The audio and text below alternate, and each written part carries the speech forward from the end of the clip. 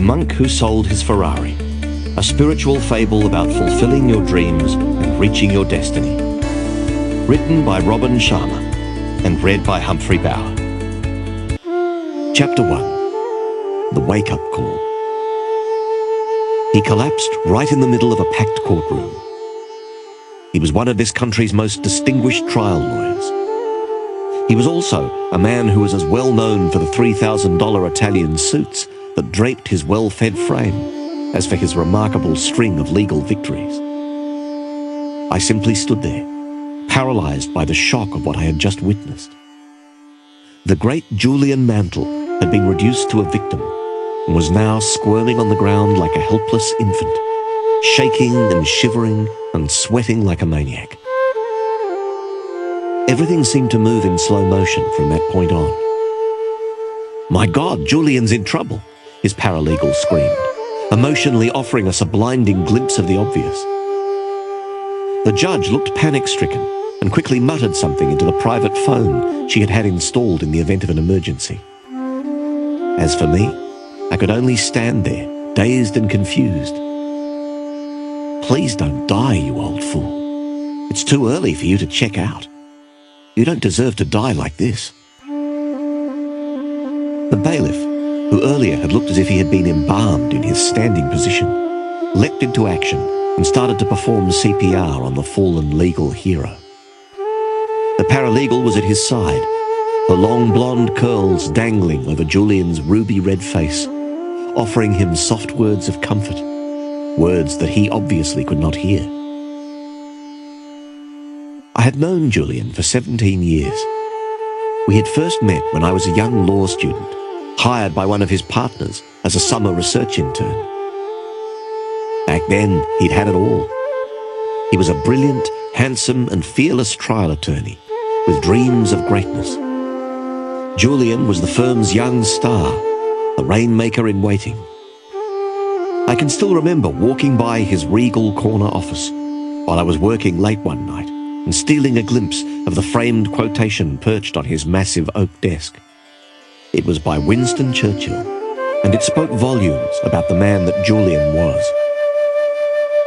"Sure I am that this day we are masters of our fate, that the task which has been set before us is not above our strength, that its pangs and toils are not beyond my endurance. As long as we have faith in our own cause and an unconquerable will to win, victory will not be denied us." Julian also walked his talk. He was tough, hard-driving, and willing to work 18-hour days for the success he believed was his destiny. I heard through the grapevine that his grandfather had been a prominent senator, and his father a highly respected judge of the federal court. It was obvious that he came from money, and that there were enormous expectations weighing on his Armani-clad shoulders. I'll admit one thing, though. He ran his own race. He was determined to do things his own way, and he loved to put on a show. Julian's outrageous courtroom theatrics regularly made the front pages of the newspapers. The rich and famous flocked to his side whenever they needed a superb legal tactician with an aggressive edge. His extracurricular activities were probably as well known. Late-night visits to the city's finest restaurants with sexy young fashion models, or reckless drinking escapades with a rowdy band of brokers he called his demolition team, became the stuff of legend at the firm. I still can't figure out why he picked me to work with him on that sensational murder case he was to argue that first summer. Though I had graduated from Harvard Law School, his alma mater, I certainly wasn't the brightest intern at the firm, and my family pedigree reflected no blue blood. My father spent his whole life as a security guard with a local bank after a stint in the Marines. My mother grew up unceremoniously in the Bronx. Yet he did pick me over all the others who had been quietly lobbying him for the privilege of being his legal gopher on what became known as the mother of all murder trials. He said he liked my hunger. We won, of course, and the business executive who had been charged with brutally killing his wife was now a free man, or as free as his cluttered conscience would let him be. My own education that summer was a rich one. It was far more than a lesson on how to raise a reasonable doubt where none existed. Any lawyer worth his salt could do that. This was a lesson in the psychology of winning, and a rare opportunity to watch a master in action. I soaked it up like a sponge. At Julian's invitation, I stayed on at the firm as an associate, and a lasting friendship quickly developed between us. I will admit that he wasn't the easiest lawyer to work with. Serving as his junior was often an exercise in frustration, leading to more than a few late-night shouting matches. It was truly his way or the highway. This man could never be wrong. However, beneath his crusty exterior was a person who clearly cared about people. No matter how busy he was, he would always ask about Jenny, the woman I still call my bride, even though we were married before I went to law school. On finding out from another summer intern that I was in a financial squeeze, Julian arranged for me to receive a generous scholarship. Sure, he could play hardball with the best of them, and sure, he loved to have a wild time, but he never neglected his friends. The real problem was that Julian was obsessed with work. For the first few years, he justified his long hours by saying that he was doing it for the good of the firm, and that he planned to take a month off and go to the Caymans, next winter for sure. As time passed, however, Julian's reputation for brilliance spread, and his workload continued to increase. The cases just kept on getting bigger and better, and Julian, never one to back down from a good challenge, continued to push himself harder and harder. In his rare moments of quiet, he confided that he could no longer sleep for more than a couple of hours without waking up feeling guilty that he was not working on a file. It soon became clear to me that he was being consumed by the hunger for more. More prestige, more glory, and more money. As expected, Julian became enormously successful. He achieved everything most people could ever want. A stellar professional reputation with an income in 7 figures. A spectacular mansion in a neighborhood favored by celebrities. A private jet, a summer home on a tropical island, and his prized possession, a shiny red Ferrari parked in the center of his driveway. Yet I knew that things were not as idyllic as they appeared on the surface. I observed the signs of impending doom, not because I was so much more perceptive than the others at the firm, but simply because I spent the most time with the man. We were always together because we were always at work. Things never seemed to slow down. There was always another blockbuster case on the horizon that was bigger than the last. No amount of preparation was ever enough for Julian. What would happen if the judge brought up this question or that question? God forbid. What would happen if our research was less than perfect? What would happen if he was surprised in the middle of a packed courtroom, looking like a deer caught in the glare of an intruding pair of headlights? So we pushed ourselves to the limit, and I got sucked into his little work-centered world as well. There we were, 2 slaves to the clock, toiling away on the 64th floor of some steel and glass monolith, while most sane people were at home with their families, thinking we had the world by the tail, blinded by an illusory version of success. The more time I spent with Julian, the more I could see that he was driving himself deeper into the ground. It was as if he had some kind of death wish. Nothing ever satisfied him. Eventually, his marriage failed. He no longer spoke with his father, and though he had every material possession anyone could want, he still had not found whatever it was that he was looking for. It showed, emotionally, physically, and spiritually. At 53 years of age, Julian looked as if he was in his late 70s. His face was a mass of wrinkles, a less than glorious tribute to his take-no-prisoners approach to life in general, and the tremendous stress of his out-of-balance lifestyle in particular. The late-night dinners in expensive French restaurants, smoking thick Cuban cigars and drinking cognac after cognac, had left him embarrassingly overweight. He constantly complained that he was sick and tired of being sick and tired. He had lost his sense of humor and never seemed to laugh anymore. Julian's once enthusiastic nature had been replaced by a deathly somberness. Personally, I think that his life had lost all purpose. Perhaps the saddest thing was that he had also lost his focus in the courtroom, where he would once dazzle all those present with an eloquent and airtight closing argument. He now droned on for hours, rambling about obscure cases that had little or no bearing on the matter before the court. Where once he would react gracefully to the objections of opposing counsel, he now displayed a biting sarcasm that severely tested the patience of judges who had earlier viewed him as a legal genius. Simply put, Julian's spark of life had begun to flicker. It wasn't just the strain of his frenetic pace that was marking him for an early grave. I sensed it went far deeper. It seemed to be a spiritual thing. Almost every day he would tell me that he felt no passion for what he was doing and was enveloped by emptiness. Julian said that as a young lawyer he really loved the law, even though he was initially pushed into it by the social agenda of his family. The law's complexities and intellectual challenges had kept him spellbound and full of energy. Its power to effect social change had inspired and motivated him.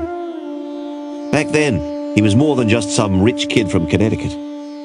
He really saw himself as a force for good, an instrument for social improvement, who could use his obvious gifts to help others. That vision gave his life meaning. It gave him a purpose, and it fueled his hopes. There was even more to Julian's undoing than a rusty connection to what he did for a living. He had suffered some great tragedy before I had joined the firm. Something truly unspeakable had happened to him, according to one of the senior partners. But I couldn't get anyone to open up about it. Even old man Harding, the notoriously loose-lipped managing partner, who spent more time in the bar of the Ritz-Carlton than in his embarrassingly large office, said that he was sworn to secrecy. Whatever this deep, dark secret was, I had a suspicion that it, in some way, was contributing to Julian's downward spiral.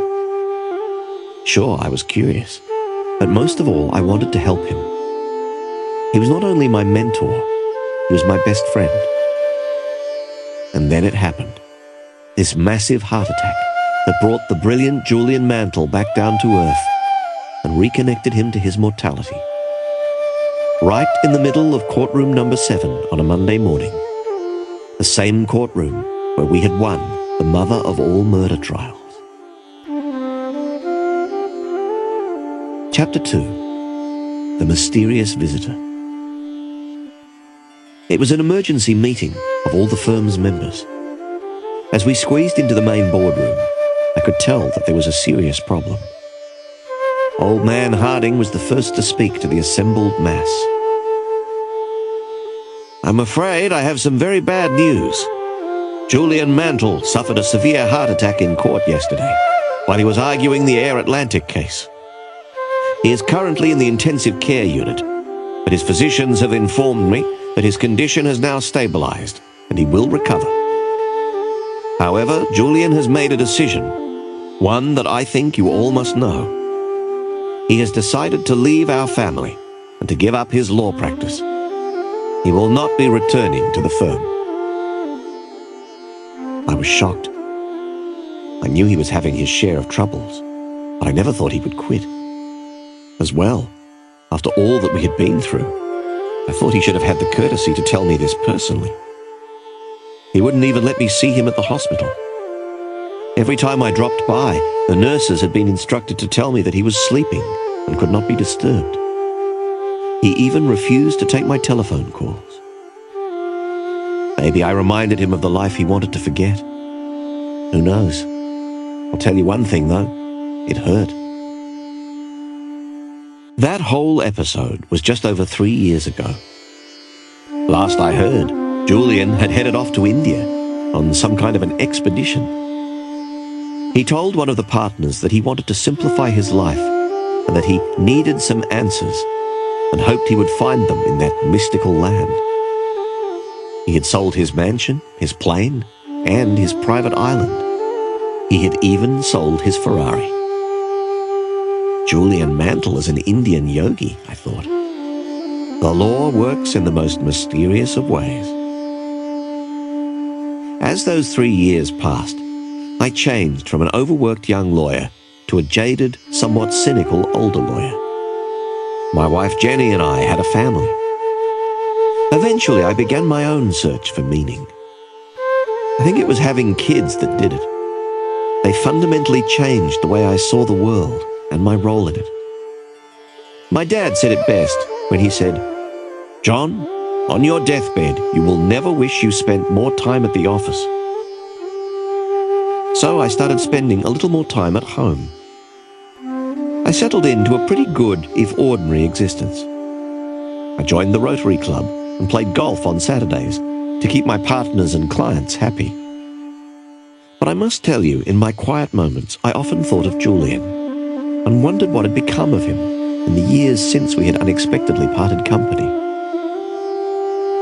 Perhaps he had settled down in India, a place so diverse that even a restless soul like his could have made it his home. Or maybe he was trekking through Nepal, scuba diving off the Caymans. One thing was certain, he had not returned to the legal profession. No one had received even a postcard from him since he left for his self-imposed exile from the law. A knock on my door about 2 months ago offered the first answers to some of my questions. I had just met with my last client on a grueling day when Genevieve, my brainy legal assistant, popped her head into my small, elegantly furnished office. "There's someone here to see you, John. He says it's urgent and that he will not leave until he speaks with you." "I'm on my way out the door, Genevieve," I replied impatiently. "I'm going to grab a bite to eat before finishing off the Hamilton brief. I don't have time to see anyone right now. Tell him to make an appointment like everyone else, and call security if he gives you any more trouble." "But he says he really needs to see you. He refuses to take no for an answer." For an instant, I considered calling security myself, but realizing that this might be someone in need, I assumed a more forgiving posture. "Okay, send him in," I retreated. "I probably could use the business anyway." The door to my office opened slowly. At last it swung fully open, revealing a smiling man in his mid-30s. He was tall, lean and muscular, radiating an abundance of vitality and energy. He reminded me of those perfect kids I went to law school with, from perfect families, with perfect houses, perfect cars, and perfect skin. But there was more to my visitor than his youthful good looks. An underlying peacefulness gave him an almost divine presence. And his eyes, piercing blue eyes that sliced clear through me, like a razor meeting the supple flesh of a fresh-faced adolescent, anxious about his first shave. Another hotshot lawyer gunning for my job, I thought to myself. Good grief, why is he just standing there looking at me? I hope that wasn't his wife I represented on that big divorce case I won last week. Maybe calling security wasn't such a silly idea after all. The young man continued to look at me, much as the smiling Buddha might have looked upon a favoured pupil. After a long moment of uncomfortable silence, he spoke in a surprisingly commanding tone. "Is this how you treat all of your visitors, John? Even those who taught you everything you know about the science of success in a courtroom?" "I should have kept my trade secrets to myself," he said, his full lips curving into a mighty grin. A strange sensation tickled the pit of my stomach. I immediately recognized that raspy, honey-smooth voice. My heart started to pound. "Julian, is that you? I can't believe it. Is that really you?" The loud laugh of the visitor confirmed my suspicions. The young man standing before me was none other than that long-lost yogi of India, Julian Mantle. I was dazzled by his incredible transformation. Gone was the ghost-like complexion, the sickly cough, and the lifeless eyes of my former colleague. Gone was the elderly appearance, and the morbid expression that had become his personal trademark. Instead, the man in front of me appeared to be in peak health, his lineless face glowing radiantly. His eyes were bright, offering a window into his extraordinary vitality. Perhaps even more astounding was the serenity that Julian exuded. I felt entirely peaceful just sitting there, staring at him. He was no longer the anxious Type A senior partner of a leading law firm. Instead, the man before me was a youthful, vital, and smiling model of change. Chapter 3. The Miraculous Transformation of Julian Mantle. I was astonished by the new and improved Julian Mantle. How could someone who looked like a tired old man only a few short years ago now look so vibrant and alive? I wondered in silent disbelief. Was it some magical drug that had allowed him to drink from the fountain of youth? What was the cause of this extraordinary reversal? Julian was the first to speak. He told me that the hyper-competitive legal world had taken its toll on him, not only physically and emotionally, but spiritually. The fast pace and endless demands had worn him out and run him down. He admitted that his body had fallen apart and that his mind had lost its luster. His heart attack was only one symptom of a deeper problem. The constant pressure and exhausting schedule of a world-class trial lawyer had also broken his most important and perhaps most human endowment, his spirit.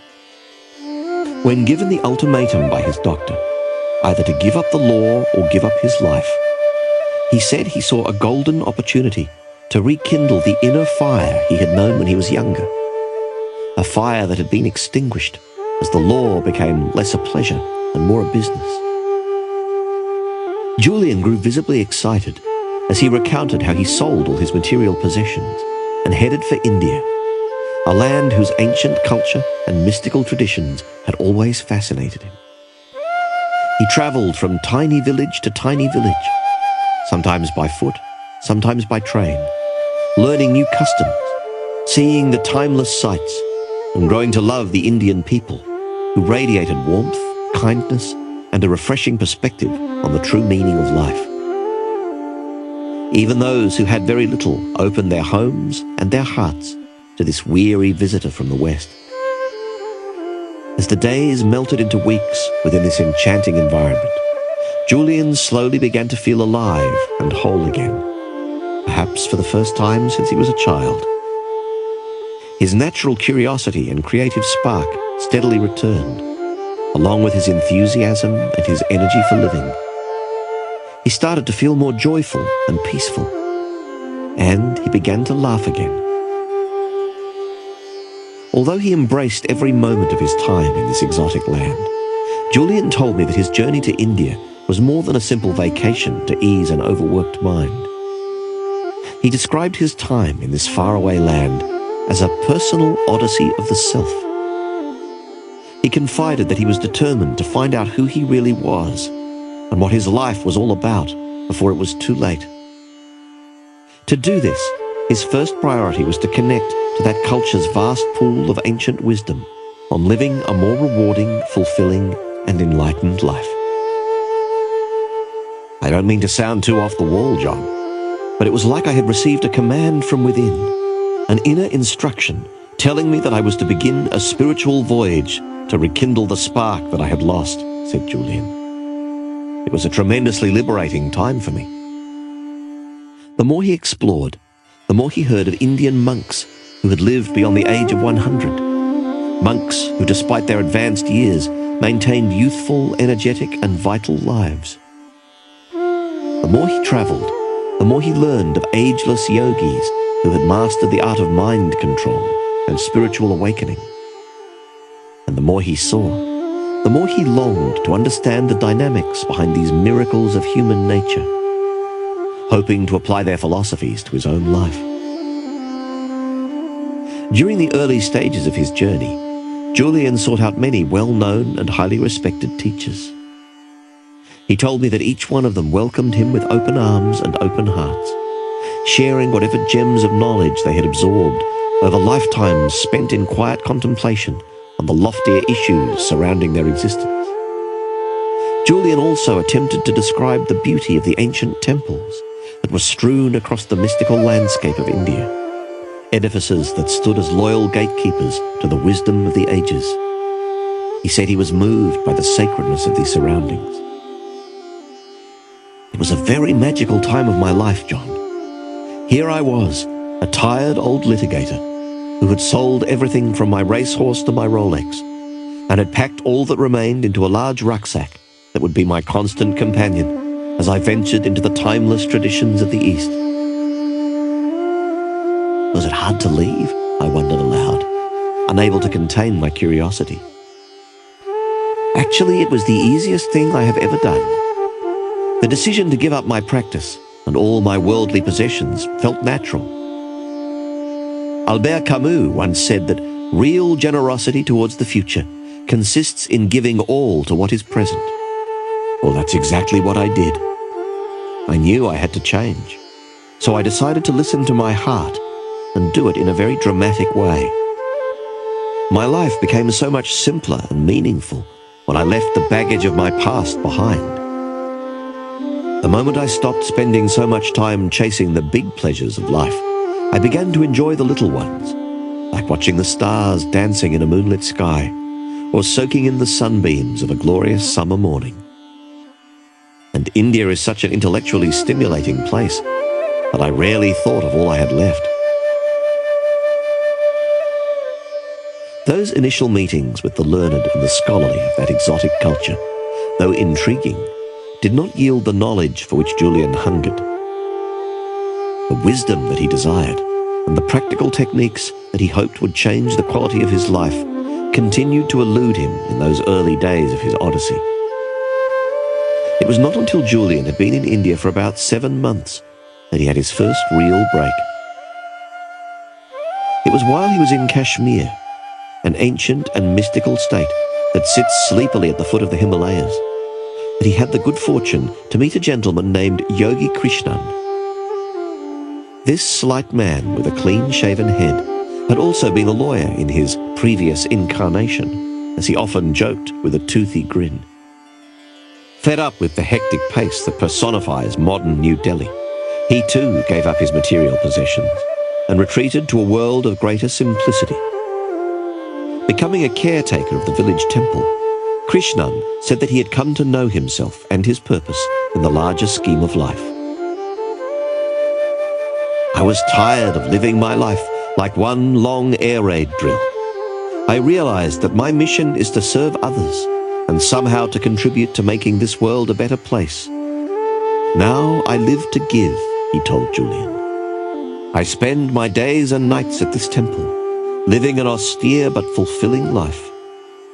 I share my realizations with all those who come here to pray. I serve those in need. I am not a priest. I am simply a man who has found his soul. Julian informed this lawyer-turned-yogi of his own story. He spoke of his former life of prominence and privilege. He told Yogi Krishnan of his hunger for wealth and his obsession with work. He revealed, with great emotion, his inner turmoil and the crisis of spirit he had experienced when the once bright light of his life began to flicker in the winds of an out-of-balance lifestyle. I too have walked this path, my friend. I too have felt the pain you have felt. Yet I have learned that everything happens for a reason, offered Yogi Krishnan sympathetically. Every event has a purpose, and every setback its lesson. I have realized that failure, whether of the personal, professional, or even spiritual kind, is essential to personal expansion. It brings inner growth and a whole host of psychic rewards. Never regret your past. Rather, embrace it as the teacher that it is. On hearing these words, Julian told me that he felt great exultation. Perhaps in Yogi Krishnan, he had found the mentor he was searching for. Who better than another former hotshot lawyer, who, through his own spiritual odyssey, had found a better way of living to teach him the secrets of creating a life of more balance, enchantment, and delight. I need your help, Krishna. I need to learn how to build a richer, fuller life. I would be honored to assist you in any way that I can, offered the yogi. But may I give you one suggestion? Sure. For as long as I have been caring for this temple in this little village, I have heard whisperings of a mystical band of sages living high in the Himalayas. Legend has it that they have discovered some sort of system that will profoundly improve the quality of anyone's life. And I don't just mean physically. It is supposed to be a holistic, integrated set of ageless principles and timeless techniques to liberate the potential of the mind, body, and soul. Julian was fascinated. This seemed perfect. Just exactly where do these monks live? No one knows, and I regret that I'm too old to start searching. But I will tell you one thing, my friend. Many have tried to find them, and many have failed, with tragic consequences. The higher reaches of the Himalayas are treacherous beyond compare. Even the most skilled climber is rendered helpless against their natural ravages. But if it is the golden keys to radiant health, lasting happiness, and inner fulfillment that you are searching for, I do not have the wisdom you seek. They do. Julian, never one to give up easily, pressed Yogi Krishnan again. Are you certain that you have no idea where they live? All I can tell you is that the locals in this village know them as the great sages of Sivana. In their mythology, Sivana means oasis of enlightenment. These monks are revered as if they are divine in their constitution and influence. If I knew where they could be found, I would be duty-bound to tell you. But honestly, I do not know. No one does, for that matter. The next morning, as the first rays of the Indian sun danced along the colourful horizon, Julian set out on his trek to the lost land of Sivana. At first, he thought about hiring a Sherpa guide to aid him in his climb through the mountains. But for some strange reason, his instincts told him that this was one journey he would have to make alone. So instead, for perhaps the first time in his life, he shed the shackles of reason and placed his trust in his intuition. He felt he would be safe. He somehow knew he would find what he was looking for. So, with missionary zeal, he started to climb. The first few days were easy. Sometimes he would catch up to one of the cheerful citizens of the village below, who happened to be walking on one of the footpaths, perhaps searching for just the right piece of wood for a carving, or seeking the sanctuary that this surreal place offered to all those who dared to venture this high into the heavens. At other times he hiked alone, using this time to silently reflect on where he had been in his life, and where he was now headed. It didn't take long before the village below was nothing more than a tiny speck on this marvelous canvas of natural splendor. The majesty of the snow-capped peaks of the Himalayas made his heart beat faster, and for one long moment took his breath away. He felt a oneness with his surroundings, a kind of kinship that two old friends might enjoy after many years spent listening to each other's innermost thoughts and laughing at each other's jokes. The fresh mountain air cleared his mind and energized his spirit. Having traveled the world many times over, Julian had thought he had seen it all, but he had never seen beauty like this. The wonders of which he drank at that magical time were an exquisite tribute to the symphony of nature. At once he felt joyous, exhilarated, and carefree.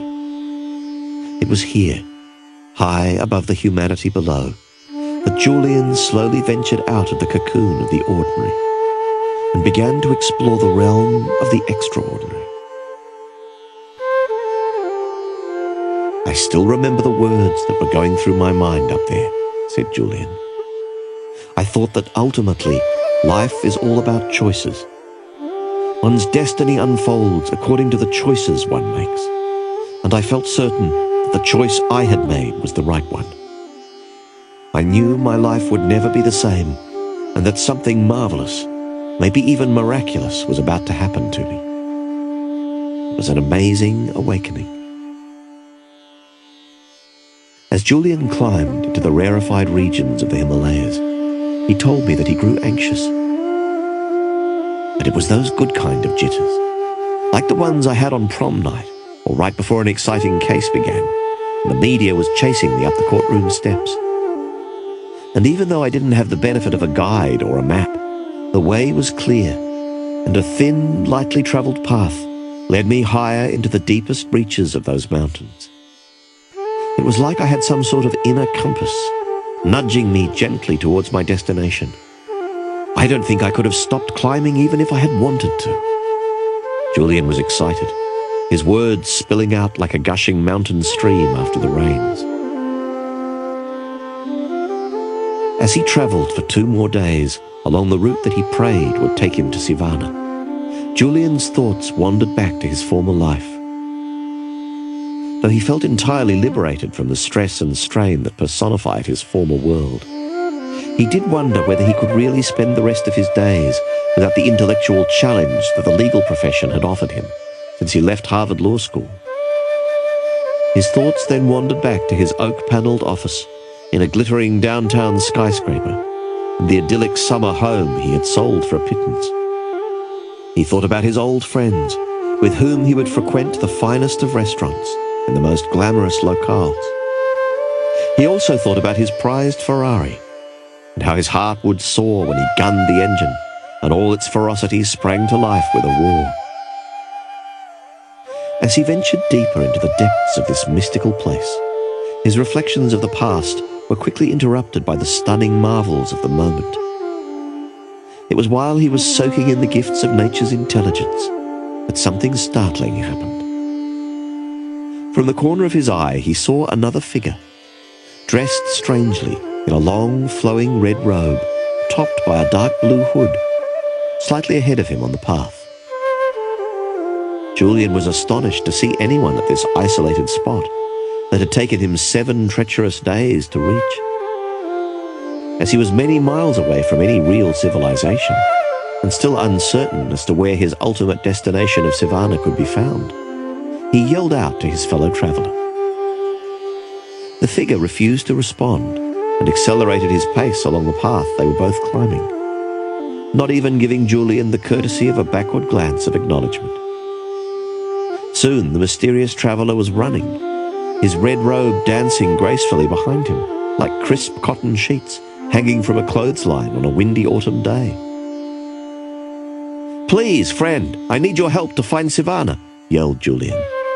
"I've been travelling for 7 days with little food and water. I think I'm lost." The figure came to an abrupt stop. Julian approached cautiously, while the traveller stood remarkably still and silent. His head did not move, his hands did not move, and his feet kept their place. Julian could see nothing of the face beneath the hood, but was struck by the contents of the small basket in the hands of the traveller. Within the basket was a collection of the most delicate and beautiful flowers Julian had ever seen. The figure clutched the basket tighter as Julian drew near, as if to display both a love of these prized possessions and a distrust of this tall Westerner, about as common to these parts as dew in the desert. Julian gazed at the traveller with an intense curiosity. A quick burst of a sunbeam revealed that it was a man's face under the loosely fitting hood. But Julian had never seen a man quite like this one. Though he was at least his own age, he had striking features that left Julian mesmerized and caused him to simply stop and stare for what seemed like an eternity. His eyes were cat-like and so penetrating that Julian was forced to look away. His olive-complexioned skin was supple and smooth. His body looked strong and powerful. And though the man's hands gave away the fact that he was not young, he radiated such an abundance of youthfulness and vitality that Julian felt hypnotized by what appeared before him, much like a child watching the magician at his first magic show. This must be one of the great sages of Sivana, Julian thought to himself, scarcely able to contain his delight at his discovery. I am Julian Mantle. I've come to learn from the sages of Sivana. Do you know where I might find them? He asked. The man looked thoughtfully at this weary visitor from the west. His serenity and peace made him appear angelic in nature, enlightened in substance. The man spoke softly, almost in a whisper. Why is it that you seek these sages, friend? Sensing that he had indeed found one of the mystical monks who had eluded so many before him, Julian opened his heart and poured out his odyssey to the traveller. He spoke of his former life and of the crisis of spirit he had struggled with, how he had traded his health and his energy for the fleeting rewards that his law practice brought him. He spoke of how he had traded the riches of his soul for a fat bank account and the illusory gratification of his live fast, die young lifestyle. And he told him of his travels in mystical India and of his meeting with Yogi Krishnan, a former trial lawyer from New Delhi, who had also given up his former life in the hope of finding inner harmony and lasting peace. The traveller remained silent and still. It was not until Julian spoke of his burning, almost obsessive desire to acquire the ancient principles of enlightened living that the man spoke again. Placing an arm on Julian's shoulder, the man said gently, If you truly have a heartfelt desire to learn the wisdom of a better way, then it is my duty to help you. I am indeed one of those sages that you have come so far in search of. You are the first person to find us in many years. Congratulations. I admire your tenacity. You must have been quite a lawyer, he offered. He paused, as if he was a little uncertain of what to do next, and then went on. If you like, you may come with me as my guest to our temple. It rests in a hidden part of this mountain region, still many hours away from here. My brothers and sisters will welcome you with open arms. We will work together to teach you the ancient principles and strategies that our ancestors have passed down through the ages. Before I take you into our private world and share our collected knowledge for filling your life with more joy, strength, and purpose, I must request one promise from you, said the sage. Upon learning these timeless truths, you must return to your homeland in the West and share this wisdom with all those who need to hear it. Though we are isolated here in these magical mountains, we are aware of the turmoil your world is in. Good people are losing their way. You must give them the hope that they deserve. More importantly, you must give them the tools to fulfill their dreams. This is all I ask. Julian instantly accepted the sage's terms and promised that he would carry their precious message to the west. As the two men moved still higher up the mountain path to the lost village of Sivana, the Indian sun started to set, a fiery red circle slipping into a soft, magical slumber after a long and weary day. Julian told me he has never forgotten the majesty of that moment, walking with an ageless Indian monk for whom he somehow felt a brotherly love, traveling to a place he had longed to find, with all its wonders and many mysteries. This was definitely the most memorable moment of my life, he confided in me. Julian had always believed that life came down to a few key moments. This was one of them. Deep inside his soul, he somehow sensed that this was the first moment of the rest of his life, a life soon to be much more than it had ever been. Chapter 4. A Magical Meeting with the Sages of Sivana. After walking for many hours along an intricate series of paths and grassy trails, The two travellers came upon a lush green valley.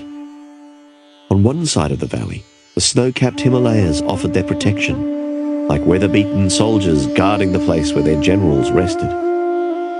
On the other, a thick forest of pine trees sprouted, a perfectly natural tribute to this enchanting fantasy land.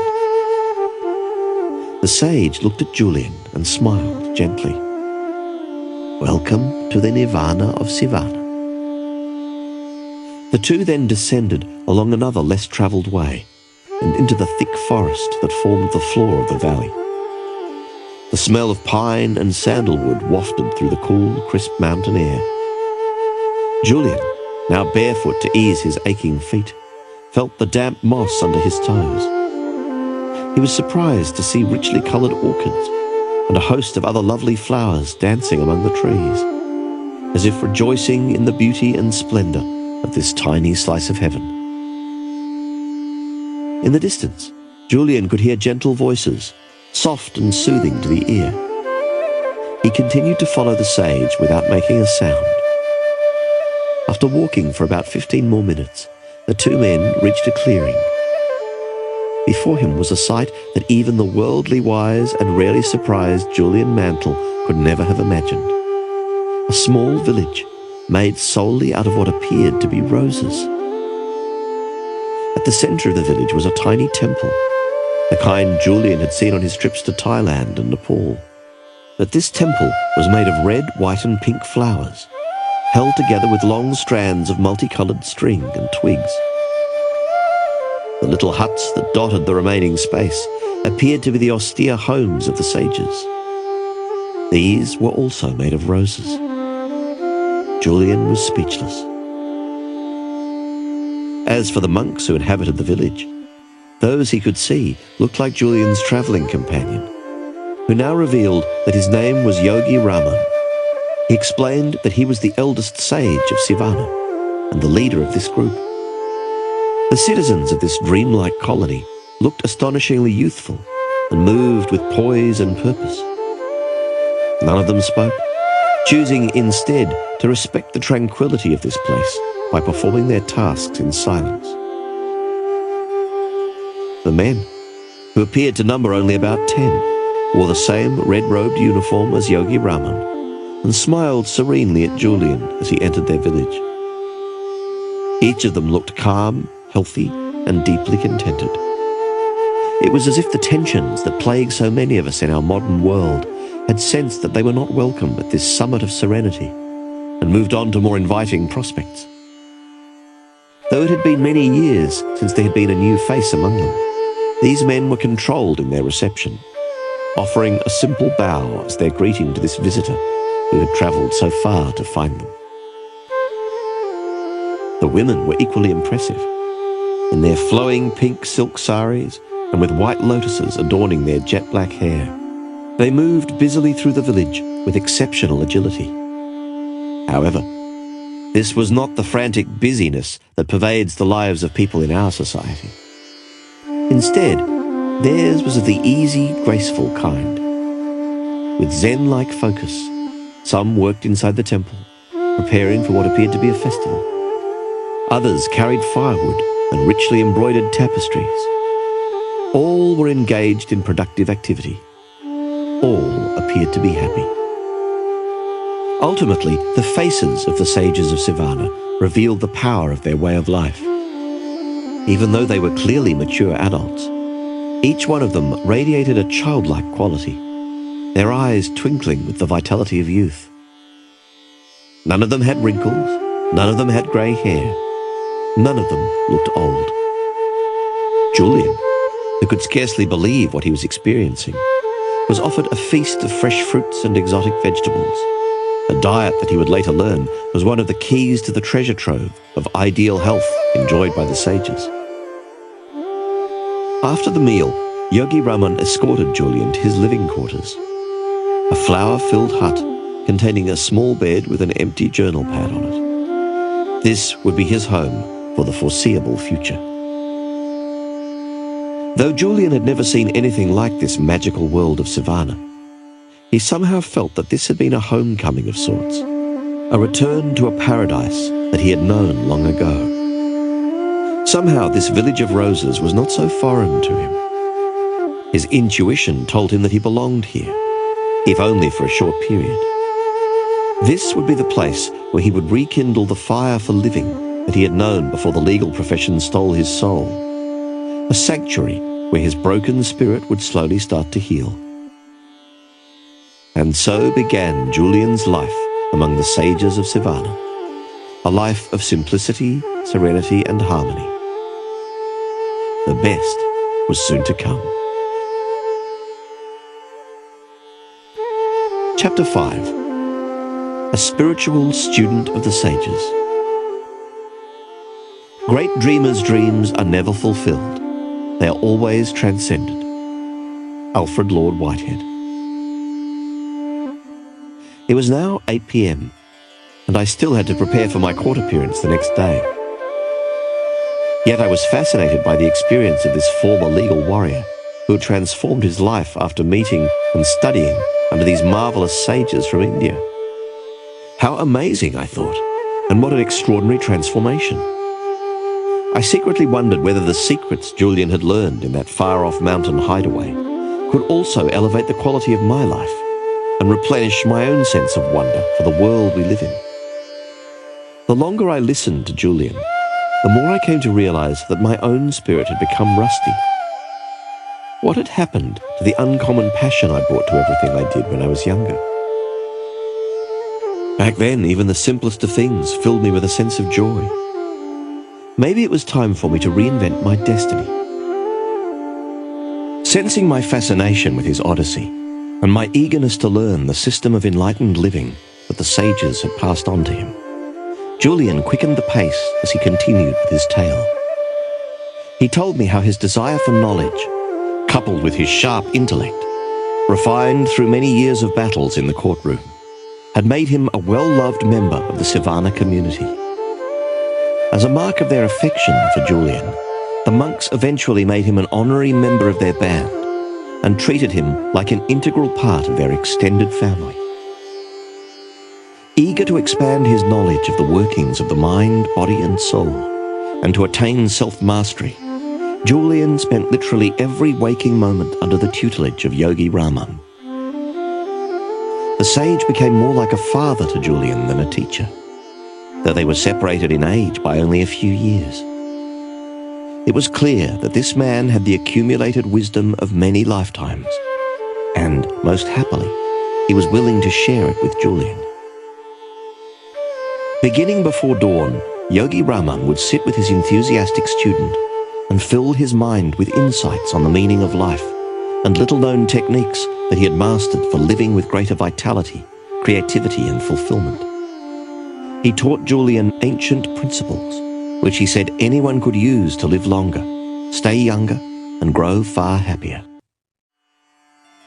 Julian also learned how the twin disciplines of personal mastery and self-responsibility would keep him from returning to the chaos of crisis that had characterized his life in the West. As the weeks slipped into months, he came to understand the treasure trove of potential sleeping within his own mind, waiting to be awakened and used for higher purposes. Sometimes the teacher and his student would simply sit and watch the blazing Indian sun rising from the deep green meadows far below.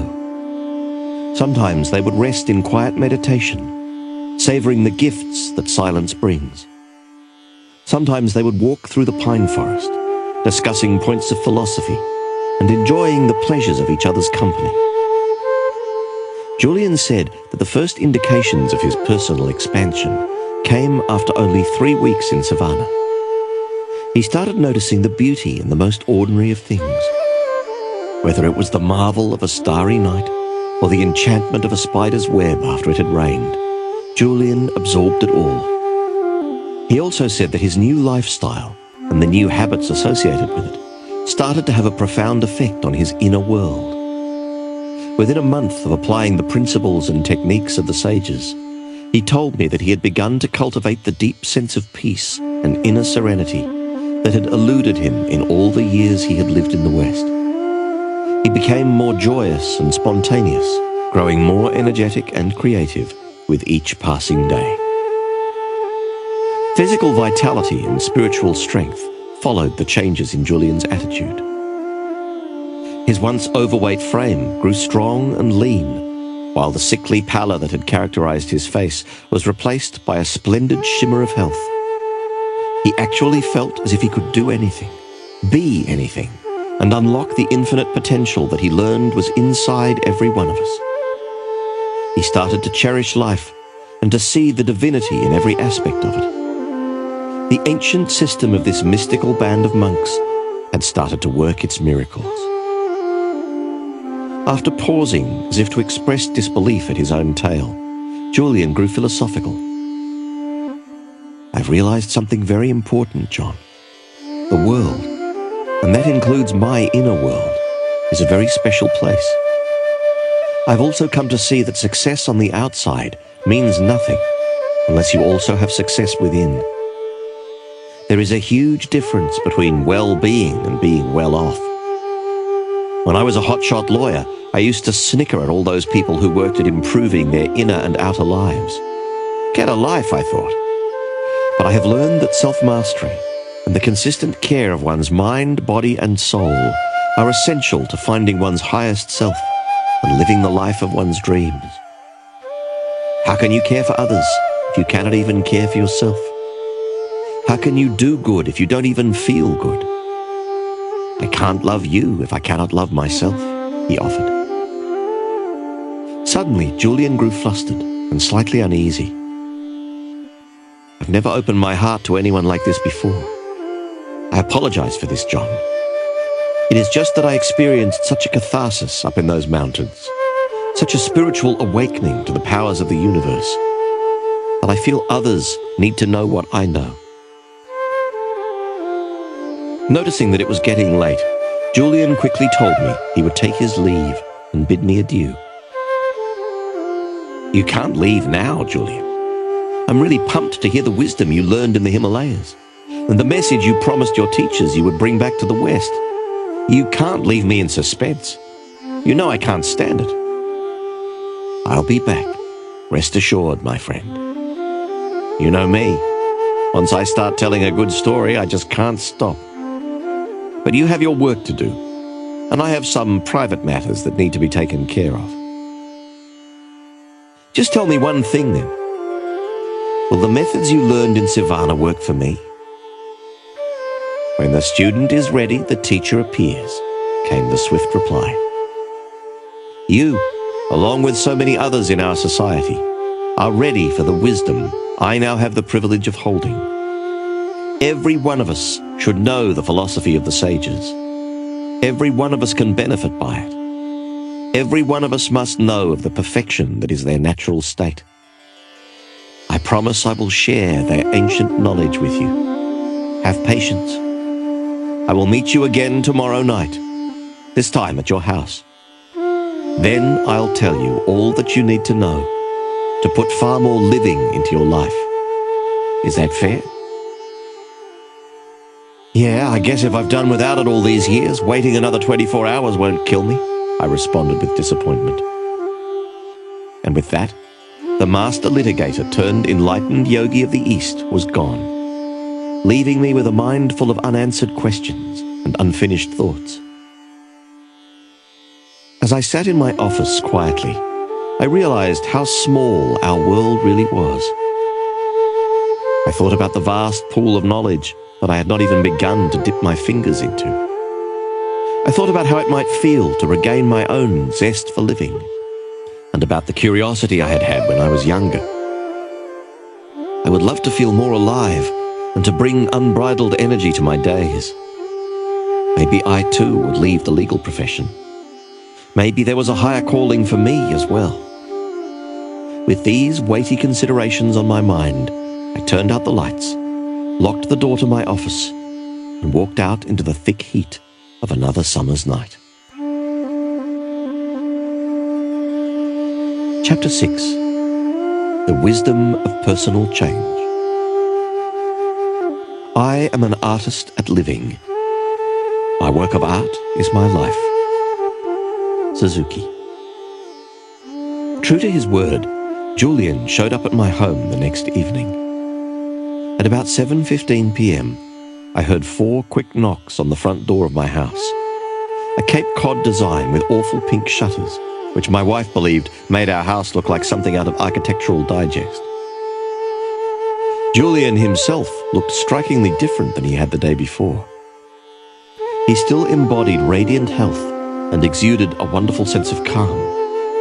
It was what he was wearing that made me a little uncomfortable. Adorning his obviously supple body was a long red robe topped by an ornately embroidered blue hood. And though it was another sticky night in July, the hood covered his head.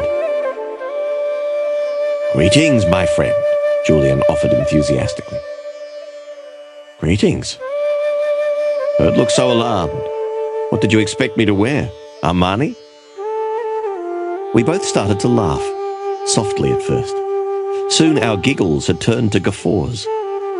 Julian certainly had not lost that wicked sense of humour that had kept me entertained so long ago. As we relaxed in my cluttered but comfortable living room, I couldn't help but notice the ornate necklace of wooden prayer beads dangling from his neck. "What are those? They're really beautiful." "More about these later," he said, rubbing some of the beads with his thumb and index finger. "We have much to talk about tonight." "Let's get started. I could hardly get anything done at work today. I was so excited about our meeting." Hearing his cue, Julian immediately started to reveal more about his personal transformation and the ease with which it was effected. He told me of the ancient techniques he had learned for mind control and for erasing the habit of worry that was consuming so many in our complex society. He spoke of the wisdom that Yogi Raman and the other monks had shared for living a more purposeful and rewarding life. And he spoke of a series of methods to unleash the wellspring of youthfulness and energy he said every one of us has slumbering deep inside of us. Though the conviction with which he spoke was clear, I began to grow skeptical. Was I the victim of some prank? After all, this Harvard-trained lawyer was once widely known within the firm for his practical jokes. As well, his story was nothing less than fantastic. Think about it. One of this country's best-known trial lawyers throws in the towel, sells all his worldly goods, and treks off to India on a spiritual odyssey, only to return as a wise prophet from the Himalayas. This could not be real. Come on, Julian, stop pulling my leg. This whole story is starting to smack of one of your gags. I'll bet you rented that robe from the costume shop across the street from my office, I suggested, breaking into my best fear grin. Julian was quick to respond, as if my disbelief was something he had expected. In court, how do you prove your case? I offer persuasive evidence. Right. Look at the evidence that I have offered you. Look at my smooth, lineless face. Look at my physique. Can't you sense the abundance of energy I have? Look at my peacefulness. Surely you can see that I have changed. He had a point. This was a man who only a few years ago had looked decades older. You didn't go to a plastic surgeon, did you? No, he smiled. They only focus on the outer person. I needed to be healed from within. My unbalanced, chaotic lifestyle left me in great distress. It was much more than a heart attack that I suffered. It was a rupture of my inner core. But your story, it's so mysterious and unusual. Julian remained calm and patient in the face of my persistence. Spotting the pot of tea I had left on the table next to him, he started to pour into my waiting cup. He poured until the cup was full, but then he kept on pouring. Tea started to trickle down the sides of the cup and into the saucer, then onto my wife's prized Persian rug. At first, I watched silently.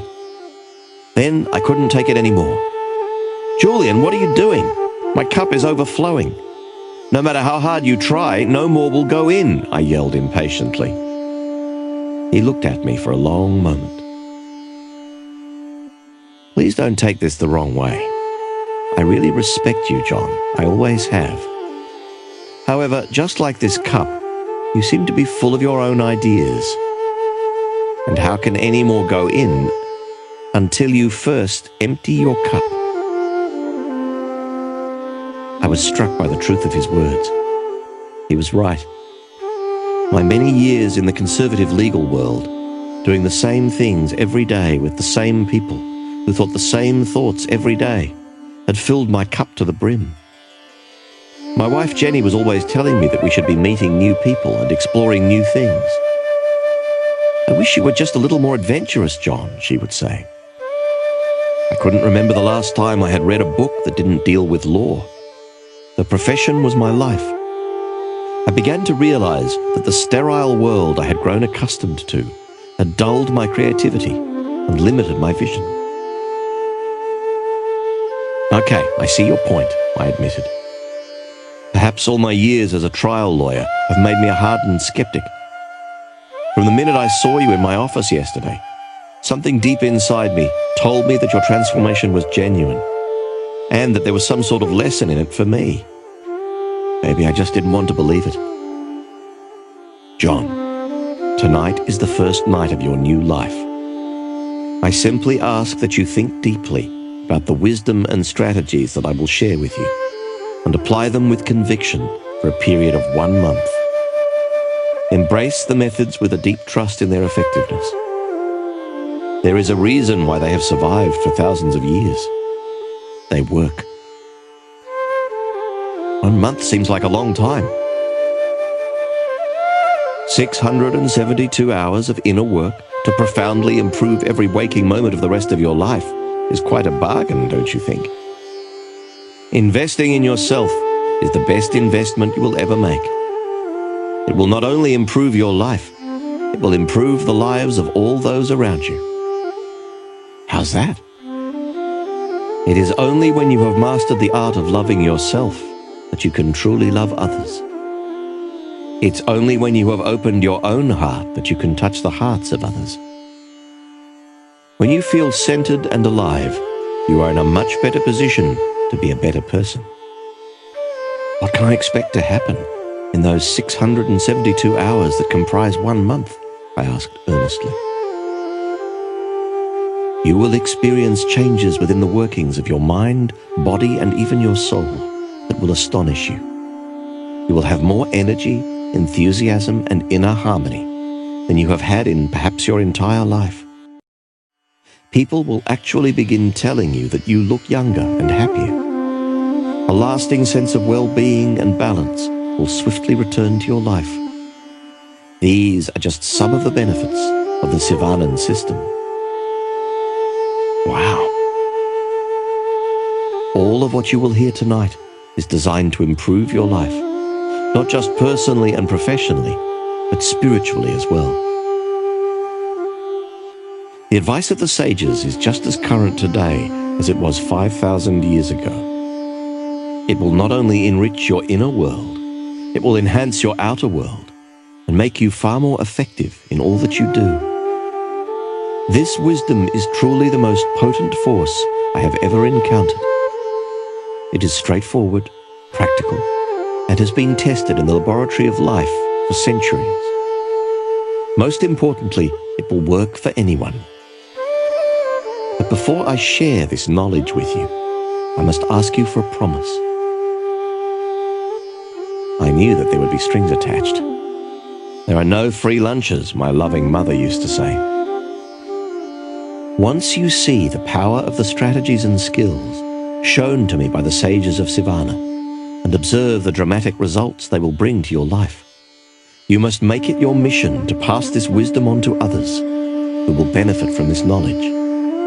This is all that I ask of you. By agreeing to this, you will help me fulfill my own pact with Yogi Raman. I agreed without reservation. Julian began to teach me the system he had come to consider as sacred. While the techniques that Julian had mastered during his stay were varied, at the heart of the Sivanan system were 7 basic virtues, 7 fundamental principles that embodied the keys to self-leadership, personal responsibility, and spiritual enlightenment. Julian told me that Yogi Raman was the first to share the 7 virtues with him after a few months in Sivana. On a clear night, when all the others had drifted off into deep slumber, Raman knocked softly on the door of Julian's hut. In the voice of a gentle guide, he spoke his mind. "I have observed you closely for many days now, Julian. I believe that you are a decent man who deeply desires to fill his life with all that is good. Since you have arrived, you have opened yourself up to our traditions and embraced them as your own. You have learned a number of our daily habits and have seen their many salutary effects. You have been respectful of our ways. Our people have lived this simple, peaceful life through countless ages, and our methods are known to but a few. The world needs to hear our philosophy on enlightened living. Tonight, on the eve of your 3rd month in Sivana, I will begin to share the inner workings of our system with you, not only for your benefit, but for the benefit of all those in your part of the world. I will sit with you daily as I sat with my son when he was a child. Sadly, he passed on a few years ago. His time had come, and I do not question his exit. I enjoyed our time together and cherished the memories.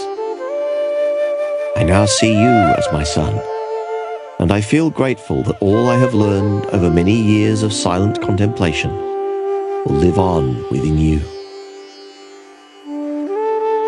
I looked at Julian and noticed that his eyes were now shut, as if he were transporting himself back to this fairy tale land that had showered the blessing of knowledge on him. Yogi Raman told me that the 7 virtues for a life overflowing with inner peace, joy, and a wealth of spiritual gifts were contained within a mystical fable. This fable was the essence of it all. He asked me to shut my eyes, as I have now done, here on the floor of your living room. He then told me to picture the following scene in my mind's eye. You are sitting in the middle of a magnificent, lush, green garden. This garden is filled with the most spectacular flowers you have ever seen. The environment is supremely tranquil and silent. Savor the sensual delights of this garden and feel as if you have all the time in the world to enjoy this natural oasis. As you look around, you see that in the center of this magical garden stands a towering red lighthouse, 6 stories high. Suddenly, the silence of the garden is disturbed by a loud creaking as the door at the base of the lighthouse opens. Out stumbles a 9-foot-tall, 900-pound Japanese sumo wrestler who casually wanders into the center of the garden. "It gets better," chuckled Julian. The Japanese sumo wrestler is almost totally naked. He has a pink wire cable covering his private parts. As this sumo wrestler starts to move around the garden, he finds a shiny gold stopwatch, which someone left behind many years earlier. He slips it on and falls to the ground with an enormous thud. The sumo wrestler is rendered unconscious and lies there, silent and still. Just when you think he has taken his last breath, the wrestler awakens, perhaps stirred by the fragrance of some fresh yellow roses blooming nearby. Energized, the wrestler jumps swiftly to his feet and intuitively looks to his left. He is startled by what he sees. Through the bushes at the very edge of the garden, he observes a long, winding path covered by millions of sparkling diamonds. Something seems to instruct the wrestler to take the path, and to his credit, he does. This path leads him down the road of everlasting joy and eternal bliss. After hearing this strange tale high atop the Himalayas, seated next to a monk who had seen the torchlight of enlightenment firsthand, Julian was disappointed. Quite simply, He thought he was going to hear something earth-shattering, knowledge that would stir him to action, perhaps even move him to tears. Instead, all he heard was a silly story about a sumo wrestler and a lighthouse.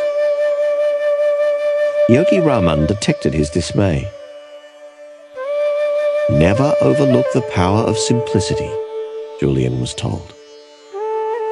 "This story may not be the sophisticated discourse that you expected," said the sage, "but there is a universe of sensibility in its message and a purity in its purpose. From the day you arrived, I have thought long and hard as to how I would share our knowledge with you. At first, I considered giving you a series of lectures over a period of months, but realized this traditional approach was ill-suited to the magical nature of the wisdom you are about to receive. I then thought of asking all my brothers and sisters to spend a little time with you every day, tutoring you in our philosophy. However, this too was not the most effective way for you to learn what it is we have to tell.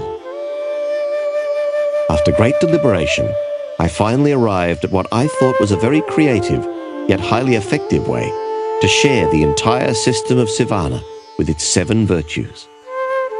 And that is this mystical fable." The sage added, "At first it might seem to be frivolous, and perhaps even childish. But I assure you that every element of the fable embodies a timeless principle for radiant living. It has great depth of meaning. The garden, the lighthouse, the sumo wrestler, the pink wire cable, the stopwatch, the roses, and the winding path of diamonds are symbols of the 7 timeless virtues for an enlightened life. I can also assure you that if you remember this little story and the fundamental truths that it represents, you will carry within you all that you need to know to raise your life to its highest level. You will have all the information and strategies you will need to profoundly influence the quality of your life and the lives of all those you touch. And when you apply this wisdom on a daily basis, you will change, mentally, emotionally, physically, and spiritually. Please write this story deep into your mind and carry it within your heart. It will only make a dramatic difference if you embrace it without reservation." "Luckily, John," said Julian, "I did embrace it. Carl Jung once said that your vision will become clear only when you can look into your heart. Who looks outside dreams. Who looks inside awakens. On that very special night, I looked deep into my heart and awakened to the secrets of the ages for enriching the mind, cultivating the body, and nourishing the soul. It is now my turn to share them with you." Chapter 7. A Most Extraordinary Garden. Most people live, whether physically, intellectually, or morally, in a very restricted circle of their potential being. We all have reservoirs of life to draw upon, of which we do not dream. William James. In the fable, the garden is a symbol for the mind, said Julian.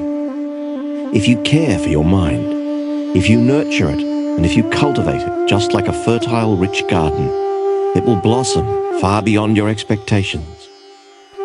But if you let the weeds take root, lasting peace of mind and deep inner harmony will always elude you. John, let me ask you a simple question.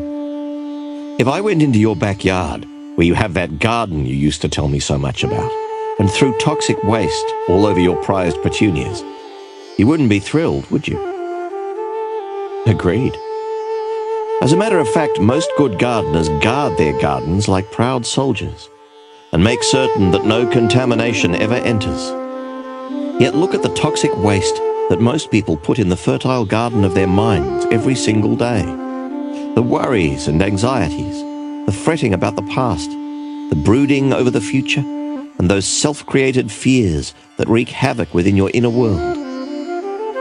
In the native language of the sages of Sivana, which has existed for thousands of years, the written character for worry is strikingly similar to the character symbolizing a funeral pyre. Yogi Raman told me that this was no mere coincidence. Worry drains the mind of much of its power, and sooner or later it injures the soul. To live life to the fullest, you must stand guard at the gate of your garden and let only the very best information enter.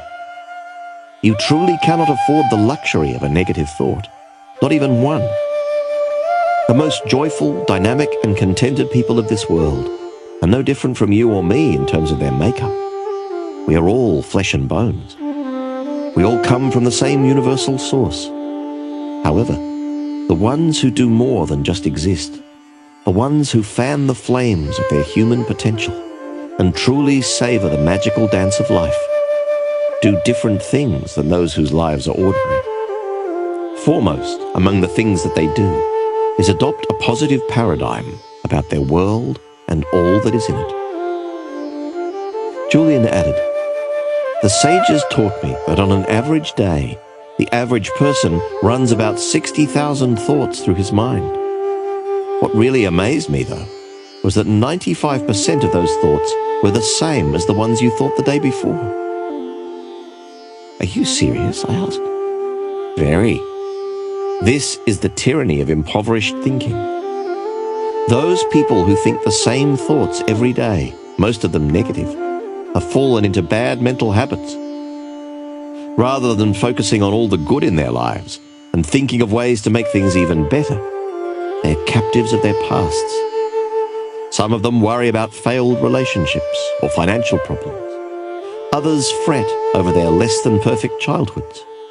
Still others brood over more trifling matters, the way a store clerk might have treated them, or the comment of a co-worker that smacked of ill will. Those who run their minds in this fashion are allowing worry to rob them of their life force. They are blocking the enormous potential of their minds to work magic and deliver into their lives all that they want, emotionally, physically, and yes, even spiritually. These people never realize that mind management is the essence of life management. The way you think stems from habit, pure and simple," Julian continued with conviction. "Most people just don't realize the enormous power of their minds. I have learned that even the best conditioned thinkers are using only 1/100th of a percent of their mental reserves. In Sivana, the sages dared to explore the untapped potential of their mental capacity on a regular basis, and the results were astounding. Yogi Raman, through regular and disciplined practice, had conditioned his mind so that he was able to slow down his heartbeat at will. He had even trained himself to go for weeks without sleep.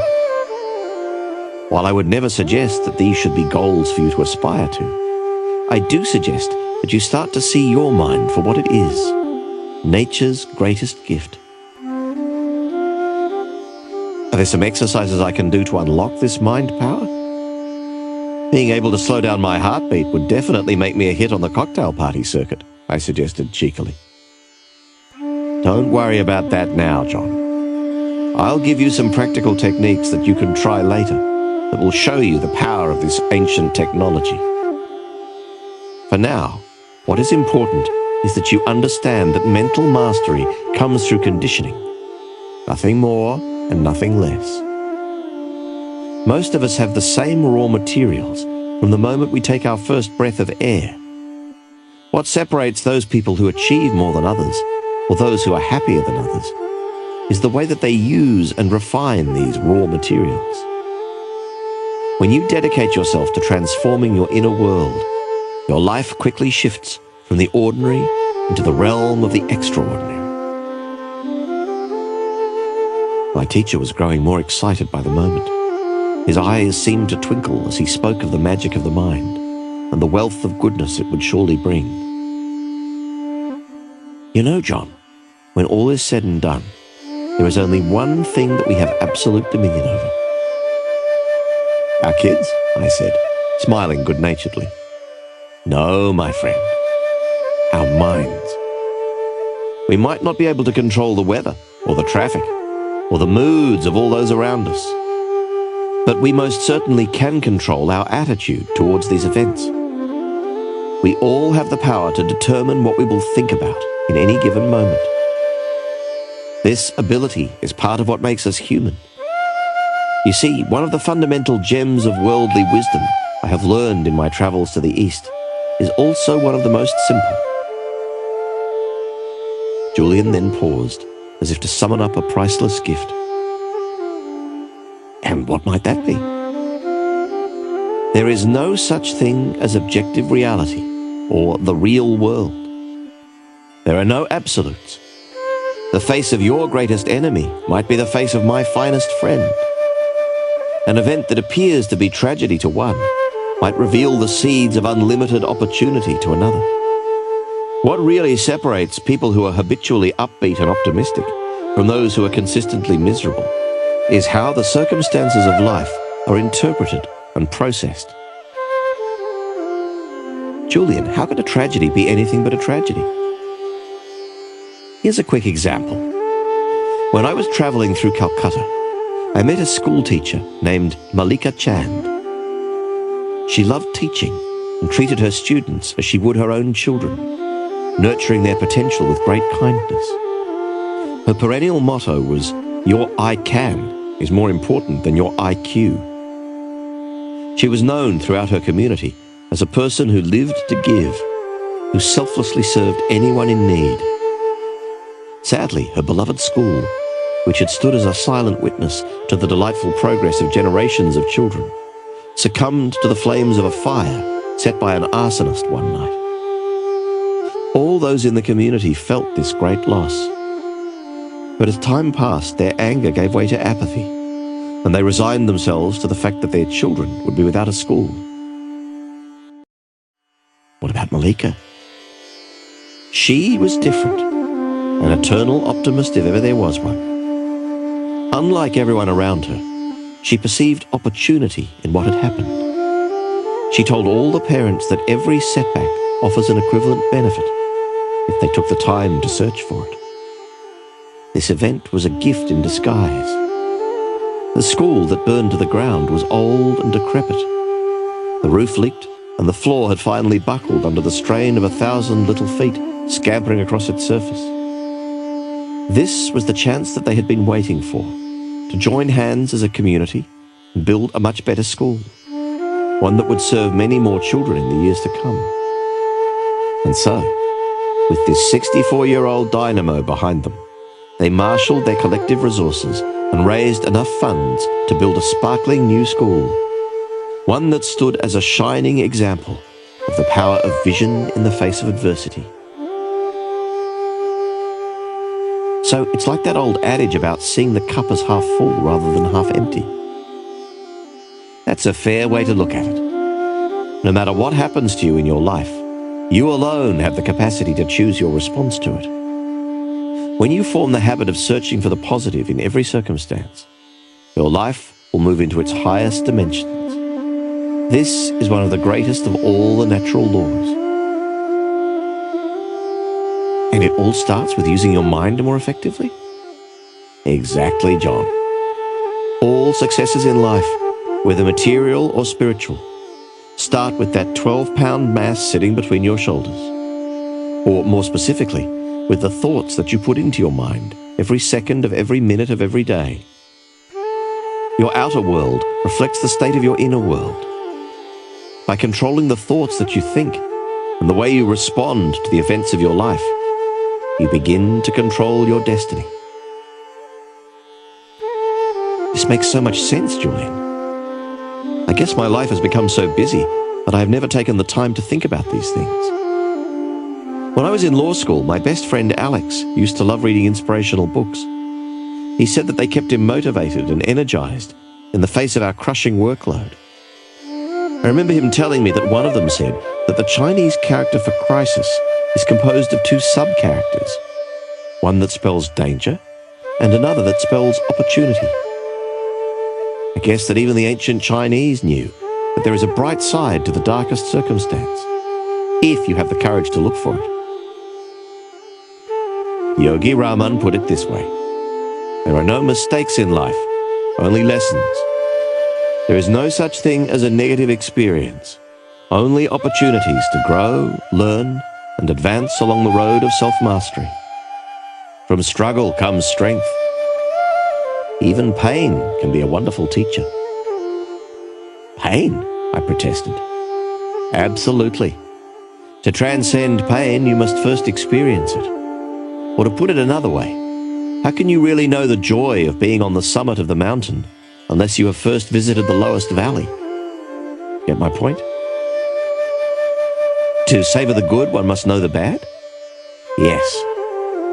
But I suggest that you stop judging events as either positive or negative. Rather, simply experience them. Celebrate them and learn from them. Every event offers you lessons. These little lessons fuel your inner and outer growth. Without them, you would be stuck on a plateau. Just think about it in your own life. Most people have grown the most from their most challenging experiences. And if you meet with an outcome you did not expect and feel a little disappointed, remember that the laws of nature always ensure that when one door closes, another opens. Julian started to raise his arms in excitement, much as a southern minister might while preaching to his congregation. Once you consistently apply this principle to your daily life and start to condition your mind to translate every event into a positive, empowering one, you will banish worry forever. You will stop being a prisoner of your past. Instead, you will become the architect of your future. Okay, I understand the concept. Every experience, even the worst, offers me a lesson. Therefore, I should open my mind to the learning in every event. In this way, I will grow stronger and happier. What else might a humble middle-class lawyer do to improve things? First of all, begin to live out of the glory of your imagination, not your memory. Run that one by me again. All I'm saying is that to liberate the potential of your mind, body, and soul, you must first expand your imagination. You see, things are always created twice. First in the workshop of the mind, and then, and only then, in reality. I call the process blueprinting, because anything that you create in your outer world began as a simple blueprint in your inner world, on the lush picture screen of your mind. When you learn to take control of your thoughts and vividly imagine all that you desire from this worldly existence in a state of total expectancy, dormant forces will awaken inside you. You will begin to unlock the true potential of your mind to create the kind of magical life that I believe you deserve. From tonight onwards, forget about the past. Dare to dream that you are more than the sum of your current circumstances. Expect the best. You will be astonished at the results. You know, John, all those years in the legal profession, I thought I knew so much. I spent years studying at the finest schools, reading all the law books I could get my hands on, and working with the best role models. Sure, I was a winner at the game of law. Yet I now realize I was losing in the game of life. I was so busy chasing the big pleasures of life that I missed out on all the little ones. I never read those great books my father used to tell me to read. I haven't built any great friendships. I've never learned to appreciate great music.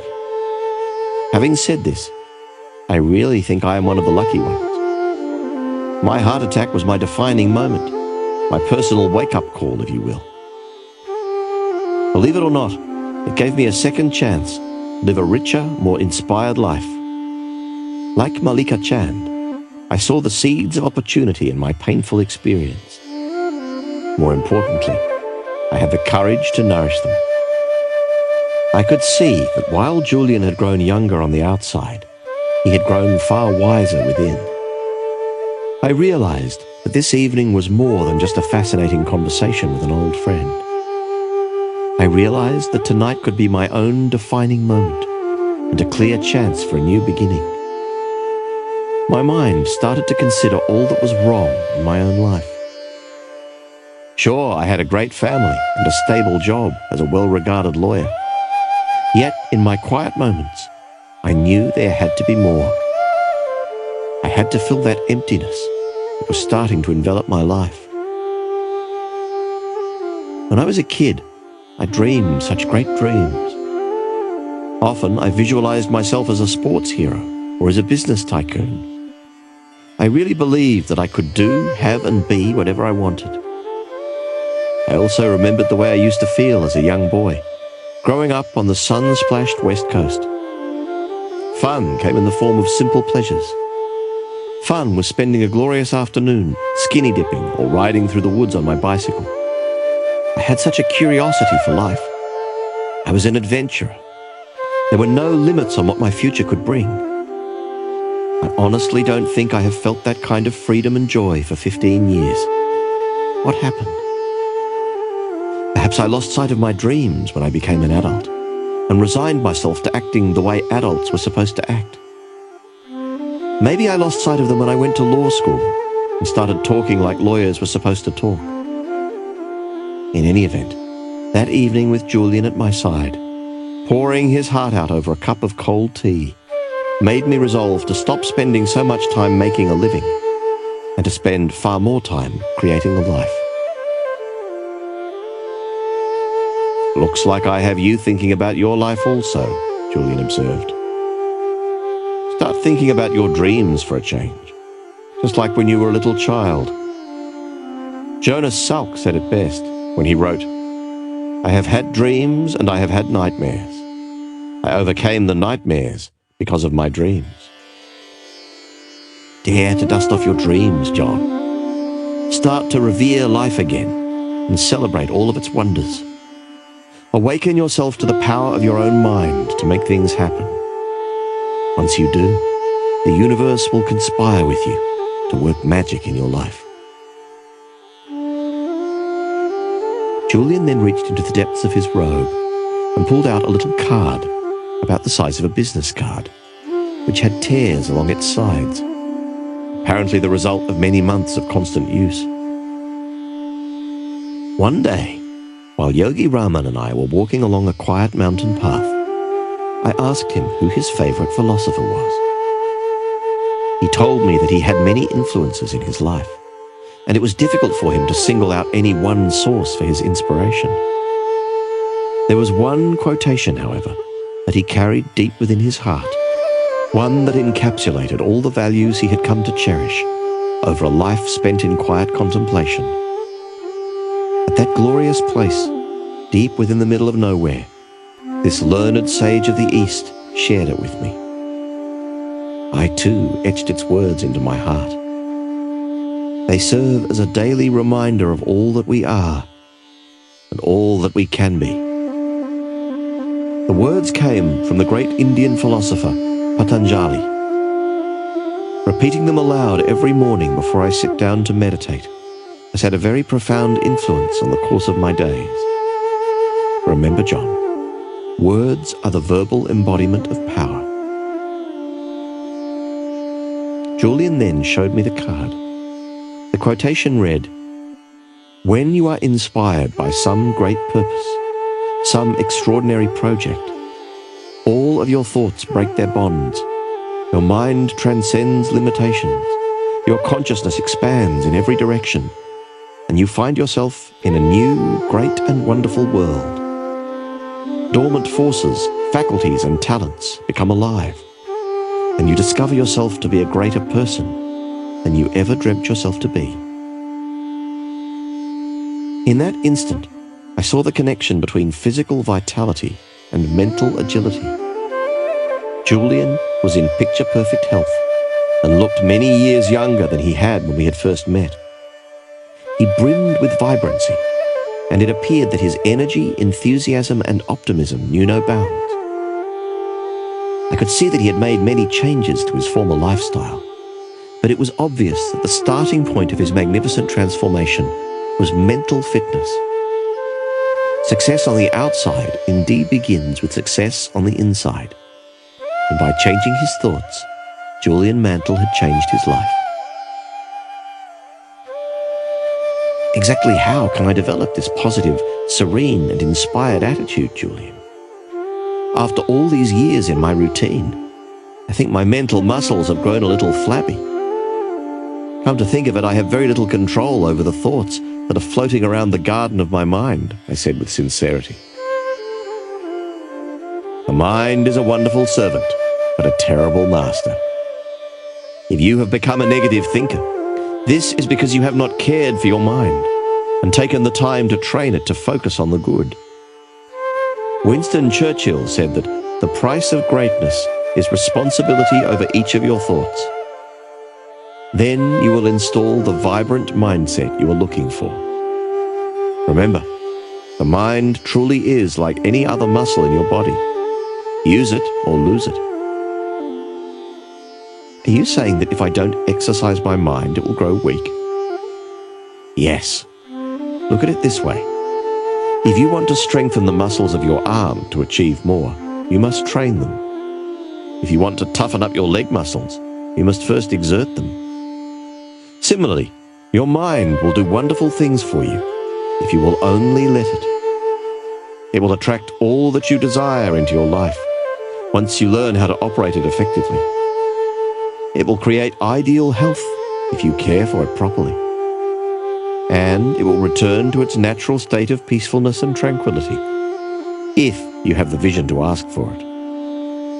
The sages of Sivana have a very special saying: the boundaries of your life are merely creations of the self. I don't think I understand that one, Julian. Enlightened thinkers know that their thoughts form their world, and the quality of one's life comes down to the richness of one's thoughts. If you want to live a more peaceful, meaningful life, you must think more peaceful, meaningful thoughts. Hit me with the quick fix, Julian. What do you mean? Julian asked gently, running his bronzed fingers along the front of his brilliantly textured robe. I'm excited about what you are telling me, but I'm an impatient guy. Don't you have any exercises or techniques that I can use right now, here in my own living room, to change the way I run my mind? Quick fixes do not work. All lasting inner change requires time and effort. Persistence is the mother of personal change. I'm not saying that it will take years to make profound changes in your life. If you diligently apply the strategies I am sharing with you every day for only 1 month, you will be astonished at the results. You will begin to tap into the highest levels of your own capacity and enter the realm of the miraculous. But to reach this destination, you must not get hung up on the outcome. Instead, enjoy the process of personal expansion and growth. Ironically, the less you focus on the end result, the quicker it will come. How so? It's like that classic story of the young boy who traveled far from his home to study under a great teacher. When he met the wise old man, his first question was, "How long will it take me before I am as wise as you?" The response came swiftly, 5 years. "This is a very long time," the boy replied. "How about if I work twice as hard?" "Then it will take 10, said the master. 10? That's far too long. How about if I studied all day and well into the night every night?" 15 years, said the sage. "I don't understand," replied the boy. "Every time I promise to devote more energy to my goal, you tell me that it will take longer. Why?" The answer is simple. With one eye fixed on the destination, there is only one left to guide you along the journey. "Point well taken, counselor," I conceded graciously. "Sounds like the story of my life." Be patient and live with the knowledge that all you are searching for is certain to come if you prepare for it and expect it. But I've never been the lucky sort, Julian. All that I have ever received has come through sheer persistence. "What is luck, my friend?" Julian replied kindly. "It is nothing more than the marriage of preparation with opportunity." Julian added softly, Before I give you the precise methods passed on to me by the sages of Savannah, I must first share a couple of key principles. First, always remember that concentration is at the root of mental mastery. Seriously? I know, it surprised me too, but it is true. The mind can accomplish extraordinary things. You have learned this. The very fact that you have a desire or a dream means that you have the corresponding capacity to realize it. This is one of the great universal truths known to the sages of Savannah. However, to liberate the power of the mind, you must first be able to harness it and direct its focus only to the task at hand. The moment you concentrate the focus of your mind on a singular purpose, extraordinary gifts will appear within your life. Why is it so important to have a concentrated mind? Let me offer you a riddle that will answer your question nicely. Say you were lost in the woods in the middle of winter. You desperately needed to stay warm. All you have in your knapsack is a letter your best friend has sent to you, a tin of tuna, and a small magnifying glass that you carry to compensate for your fading eyesight. Luckily, you managed to find some dry kindling wood, but unfortunately you have no matches. How would you light the fire? Good grief, Julian had stumped me. I had no idea what the answer was. I give up. It's very simple. Place the letter among the dry wood and hold the magnifying glass over it. The rays of the sun will be focused so as to ignite the fire within a matter of seconds. And what about the can of tuna? Oh, I just threw that in to distract you from the obvious solution, Julian replied with a smile. But the essence of the example is this. Putting the letter over the dry wood would produce no result. Yet the second you use the magnifying glass to concentrate the scattered rays of the sun onto the letter, it will ignite. This analogy holds true for the mind. When you concentrate its tremendous power on definite, meaningful objectives, you will quickly ignite the flames of your personal potential and produce startling results. Like what? I asked. Only you can answer this question. What is it that you are searching for? Do you want to be a better father and live a more balanced, rewarding life? Do you desire more spiritual fulfillment? Is it adventure and fun that you feel you are lacking? Give it some thought. How about eternal happiness? Go big or stay home, he chuckled. Nothing like starting off small. Well, you can have that too. How? The sages of Savannah have known the secret of happiness for over 5,000 years. Fortunately, they were willing to share this gift with me. Do you want to hear it? No, I thought I'd take a break and go wallpaper the garage first. Huh? Of course I want to hear the secret of eternal happiness, Julian. Isn't that what everyone is searching for, ultimately? True. Well, here it is. Could I trouble you for another cup of tea? Come on, quit stalling. All right. The secret of happiness is simple. Find out what you truly love to do, and then direct all of your energy towards doing it. If you study the happiest, healthiest, most satisfied people of our world, you will see that each and every one of them has found their passion in life, and then spent their days pursuing it.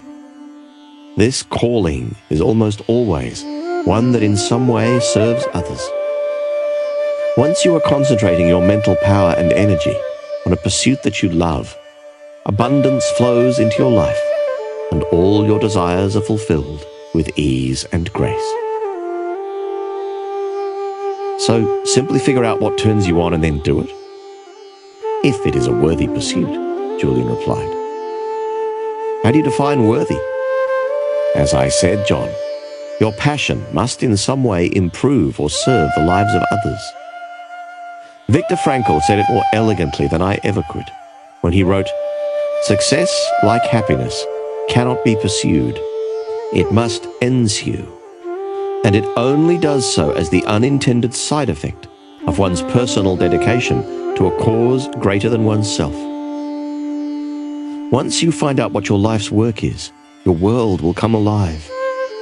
You will wake up every morning with a limitless reservoir of energy and enthusiasm. All your thoughts will be focused on your definite objective. You won't have time to waste time. Valuable mental power will not therefore be wasted on trivial thoughts. You will automatically erase the worry habit and become far more effective and productive. Interestingly, you will also have a deep sense of inner harmony, as if you are somehow being guided to realize your mission.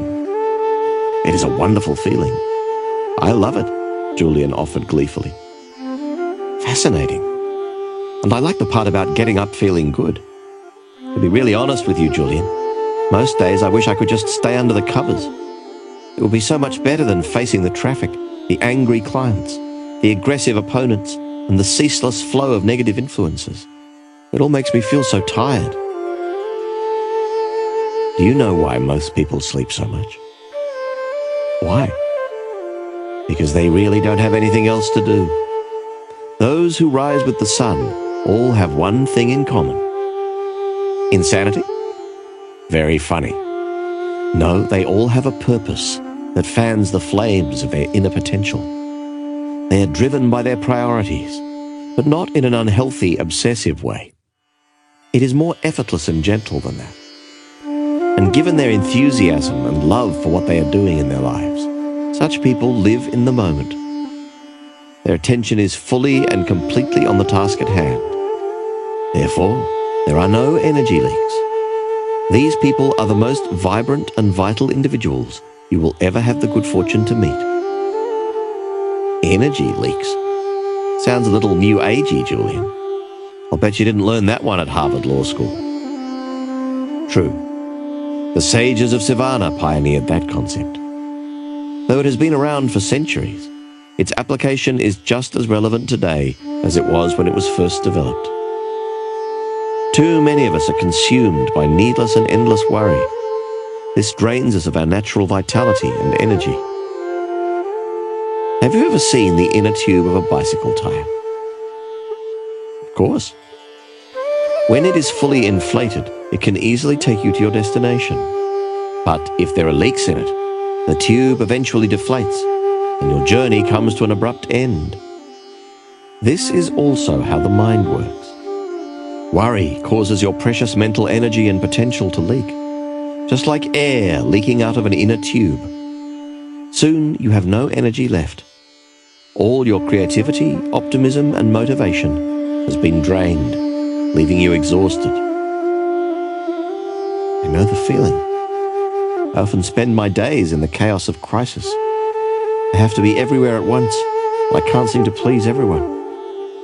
On those days, I notice that even though I have done very little physical labor, all my worrying leaves me totally deflated by the end of the day. But the only thing I can do when I get home is pour myself a scotch and cuddle up with the remote control. Exactly. Too much stress does this to you. Once you find your purpose, however, life becomes much easier and far more rewarding. When you figure out what your main aim or destiny really is, you will never have to work another day in your life. Early retirement?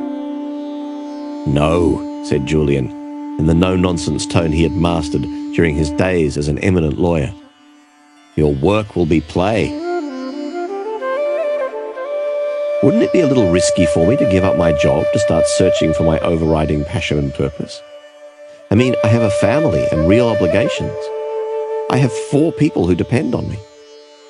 I'm not saying that you have to leave the legal profession tomorrow. You will, however, have to start taking risks. Shake up your life a bit. Get rid of the cobwebs. Take the road less traveled. Most people live within the confines of their comfort zone. Yogi Raman was the first person to explain to me that the best thing you can do for yourself is regularly move beyond it.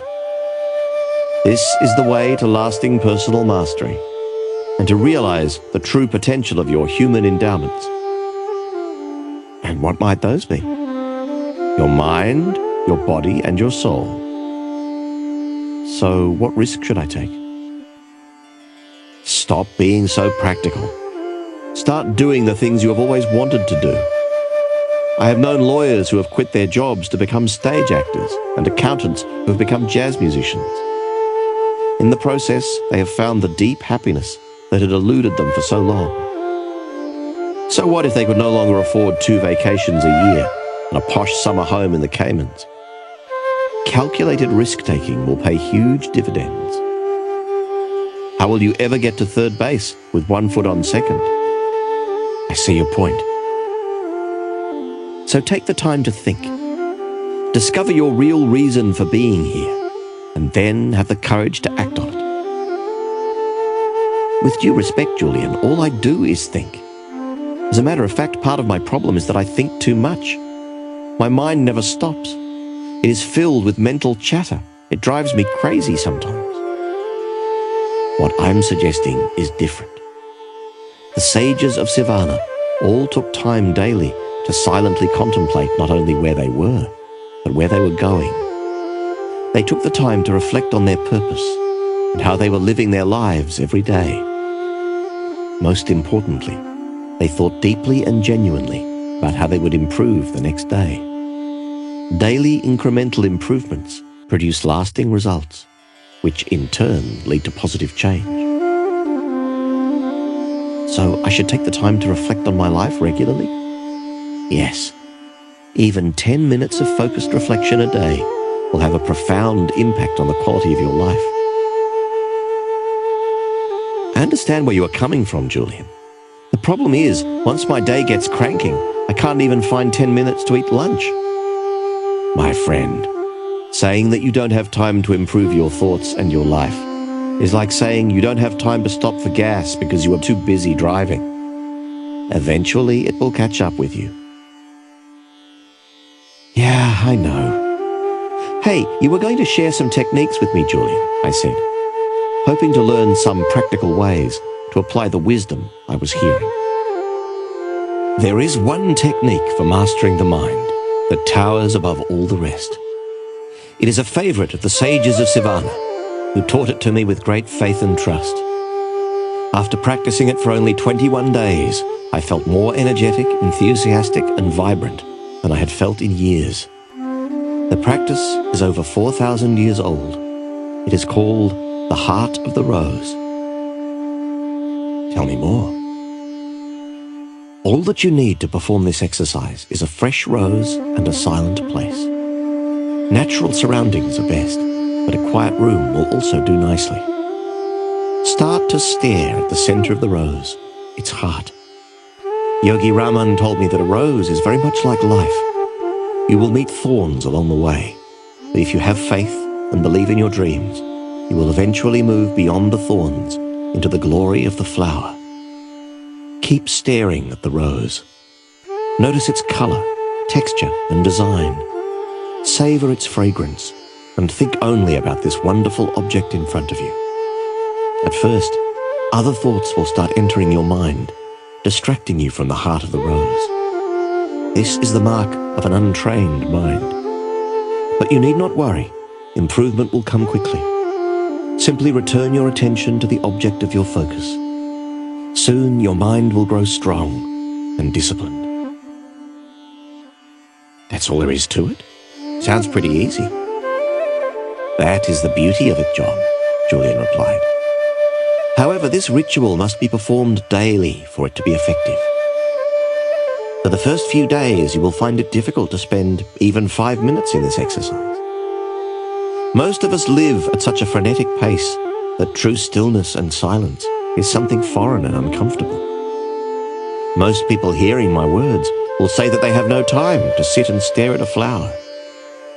These are the same people that will tell you that they have no time to enjoy the laughter of children or to walk barefoot in the rain. These people say they are too busy to do such things.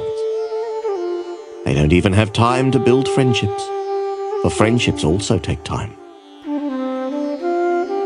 You know a lot about such people. I was one of them, said Julian. He paused and sat still, his intense gaze riveted on the grandfather clock my grandmother had given Jenny and me as a housewarming present. When I think of those who live their lives this way, I remember the words of an old British novelist whose work my father loved to read. One must not allow the clock and the calendar to blind him to the fact that each moment of life is a miracle and a mystery. Persist and spend longer and longer periods savouring the heart of the rose. Julian continued in his throaty tone. After a week or two, you should be able to perform the technique for 20 minutes without your mind wandering onto other subjects. This will be your first indication that you are taking back control of the fortress of your mind. It will then focus only on what you command it to focus on. It will then be a wonderful servant, able to do extraordinary things for you. Remember, either you control your mind or it controls you. Practically speaking, you will notice that you will feel far calmer. You will have taken a significant step towards erasing the worry habit that plagues most of the population, and you will enjoy more energy and optimism. Most importantly, you will also observe a sense of joyfulness entering your life, along with an ability to appreciate the many gifts that surround you. Each day, no matter how busy you get and how many challenges you might face, return to the heart of the rose. It is your oasis. It is your silent retreat. It is your island of peace. Never forget that there is power in silence and stillness. Stillness is the stepping stone to connecting with the universal source of intelligence that throbs through every living thing. I was fascinated by what I had heard. Could it really be possible to profoundly improve the quality of my life with such a simple strategy?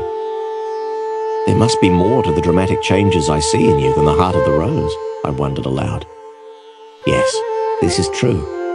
In fact, my transformation came about as a result of using a number of highly effective strategies in concert. Don't worry, they are all just as simple as the exercise I have just shared with you, and equally as powerful. The key for you, John, is to open your mind to your potential for living a life rich with possibilities. Julian, ever the fountain of knowledge, continued to reveal what he had learned in Sivana. Another particularly good technique for ridding the mind of worry and other negative life-draining influences is based on what Yogi Raman called opposition thinking. I learned that under the grand laws of nature, the mind can only hold one thought at any one time. Try it yourself, John. You will see that it is true. I did try it, and it is true. Using this little-known information, anyone can easily create a positive, creative mindset within a short period. The process is straightforward. When an undesirable thought occupies the focal point of your mind, immediately replace it with an uplifting one. It's as if your mind is a giant slide projector, with every thought in your mind being a slide. Whenever a negative slide comes up on the screen, take swift action to replace it with a positive one. This is where the prayer beads around my neck come in, Julian added with rising enthusiasm. Every time I catch myself thinking a negative thought, I take this necklace off and remove another bead. These beads of worry go into a cup I keep in my knapsack. Together, they serve as gentle reminders that I still have a distance to travel on the road to mental mastery and responsibility over the thoughts that fill my mind. Hey, that's a great one. This is really practical stuff. I have never heard anything quite like it. Tell me more about this philosophy of opposition thinking. Here's a real-life example. Let's say you have had a tough day in court.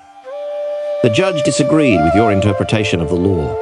The litigator on the other side belonged in a cage, and your client was more than a little annoyed with your performance.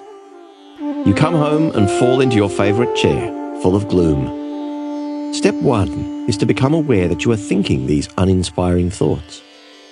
Self-knowledge is the stepping stone to self-mastery. Step 2 is to appreciate once and for all that just as easily as you allowed those gloomy thoughts to enter, you can replace them with cheerful ones. So think of the opposite of gloom. Concentrate on being cheerful and energetic. Feel that you are happy. Perhaps you might even start to smile. Move your body as you do when you are joyful and full of enthusiasm. Sit up straight, breathe deeply, and train the power of your mind on positive thoughts. You will notice a remarkable difference in the way you feel within minutes. Even more importantly, if you keep up your practice of opposition thinking, applying it to every negative thought that habitually visits your mind, within weeks, you will see that they no longer hold any power. Do you see what I'm getting at?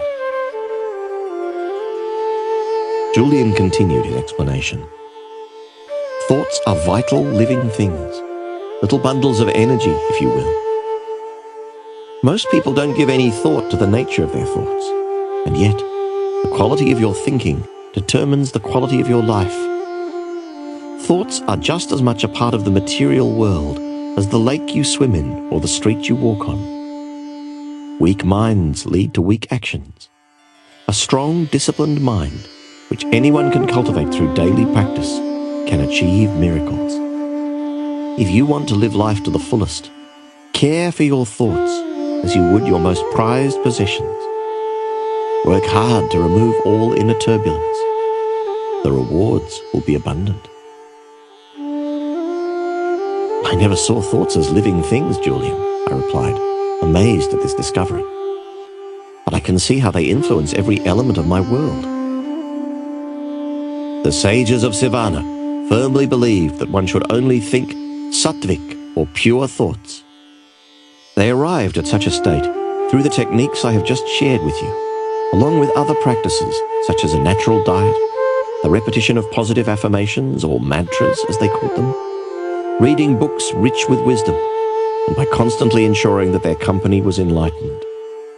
If even one impure thought entered the temple of their minds, they would punish themselves by traveling many miles to an imposing waterfall and standing under the ice-cold water until they could no longer bear the frigid temperature. I thought you told me these sages were wise. Standing under an ice-cold waterfall deep in the Himalayan mountains for thinking one little negative thought strikes me as extreme behavior. Julian was lightning fast in his response, the result of his many years as a world-class legal warrior. John, I'll be blunt. You truly cannot afford the luxury of even one negative thought. Really? Really. A worrisome thought is like an embryo. It starts off small but grows and grows. Soon, it takes on a life of its own. Julian stopped for a moment and then smiled. Sorry if I seem a little evangelistic when I speak on this subject, on the philosophy I learned on my journey. It's just that I have discovered tools that can improve the lives of many people who feel unfulfilled, uninspired, and unhappy. A few adjustments in their daily routines to include the Heart of the Rose technique and a constant application of opposition thinking will give them the lives they want. I think they deserve to know this. Before I move from the garden to the next element of Yogi Raman's mystical fable, I must let you know of one more secret that will offer you great aid in your personal growth. This secret is based on the ancient principle that everything is always created twice, first in the mind and then in reality. I have shared already that thoughts are things, material messengers that we send out to influence our physical world. I have also informed you that if you hope to make remarkable improvements in your outer world, you must first start within and change the caliber of your thoughts. The sages of Sivana had a wonderful way to ensure that their thoughts were pure and wholesome. This technique was also highly effective in transforming their desires, however simple, into reality. The method will work for anyone. It will work for a young lawyer who seeks financial abundance, just as it will work for a mother seeking a richer family life, or a salesperson seeking to close more sales. The technique was known to the sages as the secret of the lake. To apply it, these teachers would rise at 4 a.m., as they felt that the early morning possessed magical qualities from which they could benefit. The sages would then travel along a series of steep and narrow mountain paths, that eventually led them to the lower reaches of the region they inhabited. Once there, they would walk along a barely visible trail lined with magnificent pine trees and exotic flowers until they arrived at a clearing. At the edge of the clearing was an aqua blue lake covered by thousands of tiny white lotuses. The water of the lake was strikingly still and calm. It was truly a miraculous sight. The sages told me that this lake had been a friend to their ancestors over the ages. What was the secret of the lake? I asked impatiently. Julian explained that the sages would look into the waters of the still lake and envision their dreams becoming reality. If it was the virtue of discipline they wished to cultivate within their lives, they would picture themselves getting up at dawn, performing their rigorous physical regimen without fail, and spending days in silence to enhance their willpower. If it was more joy they were seeking, they would look into the lake and envision themselves laughing uncontrollably, or smiling each time they met one of their brothers or sisters. If it was courage they desired, they would picture themselves acting with strength in the moment of crisis and challenge. Yogi Raman once told me that as a boy he lacked confidence because he was smaller than the other boys his age. While they were kind and gentle to him, given their environmental influences, he grew insecure and shy. To cure this weakness, Yogi Raman would travel to this heavenly spot and use the lake as a picture screen for images of the person he hoped to be. Some days he would visualize himself as a strong leader, standing tall and speaking with a powerful, commanding voice. Other days he would see himself as he wished to be when he grew older, a wise sage filled with tremendous inner strength and character. All the virtues he wished to have in his life, he saw first on the surface of the lake. Within a matter of months, Yogi Raman became the person whom he mentally saw himself becoming. You see, John, the mind works through pictures. Pictures affect your self-image, and your self-image affects the way you feel, act, and achieve. If your self-image tells you that you are too young to be a successful lawyer, or too old to change your habits for the better, you will never achieve these goals. If your self-image tells you that lives rich with purpose, excellent health and happiness are only for people from backgrounds other than your own, this prophecy will ultimately become your reality. But when you run inspiring, imaginative pictures through the movie screen of your mind, wonderful things start to happen in your life. Einstein said that imagination is more important than knowledge. You must spend some time every day, even if it is just a few minutes, in the practice of creative envisioning. See yourself as you want to be, whether this means serving as a great judge, a great father, or a great citizen of your community. Do I have to find a special lake to apply the secret of the lake? I asked innocently. No. The secret of the lake was simply the sage's name for the ageless technique of using positive images to influence the mind. You can practice this method in your own living room, or even at the office if you really want to. Shut your door, hold all calls, and close your eyes. Then take a few deep breaths. You will notice that after 2 or 3 minutes you will start to feel relaxed. Next, visualize mental pictures of all that you want to be, to have, and to attain in your life. If you want to be the world's best father, envision yourself laughing and playing with your kids, responding to their questions with an open heart. Picture yourself acting gracefully and lovingly in a tense situation. Mentally rehearse the way you will govern your actions when a similar scene unfolds on the canvas of reality. The magic of visualization can be applied to so many situations. You can use it to be more effective in court, to enhance your relationships, and to develop yourself spiritually.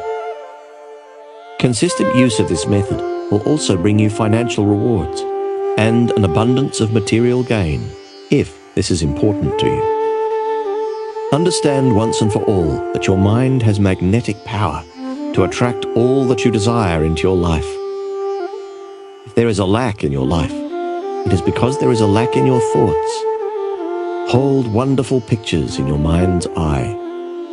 Even one negative image is poisonous to your mindset.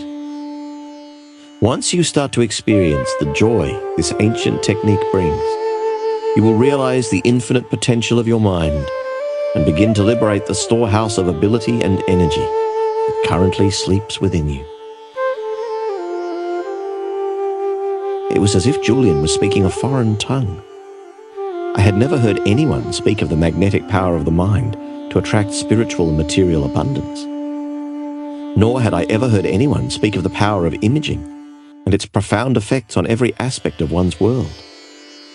Yet deep inside, I had faith in what Julian was saying. This was a man whose judgment and intellectual abilities were impeccable.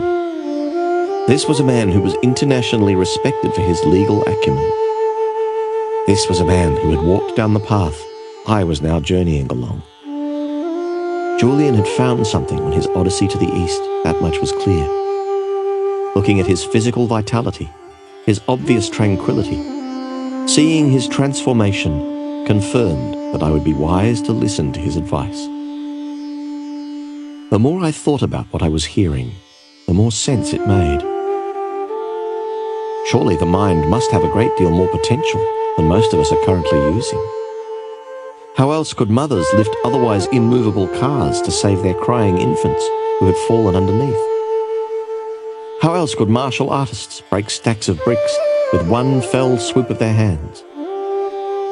How else could the yogis of the East slow down their heartbeats at will, or endure tremendous pain without blinking an eye? Maybe the real problem was within me and my lack of belief in the gifts that every being possesses. Perhaps this evening, sitting alongside a former millionaire lawyer turned monk of the Himalayas, was a sort of wake-up call for me to start making the most of my life. But doing these exercises at the office, Julian, I responded. My partners think I'm strange enough as it is. Yogi Raman and all the kind sages with whom he lived often used a saying that has been passed down to them through the generations. It is my privilege to pass it on to you on what has become an important evening for both of us, if I may say so. The words are as follows. There is nothing noble about being superior to some other person. True nobility lies in being superior to your former self. All I'm really getting at is that if you want to improve your life and live with all that you deserve, you must run your own race. It doesn't matter what other people say about you. What is important is what you say to yourself. Do not be concerned with the judgment of others, as long as you know what you are doing is right. You can do whatever you want to do, as long as it is correct according to your conscience and your heart. Never be ashamed of doing that which is right.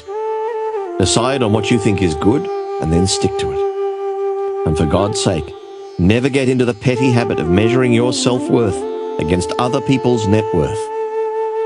As Yogi Raman preached, every second you spend thinking about someone else's dreams, you take time away from your own. It was now 7 minutes past midnight. Remarkably, I didn't feel the least bit tired. When I shared this with Julian, he smiled once again. You have learned yet another principle for enlightened living. For the most part, fatigue is a creation of the mind. Fatigue dominates the lives of those who are living without direction and dreams. Let me give you an example. Have you ever had an afternoon at the office where you were reading your dry case reports and your mind started to wander and you started to feel sleepy? From time to time, I answered, not wishing to reveal the fact that this was my modus operandi. Sure, most of us feel drowsy at work on a regular basis. Yet if a friend calls on the phone to ask if you want to go out to the ball game that night or asks you for advice on his golf game, I have no doubt that you would spring to life. Every trace of your fatigue would vanish. Is that a fair assessment? That's fair, counselor. Julian knew he was on a roll. So your tiredness was nothing more than a mental creation. a bad habit your mind has cultivated to act as a crutch when you are performing a tedious task. Tonight you are obviously enchanted with my story and keen to learn the wisdom that has been revealed to me. Your interest and mental focus give you energy. This evening, your mind has not been in the past, nor has it been in the future. It has been squarely focused on the present, on our conversation. When you consistently direct your mind to live in the present, you will always have boundless energy, no matter what time the clock reflects.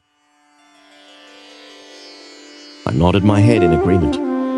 Julian's wisdom seemed so obvious, and yet so much of it had never occurred to me. I guess common sense is not always so common. I thought about what my father used to tell me when I was growing up. Only those who seek shall find. I wished he was with me.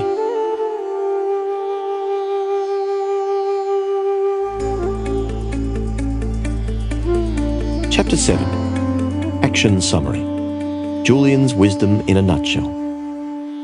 The symbol, the magnificent garden. The virtue, master your mind. The wisdom, cultivate your mind. It will blossom beyond your expectations. The quality of your life is determined by the quality of your thoughts. There are no mistakes, only lessons. See setbacks as opportunities for personal expansion and spiritual growth. The techniques. The heart of the rose. Opposition thinking. The secret of the lake. Quotable quote. The secret of happiness is simple. Find out what you truly love to do and then direct all of your energy towards doing it. Once you do this, abundance flows into your life and all your desires are filled with ease and grace. The monk who sold his Ferrari. Chapter 8. Kindling your inner fire. Trust yourself. Create the kind of life you will be happy to live with all your life. Make the most of yourself by fanning the tiny inner sparks of possibility into the flames of achievement. Foster C. McClellan. The day that Yogi Raman shared his mystical little fable with me, high atop the Himalayas, was actually quite similar to this day in many respects, said Julian. Really? Our meeting began in the evening and carried on well into the night. There was such a chemistry between the two of us that the air seemed to crackle with electricity. As I mentioned to you earlier, from the first moment I met Raman, I felt as if he was the brother I never had. Tonight, sitting here with you and enjoying the look of intrigue on your face, I feel the same energy and bond. I will also tell you that I have always thought of you as my little brother since we became friends. To tell you the truth, I saw a lot of myself in you. You are an amazing litigator, Julian. I will never forget your effectiveness. It was obvious that he had no interest in exploring the museum of his past. John, I'd like to continue to share the elements of Yogi Raman's fable with you. But before I do this, I must confirm something. Already you have learned a number of highly effective strategies for personal change, which will do wonders for you if you apply them consistently. I will open my heart to you tonight and reveal everything I know, as it is my duty to do. I just want to make sure that you fully understand how important it is that you, in turn, pass this wisdom on to all those who are searching for such guidance. We are living in a very troubled world. Negativity pervades it, and many in our society are floating like ships without rudders, weary souls searching for a lighthouse that will keep them from crashing against the rocky shores. You must serve as a captain of sorts. I'm placing my trust in you to take the message of the sages of Sivana to all those who need it. After consideration, I promised Julian with conviction that I would accept this assignment. He then continued passionately. The beauty of the whole exercise is that as you strive to improve the lives of others, your own life will be elevated into its highest dimensions. This truth is based on an ancient paradigm for extraordinary living. I'm all ears. Basically, the sages of the Himalayas guided their lives by a simple rule. He who serves the most reaps the most, emotionally, physically, mentally, and spiritually. This is the way to inner peace and outer fulfillment.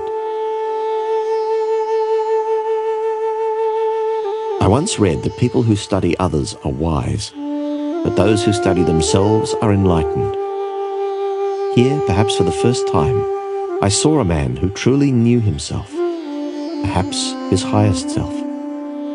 In his austere clothing, with the half-smile of a youthful Buddha gracing his supple face, Julian Mantle appeared to have it all: ideal health, happiness, and an overriding sense of his role in the kaleidoscope of the universe. Yet, he owned nothing. "This brings me to the lighthouse," said Julian, remaining focused on the task at hand. I was wondering how that fit into Yogi Raman's fable. "I'll try to explain," he responded, sounding more like a well-schooled professor than a lawyer-turned-monk who had renounced the sensual world. "You have now learned that the mind is like a fertile garden, and for it to flourish, you must nurture it daily. Never let the weeds of impure thought and action take the garden of your mind. Stand guard at the gateway of your mind. Keep it healthy and strong. It will work miracles in your life if you will only let it." You will recall that in the middle of the garden stood a magnificent lighthouse. This symbol will remind you of yet another ancient principle for enlightened living. The purpose of life is a life of purpose. Those who are truly enlightened know what they want out of life, emotionally, materially, physically, and spiritually. Clearly defined priorities and goals for every aspect of your life will serve a role similar to that played by a lighthouse, offering you guidance and refuge when the seas become rough. You see, John, anyone can revolutionize their lives once they revolutionize the direction in which they are moving. But if you don't even know where you are going, how will you ever know when you get there? Julian transported me back to the time when Yogi Raman examined this principle with him. He recalled the sage's exact words. "Life is funny," observed Yogi Raman. "One would think that the less one worked, the more one would have the chance to experience happiness. However, the real source of happiness can be stated in a word: achievement. Lasting happiness comes from steadily working to accomplish your goals and advancing confidently in the direction of your life's purpose. This is the secret to kindling the inner fire that lurks within you. I do understand that it might seem more than a little ironic that you have traveled thousands of miles from your achievement-oriented society to speak to a cluster of mystical sages living high in the Himalayas, only to learn that another eternal secret of happiness can be found in achievement. But it is true." "Workaholic monks?" I suggested playfully. "Quite the opposite. While the sages were tremendously productive people, their productivity was not of the frenetic type. Instead, it was of the peaceful, focused, Zen-like kind."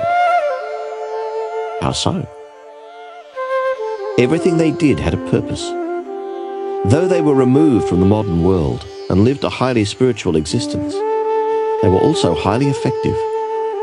Some spent their days polishing off philosophical treatises. Others created fabulous, richly textured poems that challenged their intellect and renewed their creativity.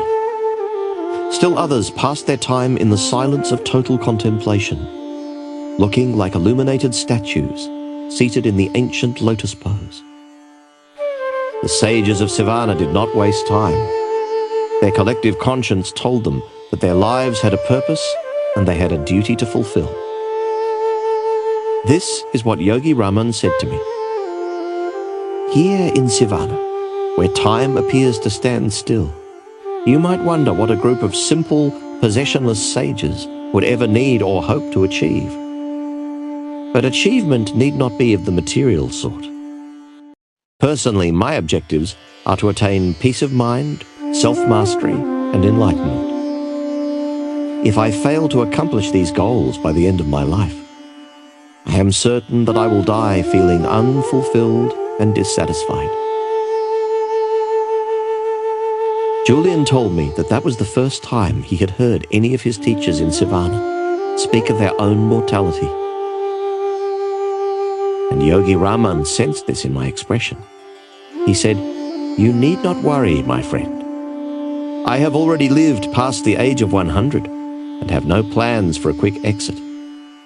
My point is simply that when you clearly know what aims you wish to achieve over the course of your life, be they material, emotional, physical, or spiritual, and you spend your days accomplishing them, you will ultimately find eternal joy. Your life will be as delightful as mine, and you will come to know a splendid reality. But you must know your life's aim, and then manifest this vision into reality by consistent action. We sages call this Dharma, which is the Sanskrit word for life's purpose. Lifelong contentment will come from the fulfillment of my Dharma, I asked. Most certainly. From Dharma springs inner harmony and lasting satisfaction. Dharma is based upon the ancient principle that says every one of us has a heroic mission while we walk this earth. We have all been granted a unique set of gifts and talents that will readily allow us to realize this life work. The key is to discover them, and in doing so, discover the main objective of your life. I interrupted Julian. It's sort of what you were saying earlier about risk-taking. Maybe yes, maybe no. I don't follow. Yes, it may seem as though you were forced to take a few risks to discover what you are best at and the essence of your life's purpose. Many people quit jobs that have stifled their progress the moment they discover the true purpose of their existence. There is always the apparent risk that comes with self-examination and soul-searching. But no, because there is never a risk in discovering yourself and the mission of your life. Self-knowledge is the DNA of self-enlightenment. It is a very good, indeed essential thing. What is your Dharma, Julian? I asked casually, attempting to mask my burning curiosity. Mine is simple: to selflessly serve others. Remember, you will not find true joy in sleeping, in relaxing, or in spending your time like an idler. As Benjamin Disraeli said, the secret of success is constancy of purpose. The happiness you are searching for comes through reflecting on the worthy aims you are dedicated to achieving, and then taking action daily to advance them.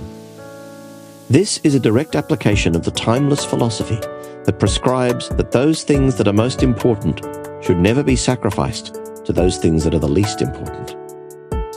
The lighthouse in Yogi Raman's fable will always remind you of the power of setting clearly defined, purposeful goals, and, most importantly, of having the character power to act on them.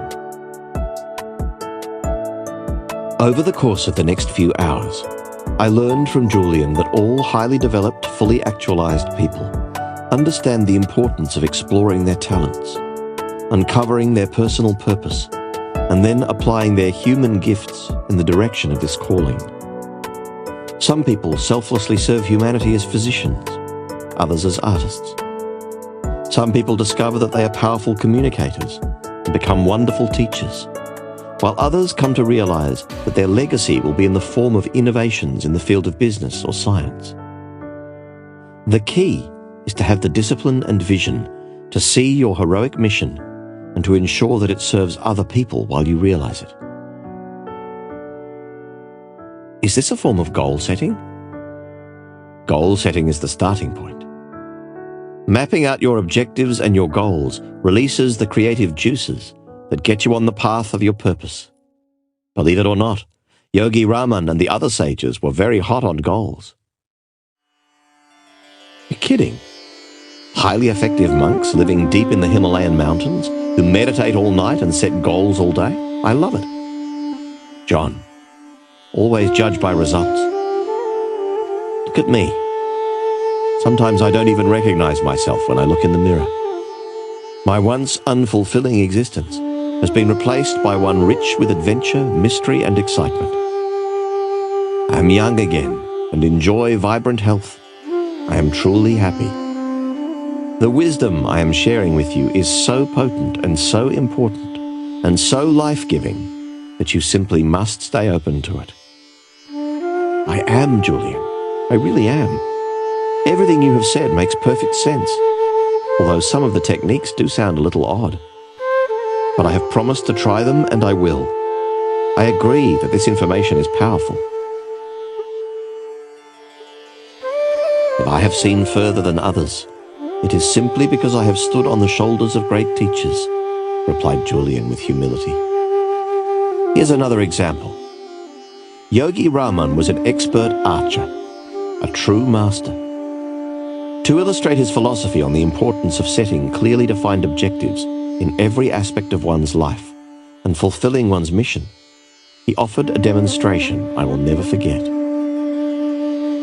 Near where we were sitting, there was a magnificent oak tree. The sage pulled one of the roses from the garland he habitually wore and placed it on the center of the trunk. He then pulled 3 objects from the large knapsack that was his constant companion whenever he ventured to distant mountain climbs, such as the one we were visiting. The first object was his favorite bow, made of a wonderfully fragrant yet sturdy sandalwood. The second item was an arrow. The third object was a lily-white handkerchief, the kind I used to wear in the pocket of my expensive suits to impress judges and juries, Julian added apologetically. Yogi Raman then asked Julian to put the handkerchief over his eyes as a blindfold. How far away from the rose am I? Yogi Raman asked his pupil. 100 feet, Julian guessed. Have you ever observed me in my daily practice of this ancient sport of archery? The sage inquired, in full knowledge of the response that would come. I have seen you strike the bullseye from a mark almost 300 feet away, and I cannot recall a time that you have ever missed at your current distance, Julian noted dutifully. Then, with his eyes covered by the cloth and his feet placed securely in the earth, the teacher drew the bow with all his energy and released the arrow, aiming directly at the rose hanging from the tree. The arrow struck the large oak with a thud, missing its mark by an embarrassingly large distance. I thought you were going to display more of your magical abilities, Yogi Raman. What happened? We have traveled to this isolated place for one reason only. I have agreed to reveal all my worldly wisdom to you. Today's demonstration is meant to reinforce my advice on the importance of setting clearly defined objectives in your life and knowing precisely where you are going. What you just saw confirms the most important principle for anyone seeking to attain their goals and to fulfill their life's purpose. You will never be able to hit a target that you cannot see. People spend their whole lives dreaming of becoming happier, living with more vitality, and having an abundance of passion. Yet they do not see the importance of taking even 10 minutes a month to write out their goals and to think deeply about the meaning of their lives, their dharma. Goal setting will make your life magnificent. Your world will become richer, more delightful, and more magical. You see, Julian, our ancestors have taught us that setting clearly defined objectives for what we desire in our mental, physical, and spiritual world is critical to their realization. In the world you came from, people set financial and material goals. There is nothing wrong with this if this is what you value. However, to attain self-mastery and inner enlightenment, you must set concrete objectives in other areas as well. Would it surprise you to know that I have clearly defined objectives with respect to the peace of mind I desire, the energy I bring to each day, and the love that I offer to all those around me. Goal setting is not just for distinguished lawyers such as yourself, who reside in a world full of material attractions. Anyone who wishes to improve the quality of their inner as well as their outer worlds would do well to take out a piece of paper and start writing out their life aims today. At the very moment that this is done, natural forces will come into play that start to transform these dreams into reality. What I was hearing fascinated me. When I was a football player in high school, my coach had constantly spoken of the importance of knowing what we wanted from every game. Know your outcome was his personal creed, and our team wouldn't dream of stepping onto the playing field without a clear game plan that would lead us to victory. I wondered why, as I had grown older, I had never taken the time to develop a game plan for my own life. Maybe Julian and Yogi Raman had something here. What is so special about taking out a sheet of paper and writing out your goals? How could such a simple act make such a difference? I asked. Julian was delighted. Your obvious interest inspires me, John. Enthusiasm is one of the key ingredients for a lifetime of successful living, and I am glad to see that you still have every ounce of yours. Earlier, I taught you that we each think about 60,000 thoughts on an average day. By writing out your desires and goals on a piece of paper, you send a red flag to your subconscious mind that these thoughts are far more important than the remaining 59,999 other ones. Your mind will then start to seek out all opportunities to realize your destiny like a guided missile. It is really a very scientific process. Most of us are simply not aware of it. A few of my partners are big on goal setting. Come to think of it, they are the most financially successful people I know. But I don't think they are the most balanced, I observed. Perhaps they are not setting the right goals. You see, John, life pretty much gives you what you ask from it. Most people want to feel better, have more energy, or live with greater satisfaction. Yet, when you ask them to tell you precisely what it is they want, they have no answer. You change your life the moment you set your goals and start to seek out your dharma, Julian said, his eyes sparkling with the truth of his words. Have you ever met someone with a strange name and then started to notice that name appearing everywhere, in newspapers, on the television, or at the office? Or have you ever become interested in a new subject? Let's say fly fishing, and then noticed that you couldn't go anywhere without hearing about the wonders of fly fishing. This is but one illustration of the ageless principle Yogi Raman called Joriki, which I have since learned means concentrated mind. Concentrate every ounce of your mental energy on self-discovery. Learn what you excel at and what makes you happy. Maybe you are practicing law, but are really meant to be a school teacher, given your patience and love of teaching. Perhaps you are a frustrated painter or sculptor. Whatever it is, find your passion and then follow it. Now that I really think about it, it would be sad to reach the end of my life without realizing that I had some special genius that would have unlocked my potential and helped others, even in a small way. That's right. So from this moment onwards, be acutely aware of your aim in life. Awaken your mind to the abundance of possibility around you. Start to live with more zest. The human mind is the world's largest filtering device. When used properly, it filters out what you perceive as unimportant and gives you only the information you are looking for at that time. At this very moment, as we sit here in your living room, there are hundreds, if not thousands, of things going on that we are not paying any attention to. There is the sound of the lovers giggling as they stroll along the boardwalk, the goldfish in the tank behind you, the cool air being blown from the air conditioner, and even the beat of my own heart. The moment I decide to concentrate on my heartbeat, I start to notice its rhythm and its qualities.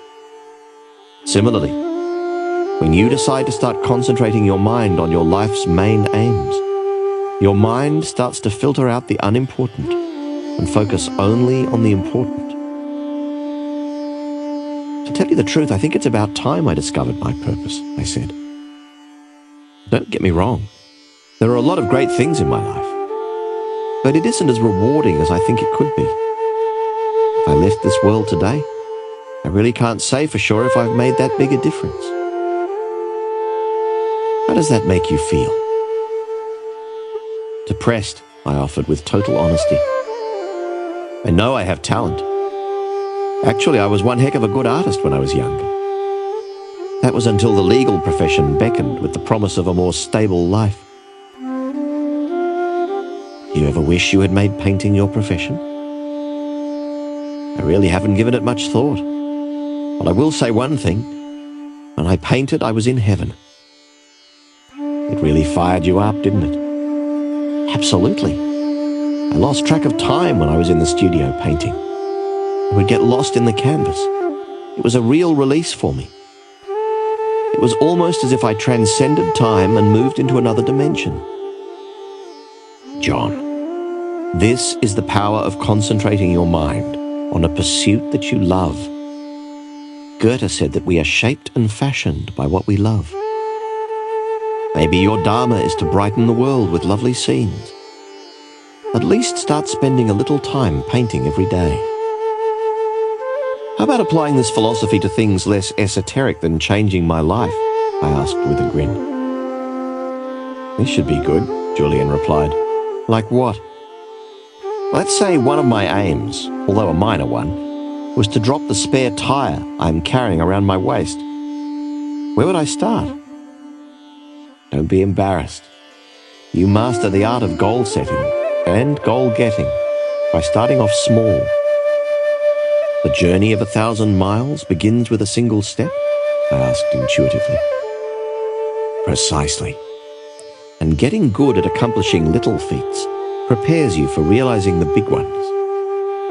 So, to answer your question squarely, there is nothing wrong with mapping out a full range of smaller goals in the process of planning your bigger ones. Julian told me that the sages of Sivana had created a 5-step method to reach their objectives and fulfill the purposes of their lives. It was simple, practical, and it worked.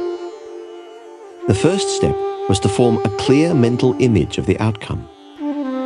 If this was to lose weight, Julian told me that every morning just after I woke up, I was to envision myself as a lean, fit person, full of vitality and boundless energy. The clearer this mental picture, the more effective the process would be. He said that the mind was the ultimate treasure house of power, and this simple act of picturing my goal would open the gateway to the actualization of this desire. Step 2 was to get some positive pressure on myself. The main reason people do not follow through on any resolutions they make is that it is too easy to slip back into their old ways. Pressure is not always a bad thing. Pressure can inspire you to achieve great ends. People generally achieve magnificent things when their backs are up against the wall, and they are forced to tap into the wellspring of human potential that lies within them. How can I create this positive pressure on myself? I asked, now thinking about the possibilities of applying this method to everything from getting up earlier to being a more patient and loving father. There are a whole host of ways to do this. One of the best is the public pledge. Tell everyone you know that you will lose the excess weight, or write that novel, or whatever your goal might be.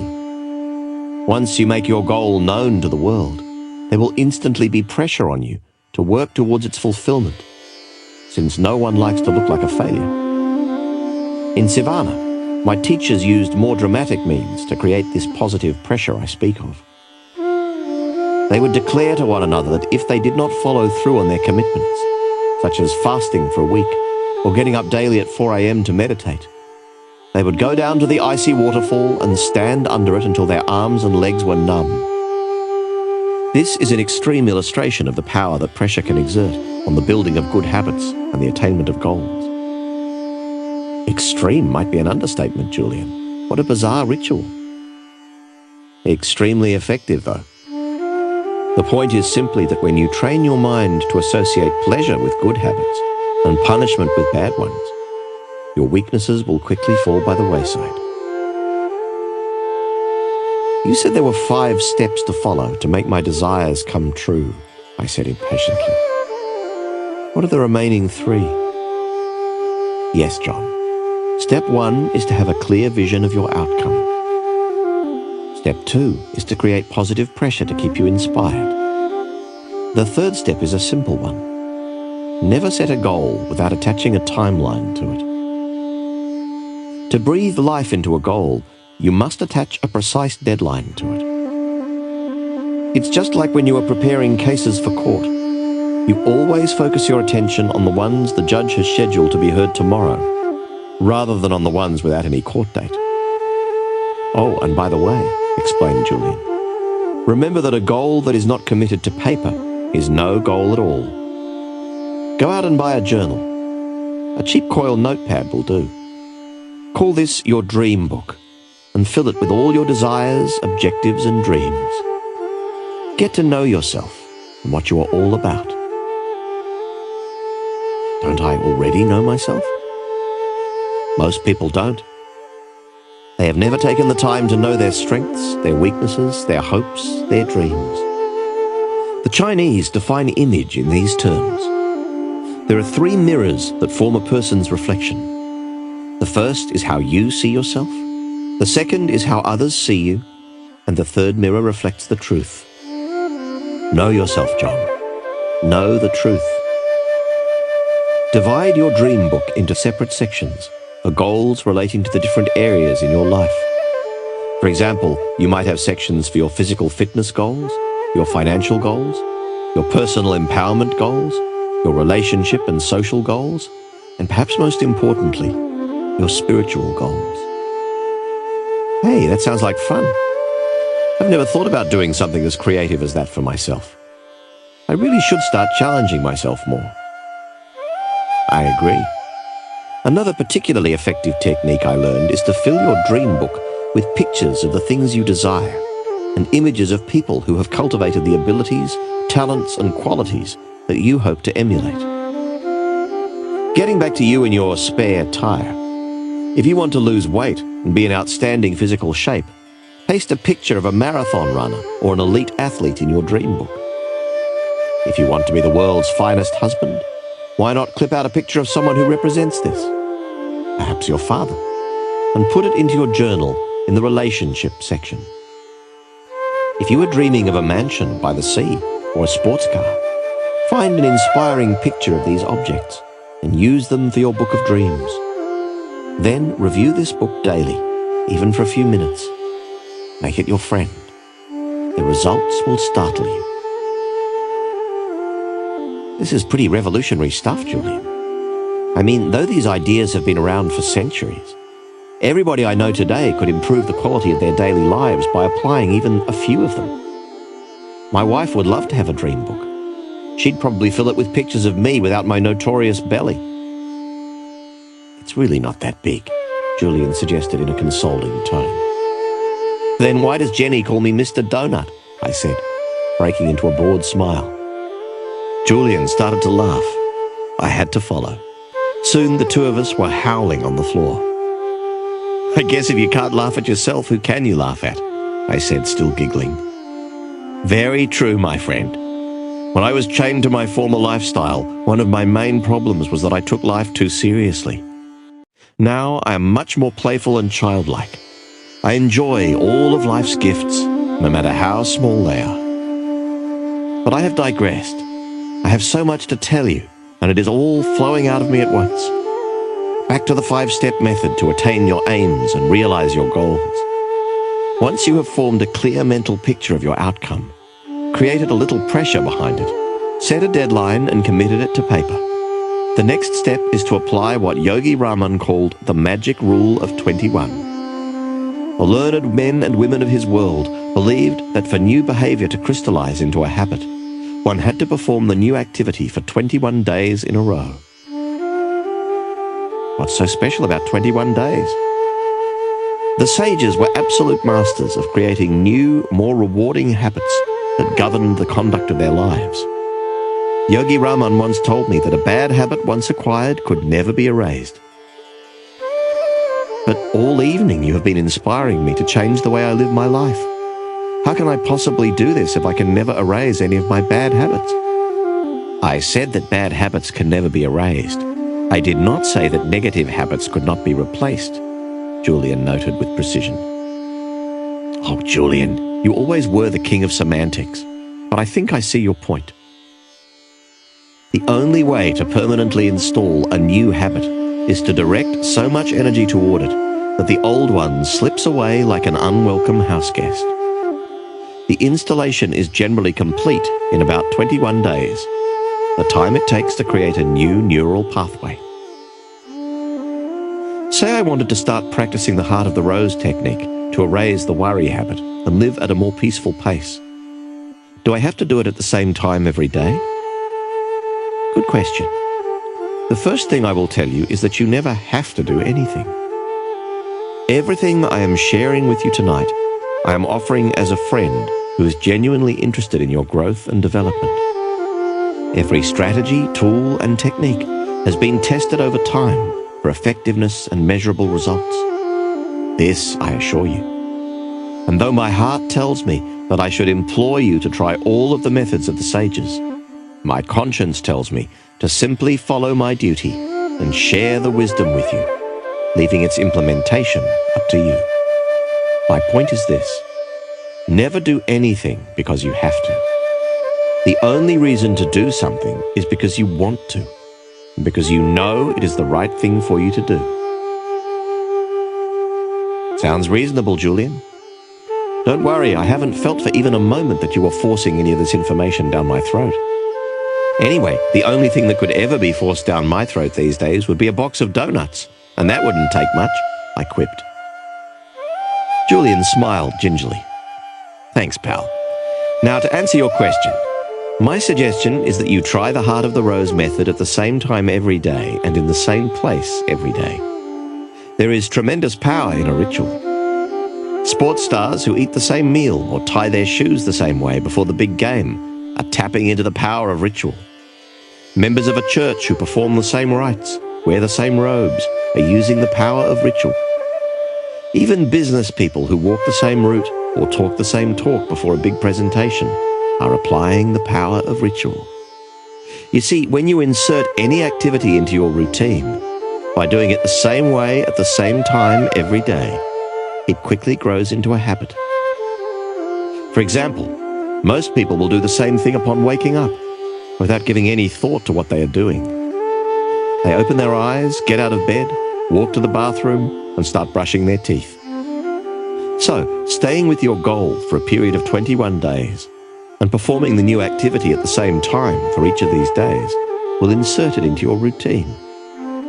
Soon you will be performing the new habit, whether it is meditation, getting up earlier, or reading for an hour every day, with the same ease that you feel while brushing your teeth. The final step for attaining goals and advancing along the path of purpose? The final step in the Sage's method is one that is equally applicable as you advance along the path of your life.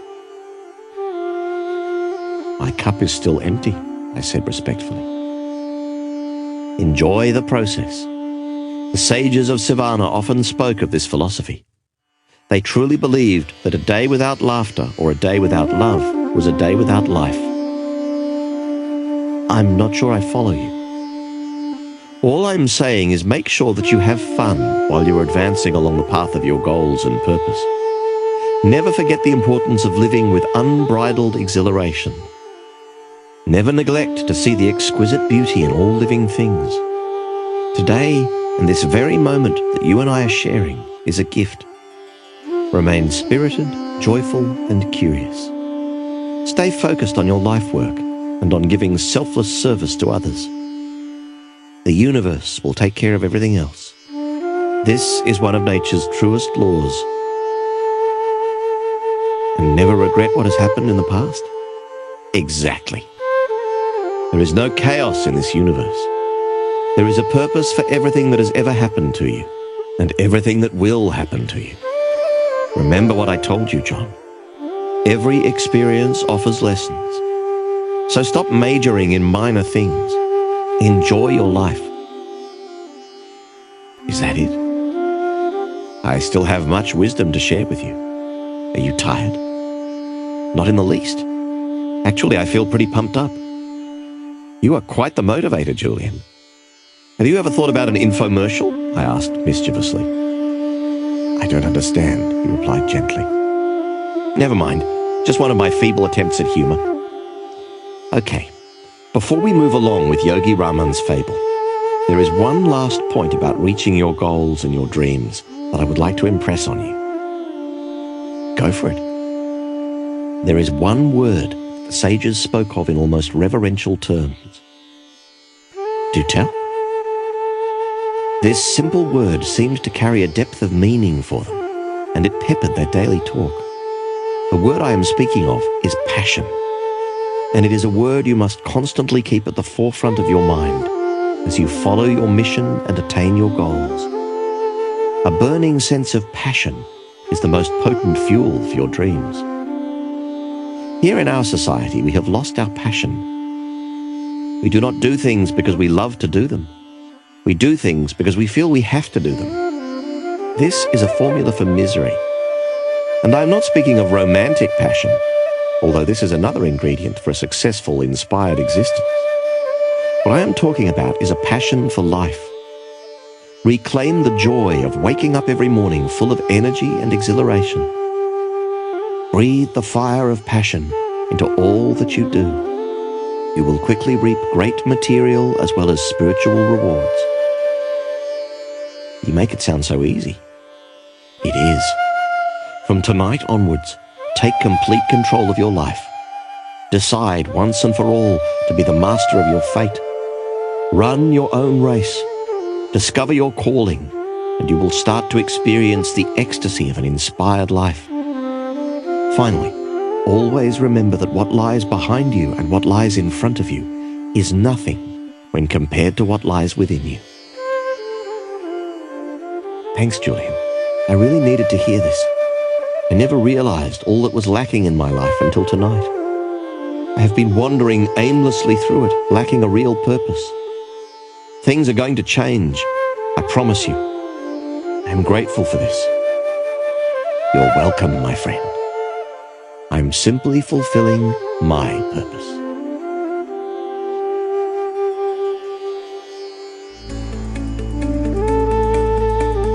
Chapter 8. Action Summary. Julian's Wisdom in a Nutshell. The symbol. The towering lighthouse. The virtue. Follow your purpose. The wisdom. The purpose of life is a life of purpose. Discovering and then realizing your life work brings lasting fulfillment.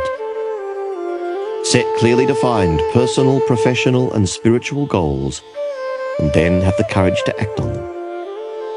The techniques. The power of self-examination. The 5-step method for attaining goals. Quotable quote. Never forget the importance of living with unbridled exhilaration. Never neglect to see the exquisite beauty in all living things. Today and this very moment is a gift. Stay focused on your purpose. The universe will take care of everything else. The monk who sold his Ferrari. Chapter 9.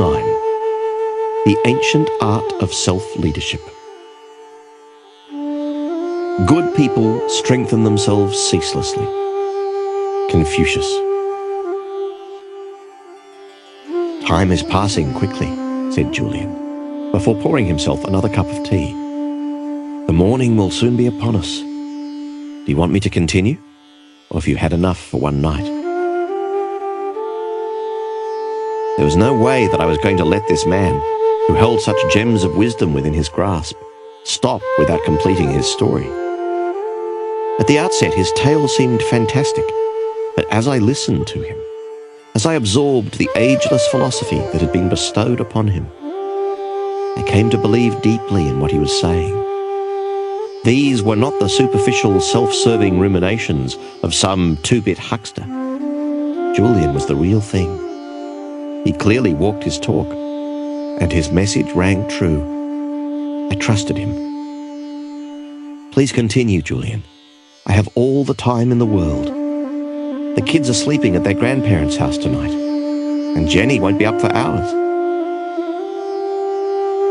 Sensing my sincerity, he continued with the symbolic fable that Yogi Raman had offered him to illustrate his wisdom on cultivating a richer, more radiant life.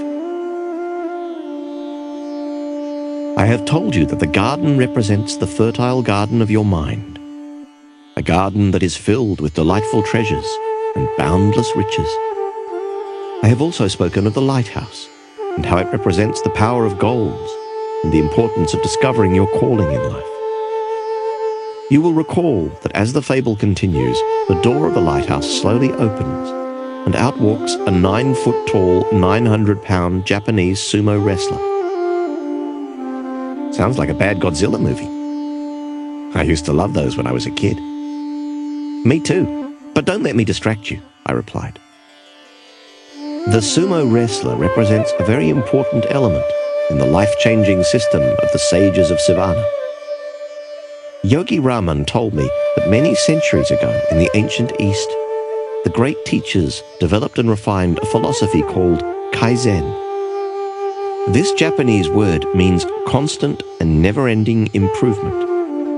And it's the personal trademark of every man and woman who is living a soaring, fully awakened existence.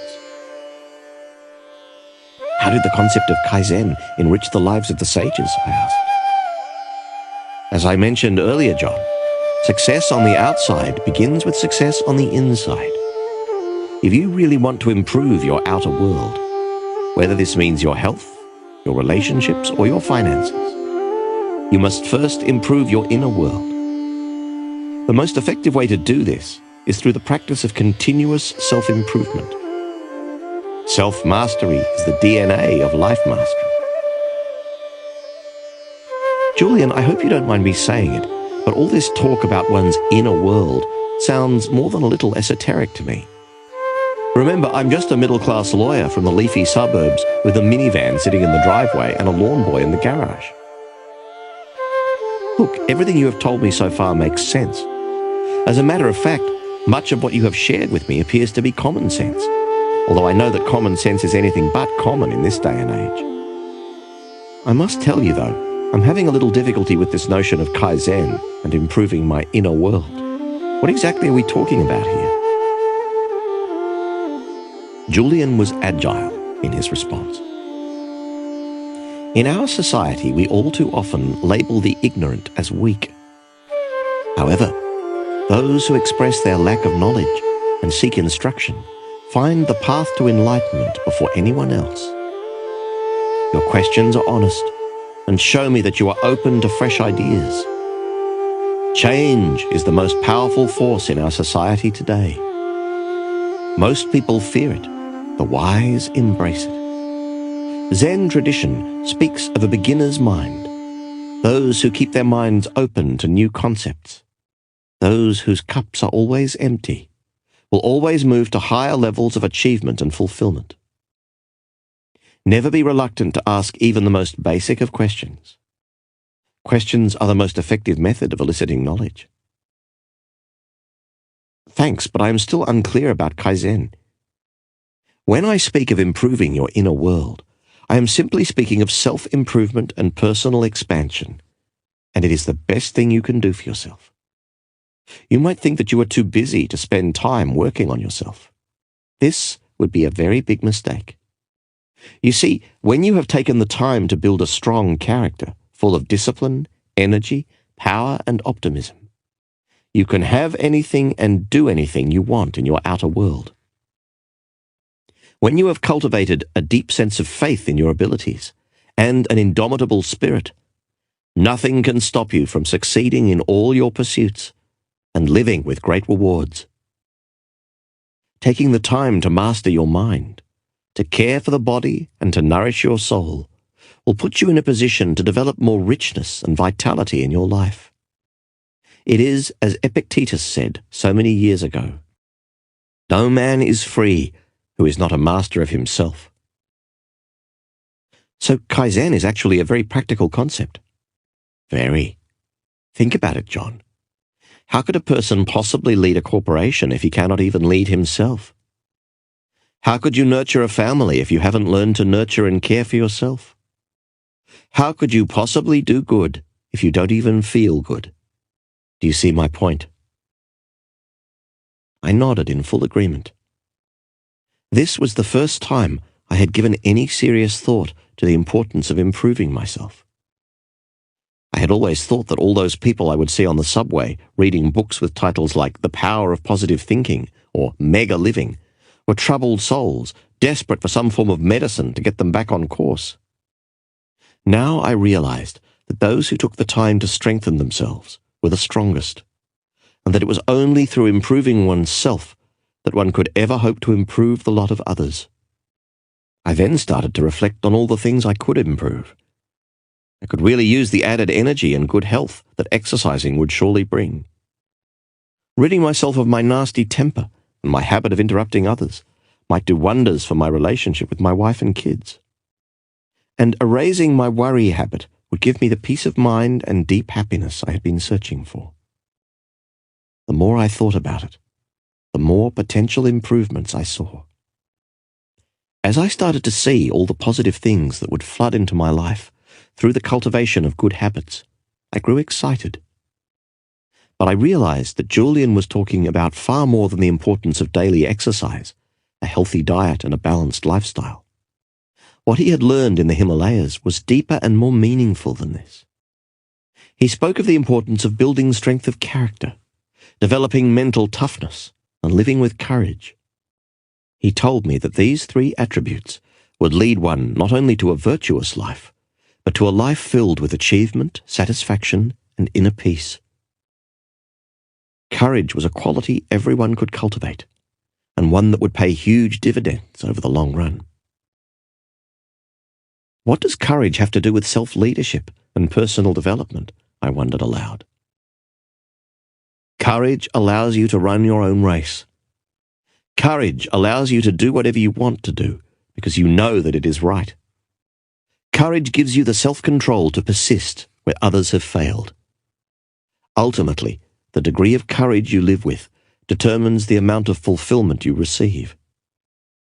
It allows you to truly realize all the exquisite wonders of the epic that is your life. And those who master themselves have an abundance of courage. Okay, I'm starting to understand the power of working on myself. Where do I start?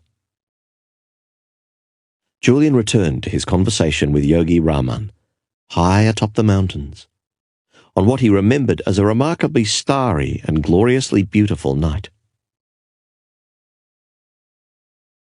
Initially, I too had trouble with the notion of self-improvement. After all, I was a tough, Harvard-trained legal gunslinger who had no time for New Age theories forced on me by what I thought were people with bad haircuts who hung out at airports. I was wrong. It was this closed-mindedness that was holding my life back all of those years. The more I listened to Yogi Raman, the more I reflected on the pain and suffering of my former world, the more I welcomed the philosophy of Kaizen, constant and never-ending enrichment of the mind, body, and soul into my new life, Julian asserted. Why am I hearing so much about the mind, body, and soul these days? It seems I can't even turn on the tube without someone making mention of it. This is the trilogy of your human endowments. To improve your mind without the cultivation of your physical gifts would be a very hollow victory. Elevating your mind and body to their highest level without nurturing your soul would leave you feeling very empty and unfulfilled. But when you dedicate your energies to unlocking the full potential of all three of your human endowments, you will taste the divine ecstasy of an enlightened life. You've got me pretty excited, pal. As to your question about where to start, I promise that I will give you a number of ancient yet powerful techniques in a few moments. But first, I must share a practical illustration with you. Get into push-up position. Good grief, Julian's become a drill sergeant, I silently thought. Being curious and wishing to keep my cup empty, I complied. Now, do as many push-ups as you can possibly do. Don't stop until you truly are certain that you cannot do any more. I struggled with the exercise, my 215-pound frame not being used to much more than walking to the nearest McDonald's with my kids, or meandering through a round of golf with my law partners. The first 15 push-ups were pure agony. With the heat of that summer evening adding to my discomfort, I started to sweat profusely. However, I was determined not to show any signs of weakness, and carried on until my vanity started to give way along with my arms. At 23 push-ups, I gave up. No more, Julian, this is killing me. What are you trying to do here? Are you certain that you can't do any more? I'm sure. Come on, give me a break. The only lesson I'm going to learn from this is what to do for a heart attack. Do 10 more, then you can rest, commanded Julian. You've got to be kidding. But I continued. 1, 2, 5, 8, and finally 10. I lay on the floor in total exhaustion.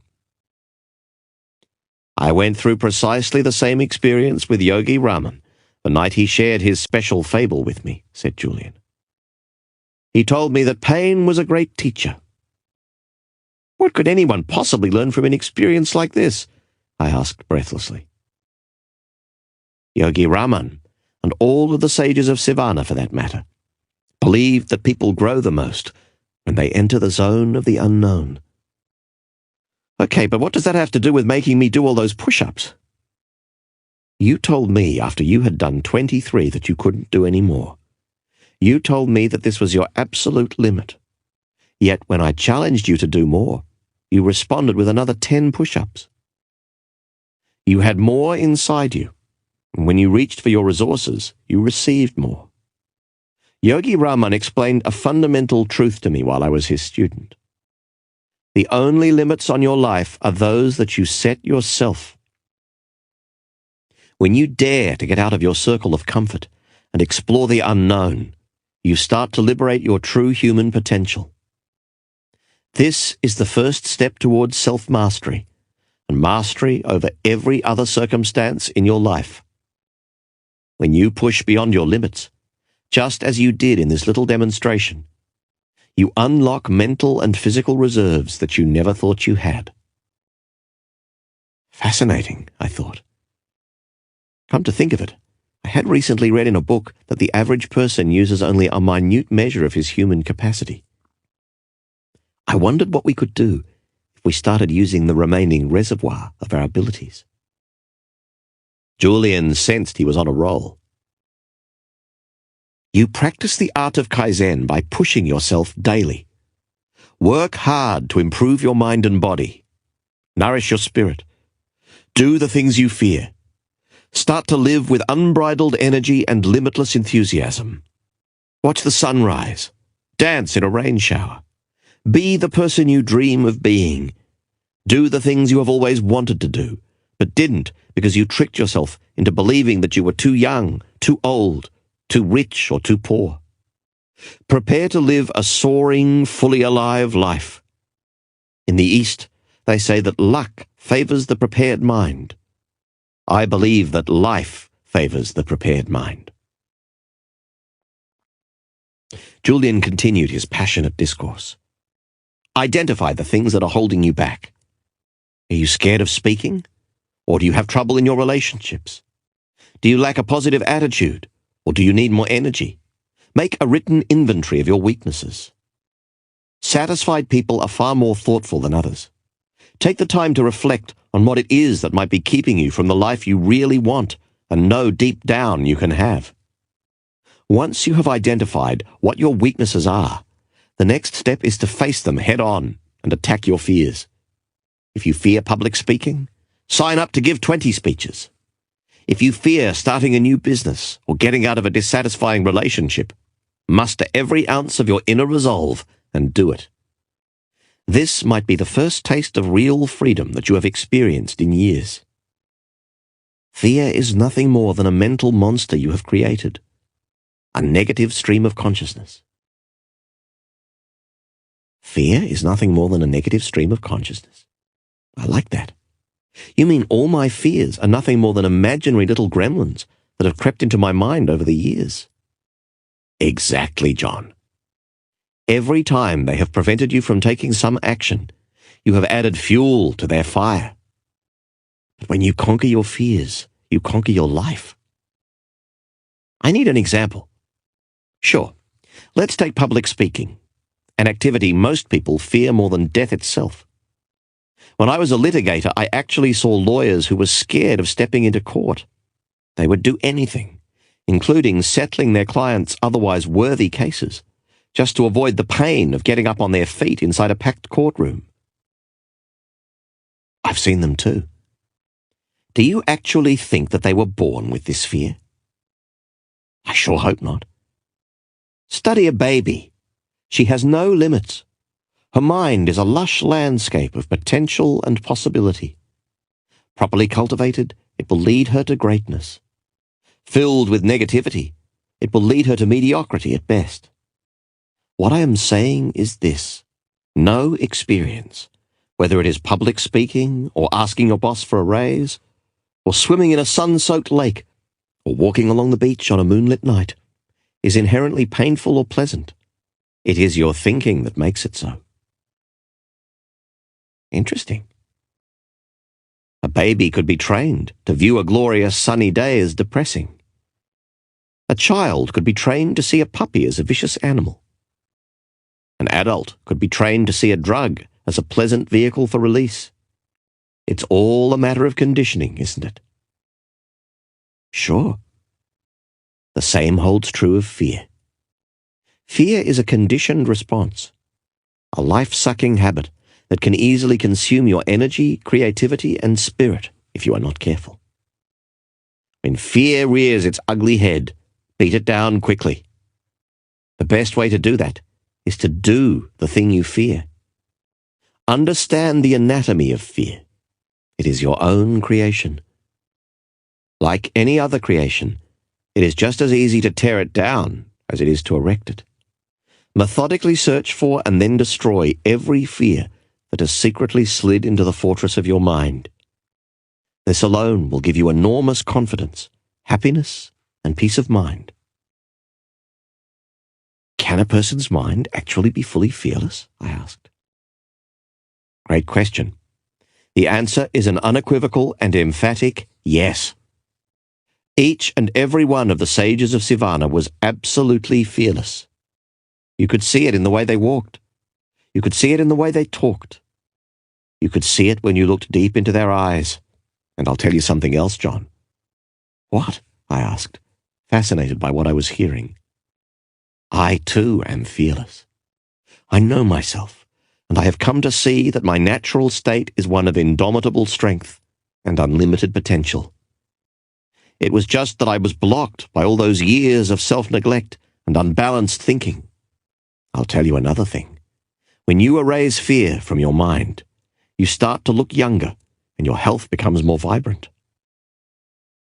Ah, the old mind-body connection, I replied, hoping to mask my ignorance. Yes, the sages of the East have known about it for over 5,000 years. Hardly new age, he said, with a broad grin lighting up his radiant face. The sages shared another powerful principle with me that I think about often.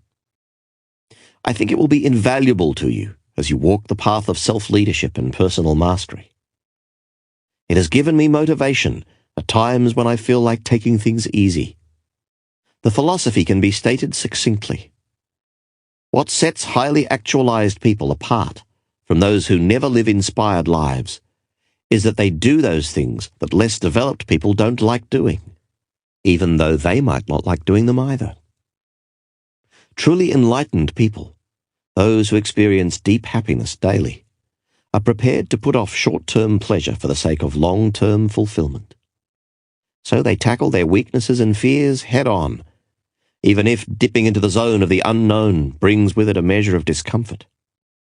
They resolve to live by the wisdom of Kaizen, improving every aspect of themselves ceaselessly and continuously. With time, things that were once difficult become easy. Fears that once prevented them from all the happiness, health, and prosperity they deserved fall to the wayside like stickmen toppled by a hurricane. So you're suggesting that I must change myself before I change my life? Yes. It's like that old story my favorite professor told me when I was in law school. One night a father was relaxing with his newspaper after a long day at the office. His son, who wanted to play, kept on pestering him. Finally, fed up, the father ripped out a picture of the globe that was in the paper and tore it into 100 tiny pieces. "Here, son, go ahead and try and put this back together," he said, hoping that this would keep the little boy busy long enough for him to finish reading his paper. To his amazement, his son returned after only 1 minute with the globe perfectly back together. When the startled father asked how he achieved this feat, the son smiled gently and replied, "Dad, on the other side of the globe there was a picture of a person, and once I got the person together, the world was okay." That's a great story. You see, John, the wisest people I have ever met, from the sages of Savannah to my professors at Harvard Law School, all seem to know the key formula for happiness. "Do continue," I said, with a hint of impatience. "It's precisely what I said earlier. Happiness comes through the progressive realization of a worthy objective. When you are doing what you truly love to do, you are bound to find deep contentment. If happiness comes to everyone who simply does what they love doing, why are so many people miserable?" Fair point, John. Doing what you love, whether this means giving up the work you are presently doing to become an actor, or spending less time on those things that are less important to make time for those things that are more meaningful, requires a great deal of courage. It requires you to step out of your comfort zone. And change is always a little uncomfortable at first. It is also more than a little risky. Having said this is the surest way to design a more joyful life. Exactly how does one go about building courage? It's the same as the story. Once you get yourself together, your world will be okay. Once you master your mind, body, and character, happiness and abundance will flow into your life almost magically. But you must spend some time daily working on yourself, even if for only 10 or 15 minutes. And what does the 9-foot-tall, 900-pound Japanese sumo wrestler symbolize in Yogi Raman's fable? Our hefty friend will be your constant reminder of the power of Kaizen, the Japanese word for constant self-expansion and progress. In just a few hours, Julian had revealed the most powerful and the most astonishing information that I had ever heard in my lifetime. I had learned of the magic in my own mind and its treasure trove of potential. I had learned highly practical techniques to still the mind and focus its power on my desires and dreams. I had learned the importance of having a definite purpose in life and of setting clear goals in every aspect of my personal, professional, and spiritual world. Now I had been exposed to the ageless principle of self-mastery, Kaizen. How can I practice the art of Kaizen? I will give you 10 ancient yet supremely effective rituals that will lead you far along the path of personal mastery. If you apply them on a daily basis, with faith in their utility, you will observe remarkable results in just 1 month from today. If you continue to apply them, incorporating the techniques into your routine such that they become habits, you are bound to reach a state of perfect health, limitless energy, lasting happiness, and peace of mind. Ultimately, you will reach your divine destiny, for this is your birthright. Yogi Raman offered the 10 rituals to me with great faith in what he termed their exquisiteness, and I think you will agree that I am living proof of their power. I simply ask that you listen to what I have to say and judge the results for yourself. Life-changing results in only 30 days? I asked in disbelief. Yes.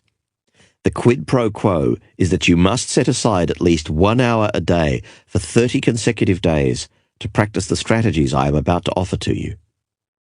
This investment in yourself is all it takes. And please don't tell me that you don't have the time. But I don't, I said honestly. My practice is really booming. I don't have 10 minutes to myself, let alone a full hour, Julian.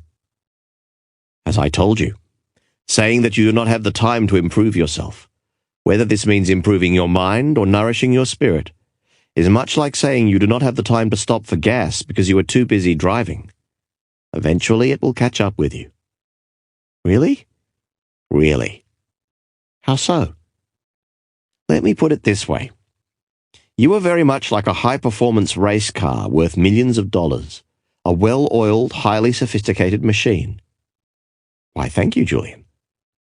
Your mind is the greatest wonder of the universe, and your body has the capacity to perform feats that might astonish you. Agreed. Knowing the value of this high-performance multi-million-dollar machine, would it be wise to run it full out every minute of every day without taking a pit stop to let the motor cool down? Of course not. Well then, why are you not taking some time every day for your personal pit stop or rest break? Why are you not taking the time to cool down the high-performance engine of your mind? Do you see my point? Taking the time to renew yourself is the most important thing you can do. Ironically, taking time out from your hectic schedule for self-improvement and personal enrichment will dramatically improve your effectiveness once you get back into it. 1 hour a day for 30 days is all it takes? It's the magic formula I was always searching for. I would probably have paid a couple of $1 million for it in my old glory days if I had understood its importance. Little did I know that it was free, as is all priceless knowledge. Having said this, you must be disciplined and apply the strategies that make up the formula daily, with utter conviction in their value. This is not a quick fix type deal. Once you are in it for the long term. What do you mean? Spending 1 hour a day tending to yourself will surely give you dramatic results in 30 days, provided you do the right things. It takes about 1 month to fully install a new habit. After this period, the strategies and techniques you will learn will fit like a second skin. The key is that you must keep on practicing them every day if you want to keep on seeing the results. Fair enough, I agreed. Julian clearly had unlocked a wellspring of personal vitality and inner serenity in his own life. Actually, his transformation from a sickly old litigator to a radiant, energetic philosopher was nothing less than miraculous. At that moment, I resolved to dedicate 1 hour a day to implementing the techniques and principles I was about to hear.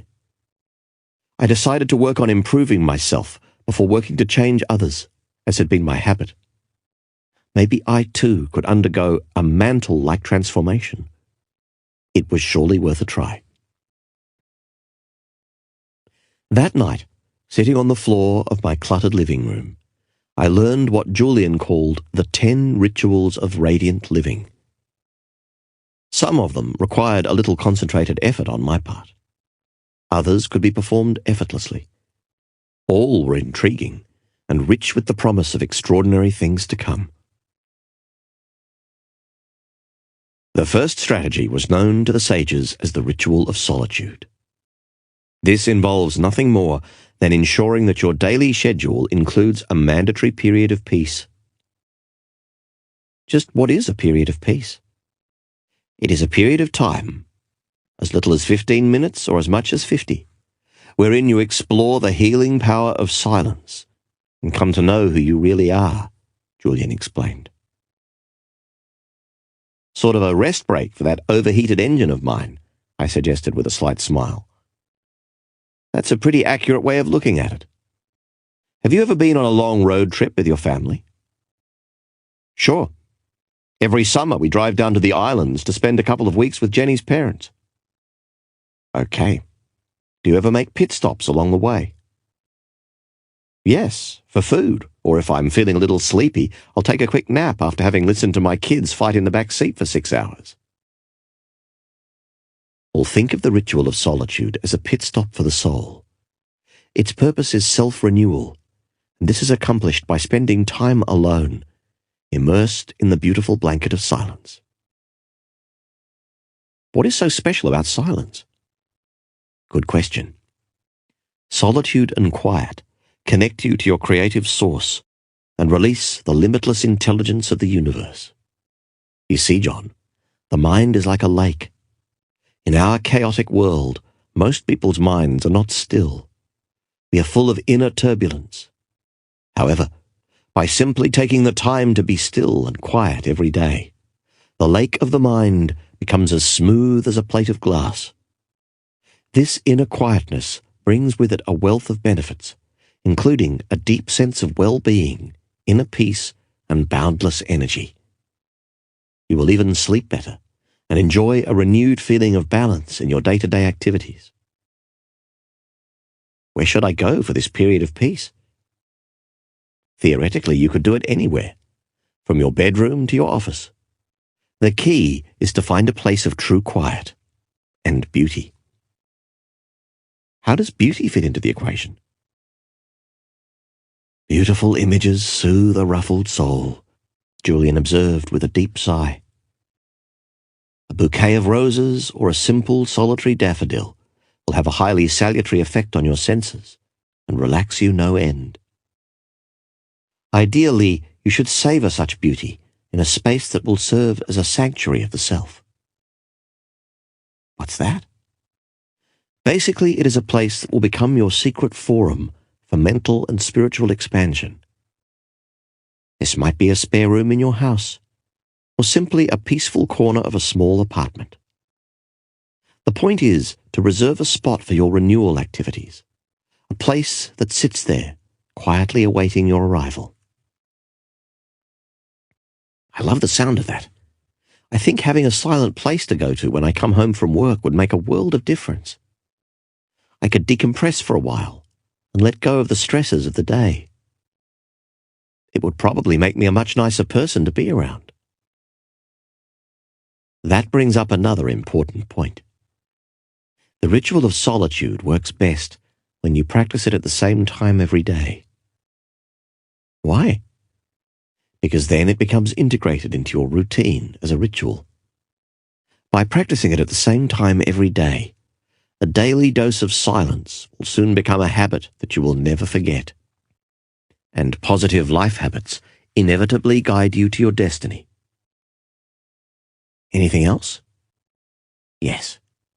If at all possible, commune with nature daily.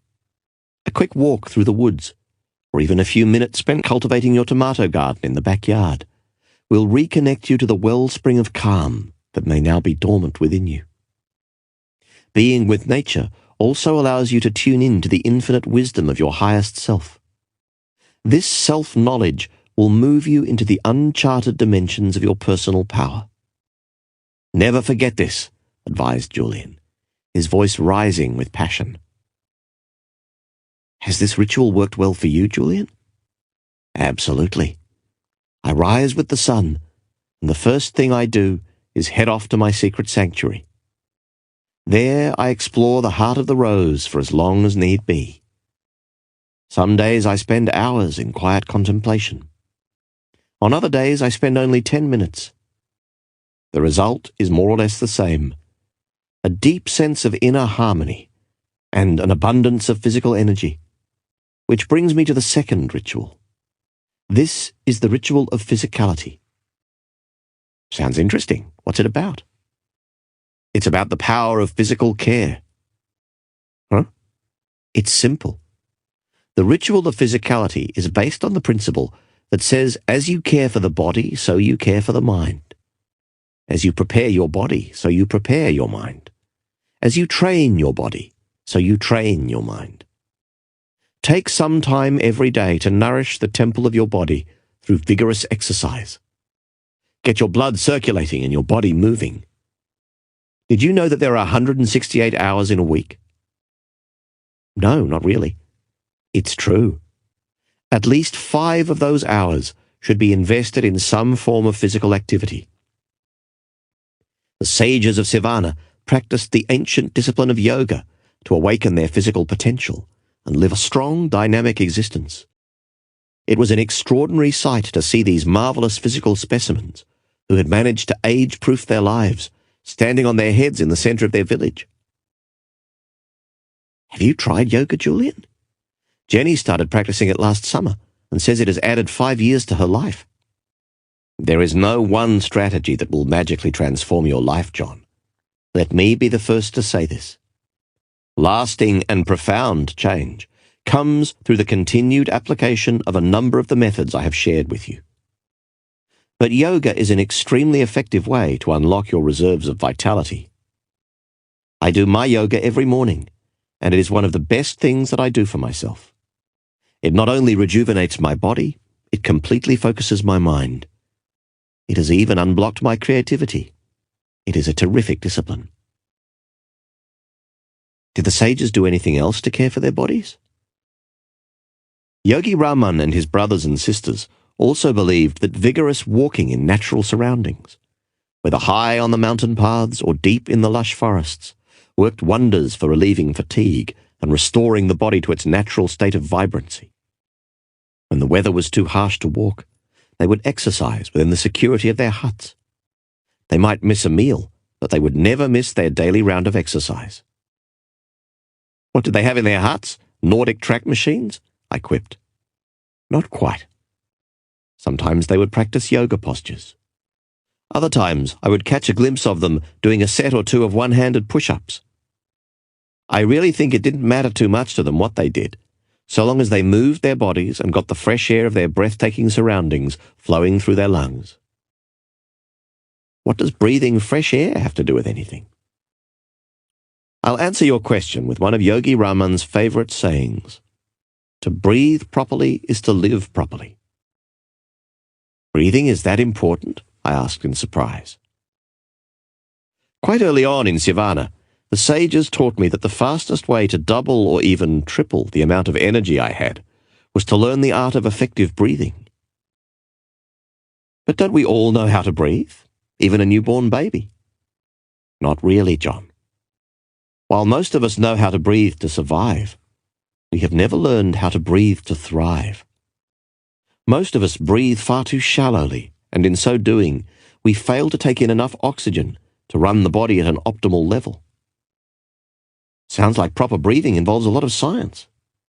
It does, and the sages treated it that way. Their philosophy was simple. Take in more oxygen through efficient breathing, and you liberate your energy reserves along with your natural state of vitality. Okay, so where do I start? It's actually pretty easy. 2 or 3 times a day, take a minute or two to think about breathing more deeply and effectively. How do I know if I'm breathing effectively? Well, your belly should move out slightly. This indicates that you are breathing from the abdomen, which is good. A trick that Yogi Raman taught me was to cup my hands over my stomach. If they moved out as I inhaled, my breathing technique was proper. Very interesting. If you like that, then you will love the third ritual of radiant living, said Julian. Which is? The ritual of live nourishment. In my days as a litigator, I lived off of a steady diet of steaks, fries, and other types of junk food. Sure, I ate at the finest restaurants in the country, but I still filled my body with junk. I didn't know it at the time, but this was one of the main sources of my discontent. Really? Yes. A poor diet has a pronounced effect on your life. It drains your mental and physical energy. It affects your moods, and it hampers the clarity of your mind. Yogi Raman put it this way: as you nourish your body, so you nourish your mind. I assume then that you changed your diet. Radically. And it made an amazing difference in the way I felt and looked. I always thought that I was so run down because of the stresses and strains of my work, and because the wrinkled fingers of old age were reaching out for me. In Savannah, I learned that much of my lethargy was due to the low-octane fuel I was pumping into my body. What did the sages of Savannah eat to stay so youthful and bright? Live foods, came the efficient reply. Huh? Live foods are the answer. Live foods are foods that are not dead. Come on, Julian, what are live foods? I asked impatiently. Basically, live foods are those that are created through the natural interaction of the sun, air, soil, and water. What I'm talking about here is a vegetarian diet. Fill your plate with fresh vegetables, fruits, and grains, and you might just live forever. Is that possible? Most of the sages were well over 100, and they showed no signs of slowing down. And just last week I read in the paper about a group of people living on the tiny island of Okinawa in the East China Sea. Researchers are flocking to the island because they are fascinated by the fact that it holds the largest concentration of centenarians in the world. What have they learned? That a vegetarian diet is one of their main longevity secrets. But is this type of diet healthy? You wouldn't think that it would give you much strength. Remember, I'm still a busy litigator, Julian. This is the diet that nature intended. It is alive, vital, and supremely healthy. The sages have lived by this diet for many thousands of years. They call it a sattvic or pure diet. And as to your concern about strength, the most powerful animals on the planet, ranging from gorillas to elephants, wear the badge of proud vegetarians. Did you know that a gorilla has about 30 times the strength of a man? Thanks for that important tidbit of information. Look, the sages are not extreme people. All of their wisdom was based on the ageless principle that one must live a life of moderation and do nothing to extremes. So if you like meat, you can certainly keep eating it. Just remember that you are ingesting dead food. If you can, cut back on the amount of red meat that you eat. It is really hard to digest, and since your digestive system is one of the most energy-consuming processes of your entire body, valuable energy reserves are needlessly depleted by this foodstuff. Do you see what I'm getting at? Just compare how you feel after eating a steak with your energy levels after eating a salad. If you don't want to become a strict vegetarian, at least start having a salad with every meal and fruit for dessert. Even this will make a huge difference in the quality of your physical life. That doesn't seem like it would be too hard to do, I replied. I've been hearing a lot about the power of a largely vegetarian diet. Just last week, Jenny told me about a study in Finland where it was found that 38% of new vegetarians studied reported that they felt far less tired and much more alert after only 7 months of this new way of life. I should try eating a salad with every meal. Looking at you, Julian, I might even make the salad the meal. Try it for about a month and judge the results for yourself. You will feel phenomenal. Okay, if it's good enough for the sages, it's good enough for me. I promise you, I will give it a shot. It doesn't sound like too much of a stretch. And anyway, I'm getting pretty tired of firing up the barbecue every night.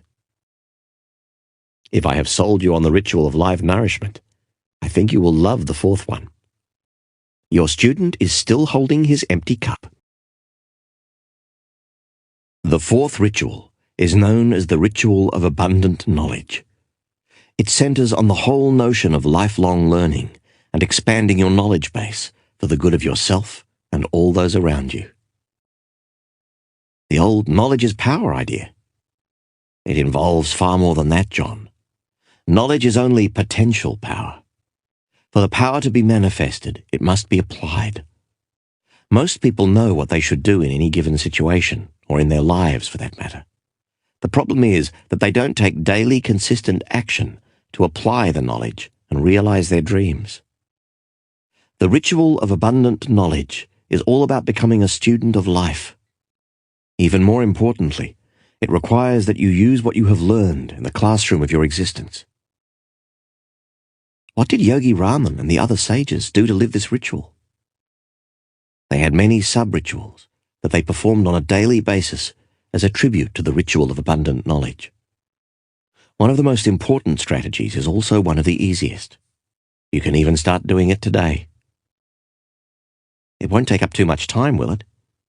Julian smiled. These techniques, tools and tips I am sharing with you will make you more productive and effective than you have ever been. Don't be penny wise, pound foolish. Consider those who say they do not have the time to back up their computers because they are too busy working on them.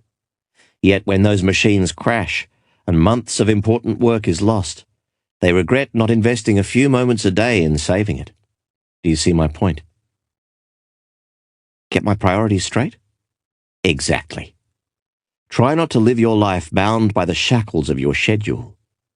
Instead, focus on those things that your conscience and your heart tell you to do. When you invest in yourself and start to devote yourself to raising your mind, body, and character to their highest levels, you will almost feel as if you have a personal navigator inside you, telling you which things you must do to see the greatest and most rewarding results. You will stop worrying about your clock and start living your life. Point well taken. So what was that simple sub-ritual you were about to teach me? I asked. Read regularly. Reading for 30 minutes a day will do wonders for you. But I must caution you. Do not read just anything. You must be very selective about what you put into the lush garden of your mind. It must be immensely nourishing. Make it something that will improve both you and the quality of your life. What did the sages read? They spent many of their waking moments reading and rereading the ancient teachings of their ancestors. They devoured this philosophical literature. I still remember seeing these wonderful-looking people seated on little bamboo chairs, reading their strangely bound books with the subtle smiles of enlightenment unfolding across their lips. It was in Sivana that I really learned the power of the book and the principle that a book is the best friend of the wise. So I should start reading every good book I can get my hands on? Yes and no, came the reply. I would never tell you not to read as many books as you can. But remember, some books are meant to be tasted, some books are meant to be chewed, and finally, some books are meant to be swallowed whole. Which brings me to another point. You're feeling hungry? No, John, Julian laughed. I simply want to tell you that to truly get the best out of a great book, you must study it, not just read it. Go through it as you do when you read those contracts your big clients bring to you for your legal opinion. Really consider it, work with it, become one with it. The sages would read many of the books of wisdom in their vast library 10 or 15 times. They treated great books as scriptures, holy documents of divine origin. Wow, reading is really that important? 30 minutes a day will make a delightful difference in your life because you will quickly start to see the vast reserves of knowledge available for your use. Every answer to every problem you have ever faced is in print. If you want to be a better lawyer, father, friend, or lover, there are books out there that will rocket you to those goals. All the mistakes you will ever make in your life have already been made by those that have walked before you. Do you really think that the challenges you are facing are unique to you? I've never thought about it, Julian. But I see what you're saying, and I know you're right. All the problems anyone has ever faced, and will ever face over the course of their lifetime, have already been made, Julian asserted. More importantly, the answers and solutions are all recorded on the pages of books. Read the right books. Learn how those who have preceded you have handled the challenges you are currently facing. Apply their strategies for success, and you will be astonished by the improvements you will note in your life. What exactly are the right books? I asked, quickly realizing that Julian's point was an excellent one. I'll leave that to your good judgment, my friend. Personally, since I have returned from the East, I spend the better part of my days reading biographies of the men and women I have come to admire, and a great deal of the wisdom literature. Any titles you could recommend to an eager young beaver? I said, flashing a broad grin. Sure. You will thrive on the biography of the great American Benjamin Franklin.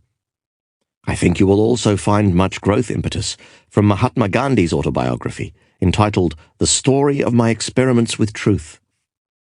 I also suggest that you read Siddhartha by Hermann Hesse, the highly practical philosophy of Marcus Aurelius, and some of the work of Seneca. You might even read Think and Grow Rich by Napoleon Hill. I read it last week and thought it was very profound. Think and Grow Rich? I exclaimed. But I thought you left all of that behind you after your heart attack.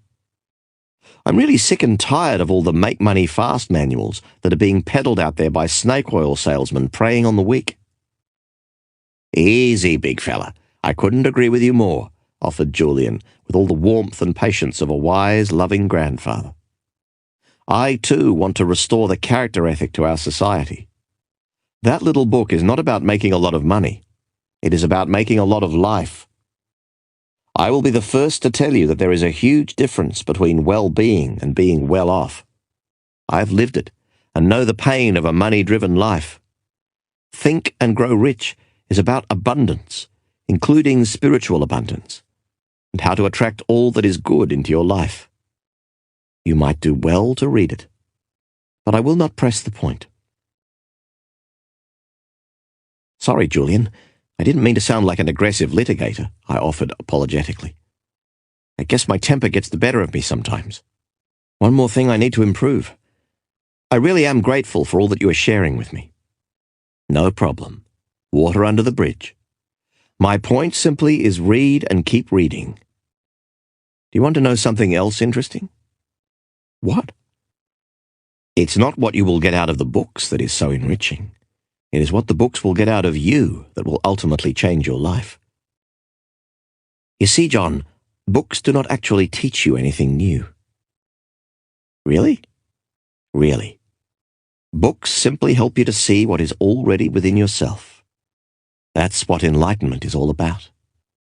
After all my journeying and exploring, I found that I have actually come full circle, back to the point from which I started as a young boy. But now I know myself and all that I am and can be. So the ritual of abundant knowledge is all about reading and exploring the wealth of information out there. Partly. For now, read 30 minutes a day. The rest will come naturally, Julian said with a hint of mystery. Okay, what's the fifth ritual of radiant living? It is the ritual of personal reflection. The sages were firm believers in the power of inner contemplation. By taking the time to get to know yourself, you will connect to a dimension of your being that you never knew you had. Sounds pretty deep? It's actually a very practical concept. You see, we all have many sleeping talents inside of us. By taking the time to get to know them, we kindle them. However, silent contemplation will deliver even more than this. This practice will make you stronger, more at ease with yourself, and wiser. It is a very rewarding use of your mind. I'm still a little fuzzy on the concept, Julian. Fair enough. It was all so foreign to me when I first heard it. Boiled down to its basic form, personal reflection is nothing more than the habit of thinking. But don't we all think? Isn't that part of being human? Well, most of us do think. The problem is that most people think just enough to survive. What I am speaking about with this ritual is thinking enough to thrive. When you read Ben Franklin's biography, you will see what I mean. Every evening after a full day of productive work, he would retire to a silent corner of his home and reflect on his day. He would consider all of his actions, and whether they were positive and constructive, or whether they were of the negative sort, in need of repair. By clearly knowing what he was doing wrong in his days, he could take immediate steps to improve and advance along the path of self-mastery. The sages did the same. Every night they would retire to the sanctuary of their huts, covered by fragrant rose petals, and sit in deep contemplation. Yogi Raman would actually take a written inventory of his day. What kinds of things would he write down? I asked. First, he would list all of his activities, from the personal care activities of his morning, to his interactions with the other sages, to his forays into the forest in search of firewood and fresh food. Interestingly, he would also write down the thoughts he had run through his mind during that particular day. Isn't that hard to do? I can hardly remember what I thought 5 minutes ago, let alone 12 hours ago. Not if you practice this ritual daily. You see, anyone can attain the kind of results I have attained. Anyone. The real problem is that too many people suffer from that dreadful disease known as excusitis. I think I might have contracted that one in the past, I said, in full knowledge of what my wise friend was saying. Stop making excuses and just do it, Julian exclaimed, his voice resonating with the strength of conviction. Do what? Take the time to think. Get into the regular habit of personal introspection. Once Yogi Raman had listed all that he had done and all that he had thought in one column, he would then do an assessment in another column. As he was confronted by his activities and thoughts in the written form, he asked himself whether they were positive in nature. If they were, he resolved to continue giving his precious energy to them, as they would pay huge dividends in the long run. And if they were negative? Then he would come up with a clear course of action to get rid of them. I think an example might help me. Can it be personal? Julian asked. Sure. I'd love to know some of your innermost thoughts, I suggested. Actually, I was thinking about yours. We both started to giggle like a couple of kids in a schoolyard. Oh, all right, you always did get your own way. Okay, let's go through just a few of the things that you did today. Write them down on that piece of paper on the coffee table, Julian instructed. I started to realize that something important was about to happen. This was the first time in years that I had actually taken the time to do nothing but reflect on the things I was doing and the thoughts that I was thinking. It was all so strange and yet so intelligent. After all, how could I ever hope to improve myself and my life if I hadn't even taken the time to figure out what I was supposed to improve? Where do I start? I asked. Start with what you did this morning and progress through your day. Just hit a few of the highlights. We still have a fair amount of ground to cover, and I want to get back to Yogi Raman's fable in a few minutes. Fine. I woke up at 6:30 to the sound of my electric rooster, I joked. Get serious and keep going, Julian replied firmly. Okay. Then I showered and shaved, gobbled down a waffle, and rushed off to work. And what about your family? They were all asleep. Anyway, once I got to the office, I noticed that my 7:30 appointment had been waiting there since 7, and boy was he furious. What was your response? I fought back. What was I supposed to do? Let him push me around? Okay. Then what happened? Well, things went from bad to worse. The courthouse called and told me that Judge Wilderbest needed to see me in his chambers, and if I wasn't there within 10 minutes, heads would roll. You remember Wilderbest, don't you? You were the one who nicknamed him Judge Wild Beast after he held you in contempt for parking your Ferrari in his parking spot, I recalled, breaking into laughter. You would have to bring that up, wouldn't you? Julian replied, his eyes revealing the remnants of that mischievous twinkle he was once well known for. Anyway, I rushed down to the courthouse and had another argument with one of the clerks. By the time I got back to the office, there were 27 phone messages waiting for me, all marked urgent. Need I go on? Please do. Well, on the way home, Jenny called me in the car and asked me to stop by her mother's house and pick up one of those amazing pies my mother-in-law is famous for. Problem was that when I took that exit, I found myself in the middle of a gridlock that was worse than anything I have seen in ages. So there I was, in the middle of rush hour traffic, in 95-degree heat, shaking with stress and feeling that even more time was slipping away. How did you respond? I cursed the traffic, I said with complete honesty. I was actually shouting out loud inside my car. Do you want to know what I said? I don't think that would be the kind of thing that would nourish the garden of my mind, Julian responded with a soft smile. But it might make for good fertilizer. No thanks. Maybe we should stop there. Just take a second and look at your day. Obviously, in retrospect, there are at least a few things that you would do differently if you had the chance. Obviously. Like what? Well, first, in a perfect world, I would get up earlier. I don't think I'm doing myself any favors by hitting the ground running. I'd like to have a little peace in the morning and ease myself into the day. The heart of the rose technique you told me about earlier sounds like it would be fun. Also, I really would like to have the family around the breakfast table, even if only for a bowl of cereal. It would give me a better sense of balance. I always seem to feel that I never spend enough time with Jenny and the kids. But it is a perfect world, and you have a perfect life. You do have the power to control your day. You do have the power to think good thoughts. You do have the power to live your dreams, Julian observed, his voice rising. I am realizing this. I really am starting to feel that I can change.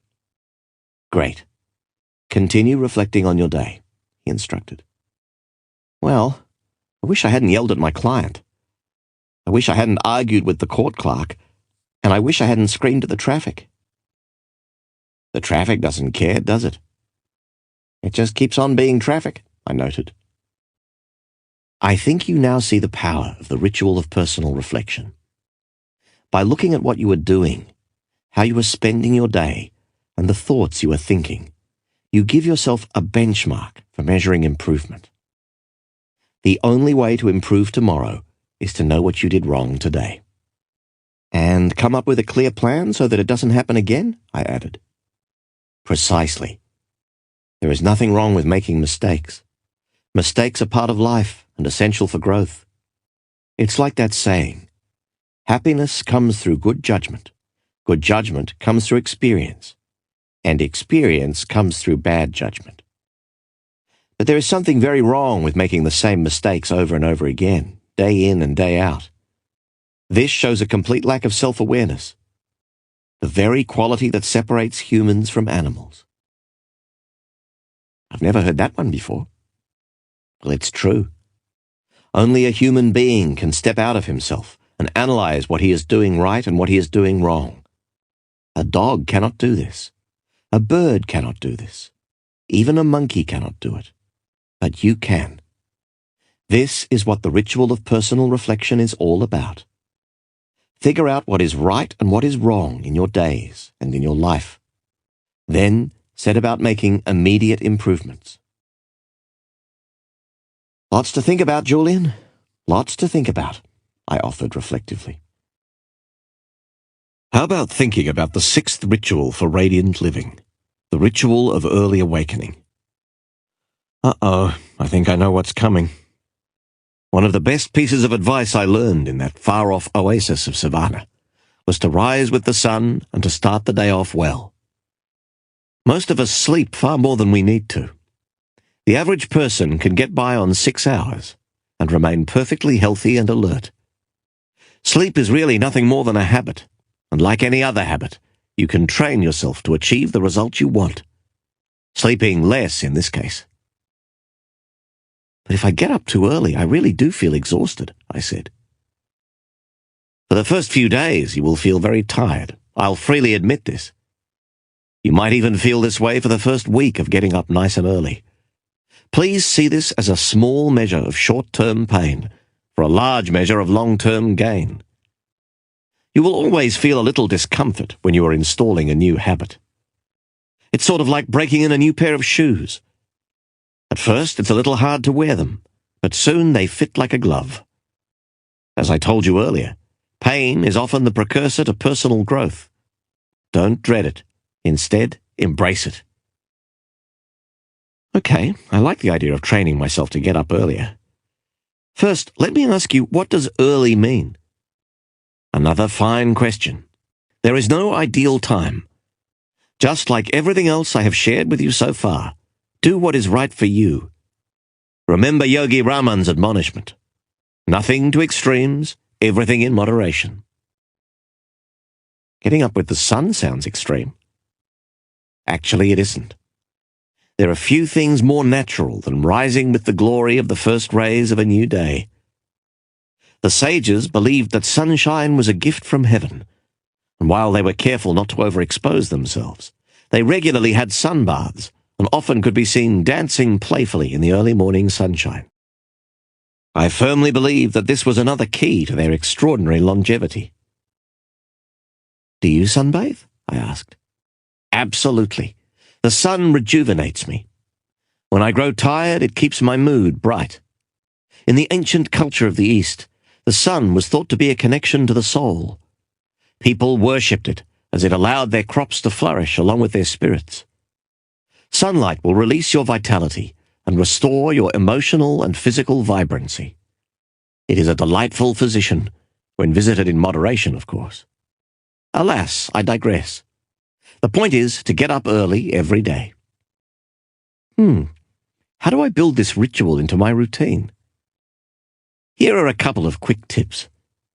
First, never forget that it is the quality and not the quantity of sleep that is important. It is better to have 6 hours of uninterrupted deep sleep than even 10 hours of disturbed sleep. The whole idea is to provide your body with rest so that its natural processes can repair and restore your physical dimension to its natural state of health, a state that is diminished through the stresses and struggles of daily use. Many of the habits of the sages are based on the principle that one must strive for quality rest rather than quantity sleep.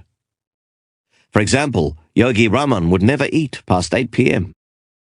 He said that the digestive activity it induced would reduce the quality of his sleep.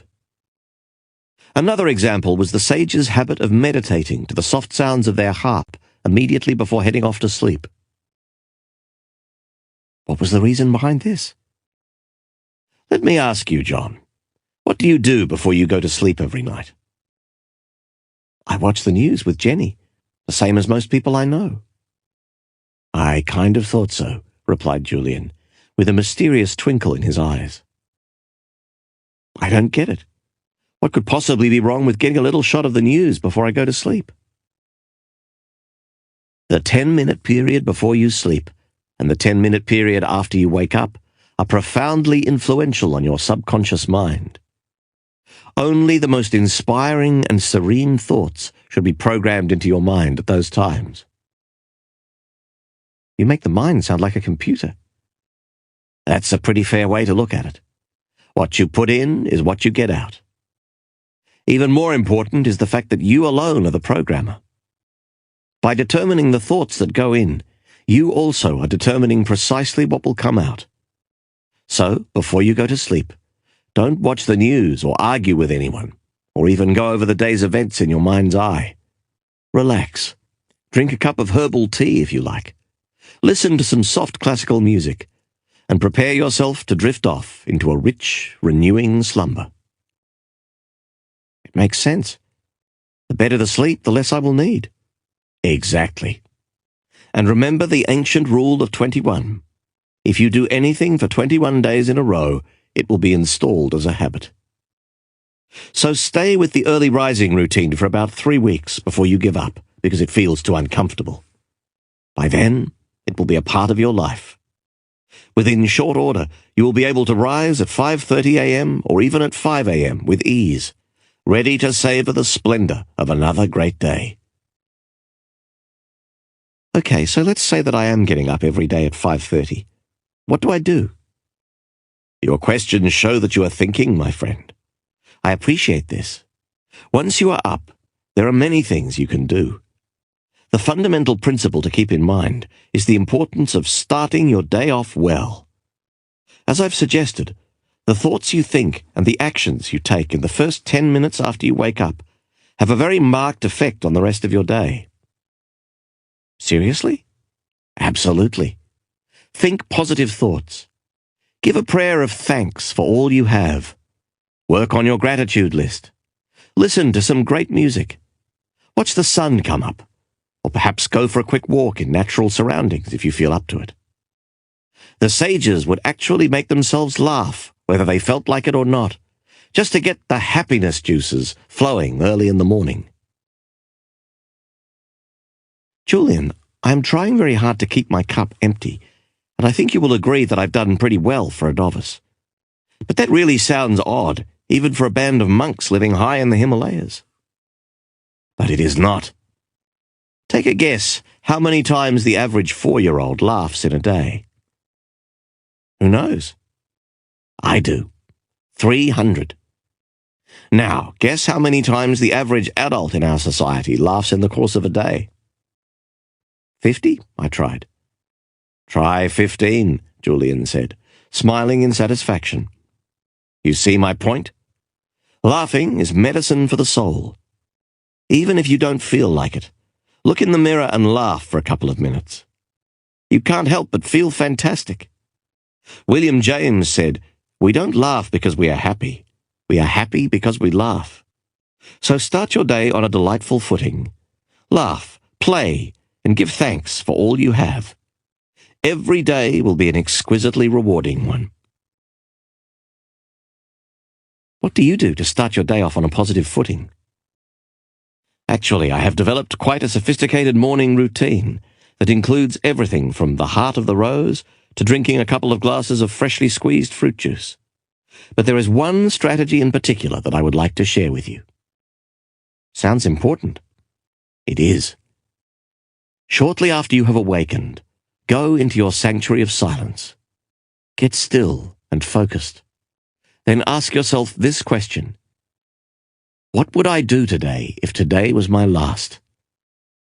The key is to really get into the meaning of this question. Mentally list all the things you would do, the people you would call, and the moments you would savor. Envision yourself doing these things with great energy. Visualize how you would treat your family and your friends. Even picture how you would treat total strangers if today was your last day on the planet. As I told you earlier, when you live every day as if it was your last, your life will take on a magical quality. And this brings me to the 7th of the rituals of radiant living, the ritual of music. I think I'm going to love this one, I replied. I'm sure you will. The sages loved their music. It gave them the same spiritual boost as the sun did. Music made them laugh, it made them dance, and it made them sing. It will do the same for you. Never forget the power of music. Spend a little time with it every day, even if it is listening to a soft piece on a cassette while you drive to work. When you feel down or weary, play some music. It is one of the finest motivators I know of. Aside from yourself, I exclaimed sincerely, just listening to you makes me feel great. You really have changed, Julian, and not just on the outside. Gone is your old cynicism. Gone is your former negativity. Gone is your old aggressiveness. You really do seem to be at peace with yourself. You have touched me tonight. Hey, there's more, shouted Julian with his fist in the air. Let's keep going. I wouldn't have it any other way. Okay. The 8th ritual is the ritual of the spoken word. The sages had a series of mantras that they would recite morning, noon, and night. They told me that this practice was immensely effective in keeping them focused, strong, and happy. What's a mantra? I asked. A mantra is nothing more than a collection of words strung together to create a positive effect. In Sanskrit, man means mind, and tra means freeing. So a mantra is a phrase that is designed to free the mind. And believe me, John, Mantras accomplish this objective in a very powerful way. Are you using mantras in your daily routine? I sure am. They are my faithful companions wherever I go. Whether I am on the bus, walking to the library, or watching the world go by in a park, I am constantly affirming all that is good in my world through mantras. So mantras are spoken? They do not have to be. Written affirmations are also very effective. But I have found that repeating a mantra aloud has a wonderful effect on my spirit. When I need to feel motivated, I might repeat, I am inspired, disciplined, and energized, out loud, 200 or 300 times. To maintain the supreme sense of self-confidence I have cultivated, I repeat, I am strong, able, and calm. I even use mantras to keep me youthful and vital, Julian admitted. How could a mantra keep you young? Words affect the mind in a pronounced way. Whether they are spoken or written, they are powerful influences. While what you say to others is important, even more important is what you say to yourself. Self-talk? Exactly. You are what you think about all day long. You are also what you say to yourself all day long. If you say that you are old and tired, this mantra will be manifested in your external reality. If you say you are weak and lack enthusiasm, this too will be the nature of your world. But if you say that you are healthy, dynamic, and fully alive, your life will be transformed. You see, the words you say to yourself affect your self-image, and your self-image determines what actions you take. For example, if your self-image is one of a person who lacks the confidence to do anything of value, you will only be able to take actions that are aligned with this trait. On the other hand, if your self-image is one of a radiant individual who is fearless, again, all your actions will correspond to this quality. Your self-image is a self-fulfilling prophecy of sorts. How so? If you believe that you are unable to do something, let's say find that perfect partner, or live a stress-free life, your beliefs will affect your self-image. In turn, your self-image will prevent you from taking steps to find the perfect partner or to create a serene life for yourself. It will actually sabotage any efforts you might make in this direction. Why does it work that way? Simple. Your self-image is a governor of sorts. It will never let you act in a way that is inconsistent with it. The beautiful thing is that you can change your self-image, just like you can change everything else in your life if it is not serving to enhance it. Mantras are a great way to accomplish this objective. And when I change my inner world, I change my outer world, I said dutifully. My, how quickly you learn, Julian said, giving me the thumbs-up sign he had used so much in his former life as a star litigator. Which leads us into the 9th ritual of radiant living quite nicely. This is the ritual of a congruent character. It is sort of an offshoot of the self-image concept we were just talking about. Simply stated, this ritual requires you to take daily incremental action to build your character. Strengthening your character affects the way you see yourself and the actions you take. The actions you take come together to form your habits, and this is important. Your habits lead you to your destiny. Perhaps Yogi Raman articulated the formula best when he stated, "You sow a thought, you reap an action. Reap an action, you sow a habit. Sow a habit, you reap a character. Sow a character, you reap your destiny." What kind of things should I do to build my character? Anything that cultivates your virtues. Before you ask me what I mean by virtues, let me clarify the concept. The wise people of the Himalayas believed strongly that a virtuous life was a meaningful life. So they governed all of their actions by a series of timeless principles. But I thought you said they governed their lives by their purpose. Yes, this is quite so. But their life's calling included living in a manner congruent to these principles, ones that their ancestors held dear to their hearts for thousands of years. What are these principles, Julian? I asked. They are, simply stated, industry, compassion, humility, patience, honesty, and courage. When all your actions are congruent and aligned with these principles, you will feel a deep sense of inner harmony and peace. Living this way will inevitably lead you to spiritual success. This is because you will be doing what is right. You will be acting in a way that is in accordance with the laws of nature and the laws of the universe. This is when you will start to tap into the energy of another dimension. Call it a higher power, if you will. This is also when your life will move from the ordinary into the realm of the extraordinary, and you begin to sense the sacredness of your being. It is the first step to lifelong enlightenment. Have you tasted this experience? I asked. I have, and I believe you will too. Do the right things. Act in a way that is congruent with your true character. Act with integrity. Be guided by your heart. The rest will take care of itself. You are never alone, you know, replied Julian. What do you mean? I'll explain it to you another time, perhaps. For now, remember that you must do little things every day to build your character. As Emerson said, character is higher than intellect. A great soul will be strong to live as well as to think. Your character is built when you act in a way that corresponds with the principles I've just mentioned. If you fail to do this, true happiness will always elude you. And the final ritual? This is the all-important ritual of simplicity. This ritual requires you to live a simple life. As Yogi Raman said, one must never live in the thick of thin things.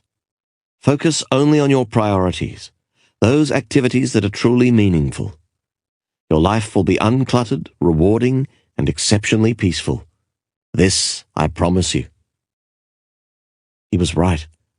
The moment I started to separate the wheat from the chaff, harmony filled my life. I stopped living at the frenetic pace to which I had grown accustomed. I stopped living my life in the eye of the tornado. Instead, I slowed down and took the time to smell the proverbial roses. What things did you do to cultivate simplicity? I stopped wearing expensive clothes. I kicked my addiction to 6 newspapers a day. I stopped needing to be available to everyone all the time. I became a vegetarian, and I ate less. Basically, I reduced my needs. You see, John, unless you reduce your needs, you will never be fulfilled. You will always be like that gambler in Las Vegas, staying at the roulette wheel for just one more spin, in the hope that your lucky number will come up. You will always want more than you have. How can you ever be happy? But earlier you told me that happiness comes from achievement. Now you are telling me to reduce my needs and be content with less. Isn't this a paradox? Excellent point, John. Brilliant, in fact. It might seem like a contradiction, but it isn't. Lifelong happiness does come through striving to realize your dreams. You are at your best when you are moving forward. The key is not to make your happiness contingent on finding that elusive pot of gold at the end of the rainbow. For example, even though I was a millionaire many times over, I told myself that success to me meant having $300 million in my bank account. This was a recipe for disaster. 300 million? I asked in disbelief. 300 million.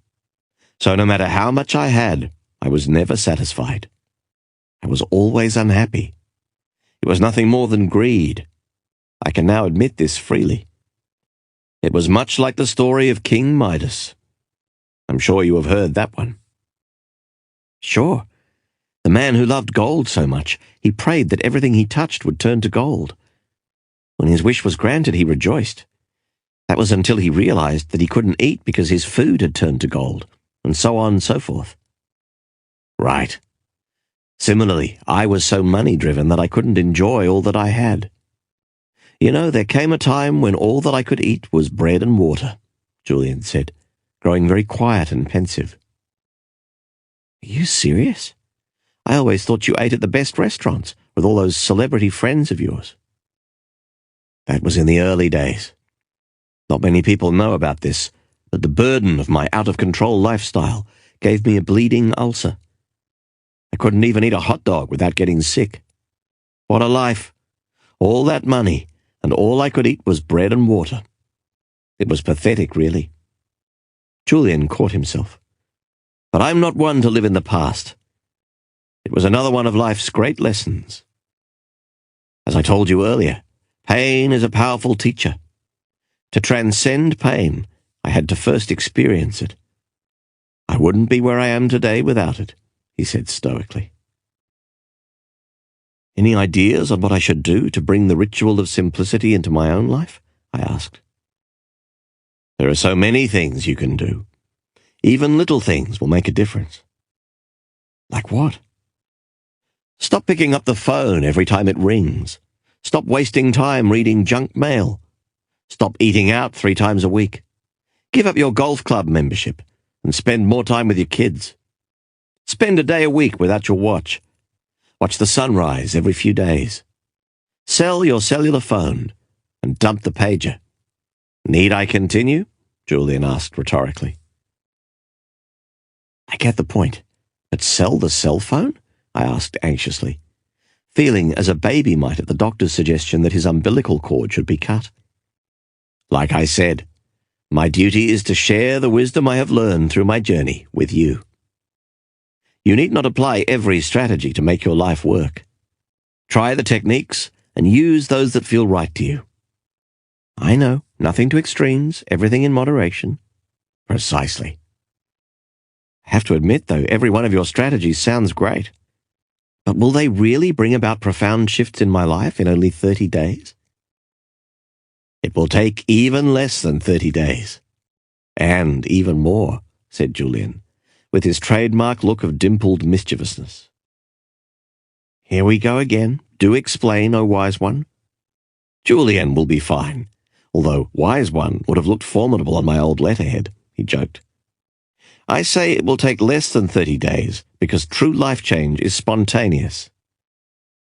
Spontaneous? Yes, it happens in the blink of an eye. The very moment you decide from the deepest core of your being that you will raise your life to its highest level.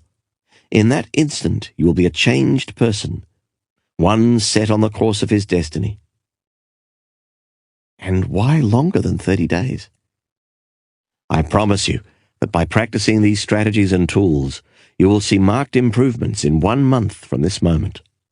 You will have more energy, less worries, more creativity and less stress in every aspect of your life. Having said this, the sages' methods are not of the quick fix kind. They are ageless traditions that are meant to be applied daily for the rest of your days. If you stop applying them, you will find that you will gradually slide back into your old ways. After Julian had explained the 10 rituals for radiant living to me, he paused. I know that you want me to keep going, so I will. I believe so strongly in what I am sharing with you that I don't mind keeping you up all night. Perhaps this is a good time to get a little deeper. What exactly do you mean? I think all that I have heard tonight is pretty deep, I said in surprise. The secrets I have explained will allow you and all those you come into contact with to create the lives you desire. But there is so much more to the philosophy of the sages of Savannah than meets the eye. What I have taught you up to now has been immensely practical.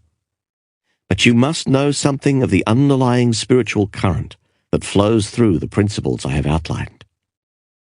If you do not understand what I am speaking about, don't worry at this point. Simply take it in and chew on it for a while. You can digest it later.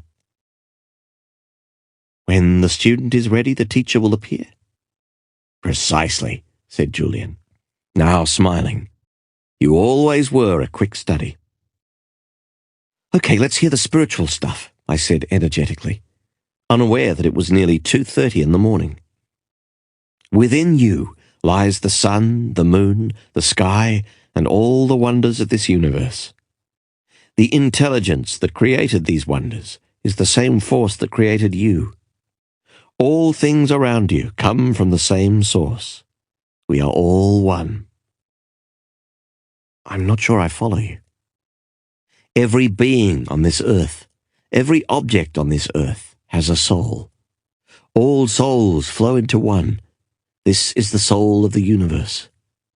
You see, John, when you nourish your own mind and your own spirit, you are really feeding the soul of the universe. When you improve yourself, you are improving the lives of all those around you. And when you have the courage to advance confidently in the direction of your dreams, you begin to draw upon the power of the universe. As I told you earlier, life gives you what you ask of it. It is always listening.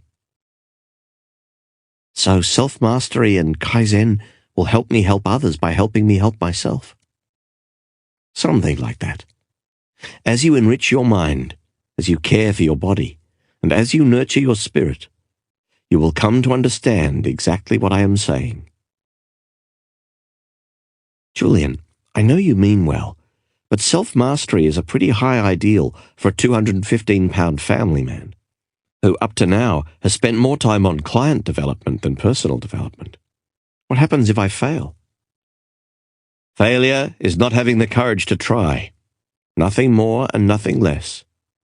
The only thing standing between most people and their dreams is the fear of failure. Yet failure is essential to success in any endeavor. Failure tests us and allows us to grow. It offers us lessons and guides us along the path of enlightenment. The teachers of the East say that every arrow that hits the bullseye is the result of 100 misses. It is a fundamental law of nature to profit through loss. Never fear failure. Failure is your friend. Embrace failure? I asked in disbelief. The universe favors the brave. When you resolve, once and for all, to lift your life to its highest level, the strength of your soul will guide you. Yogi Raman believed that everyone's destiny was laid out for them at birth. This path always leads to a magical place filled with magnificent treasures. It was up to each individual to develop the courage to walk this way. There is a story he shared with me that I would like to pass on to you. Once in ancient India, there was an evil giant who owned a magnificent castle overlooking the sea. As the giant had been away for many years fighting in wars, the children of the nearby village used to come into the giant's beautiful garden and play with great delight. One day the giant returned and threw all of the young children out of his garden. "Never return here," he yelled, as he slammed the huge oak door in disgust. He then erected a huge marble wall around the garden to keep the children out. Winter came with bitter cold, which is native to the northernmost parts of the Indian subcontinent, and the giant wished the warmth would soon return. Spring visited the village that lay below the giant's castle, but the icy claws of winter refused to leave his garden. Then, one day, the giant finally smelled the fragrances of spring and felt the radiance of the sun through his windows. "Spring has finally returned," he cried, running out into the garden. But the giant was unprepared for the sight that greeted him. The children of the village had somehow managed to climb over the castle wall and were playing in the garden. It was because of their presence that the garden had been transformed from a wintry wasteland into a lush place filled with roses, daffodils, and orchids. All the children laughed and giggled with joy, but one. From the corner of his eye, the giant spotted a little boy who was much smaller than all the other children. Tears ran from his eyes as he did not have the strength to climb the wall into the garden. The giant felt sad for this boy, and for the first time in his life regretted his evil ways. "I will help this child," he said, running towards him. When all the other children saw the giant coming, they ran from the garden, fearing for their lives. But the tiny little boy stood his ground. "I will slay the giant," he stammered. "I will defend our playground." As the giant approached the child, he opened his arms. "I am a friend," he said. I have come to help you over the wall and into the garden. This will be your garden now." The little boy, now a hero among the children, rejoiced in happiness and gave the giant the golden necklace that he had always worn around his neck. "This is my lucky charm," he said. "I want you to have it." From that day on, the children played with the giant in his wonderful garden. But the brave little boy whom the giant loved the most never did return. As time went on, the giant grew ill and frail. The children continued to play in the garden, but the giant no longer had the strength to keep them company. In those quiet days, it was the little boy who the giant thought of the most. One day, in the midst of a particularly bitter winter, the giant glanced out his window and saw a truly miraculous sight. Though most of the garden was covered in snow, at the centre of the garden there stood a magnificent rose bush, overflowing with spectacularly coloured flowers. Next to the roses stood the little boy who the giant loved. The boy was smiling sweetly. The giant danced with delight and rushed outside to embrace the child. "Where have you been all these years, my young friend? I've missed you with all my heart." The boy was thoughtful in his response.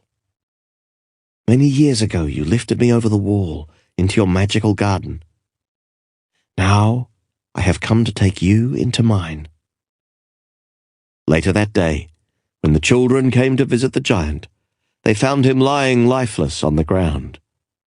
From head to toe, he was covered by 1,000 beautiful roses. Always be brave, John, like that little boy. Stand your ground and follow your dreams. They will lead you to your destiny.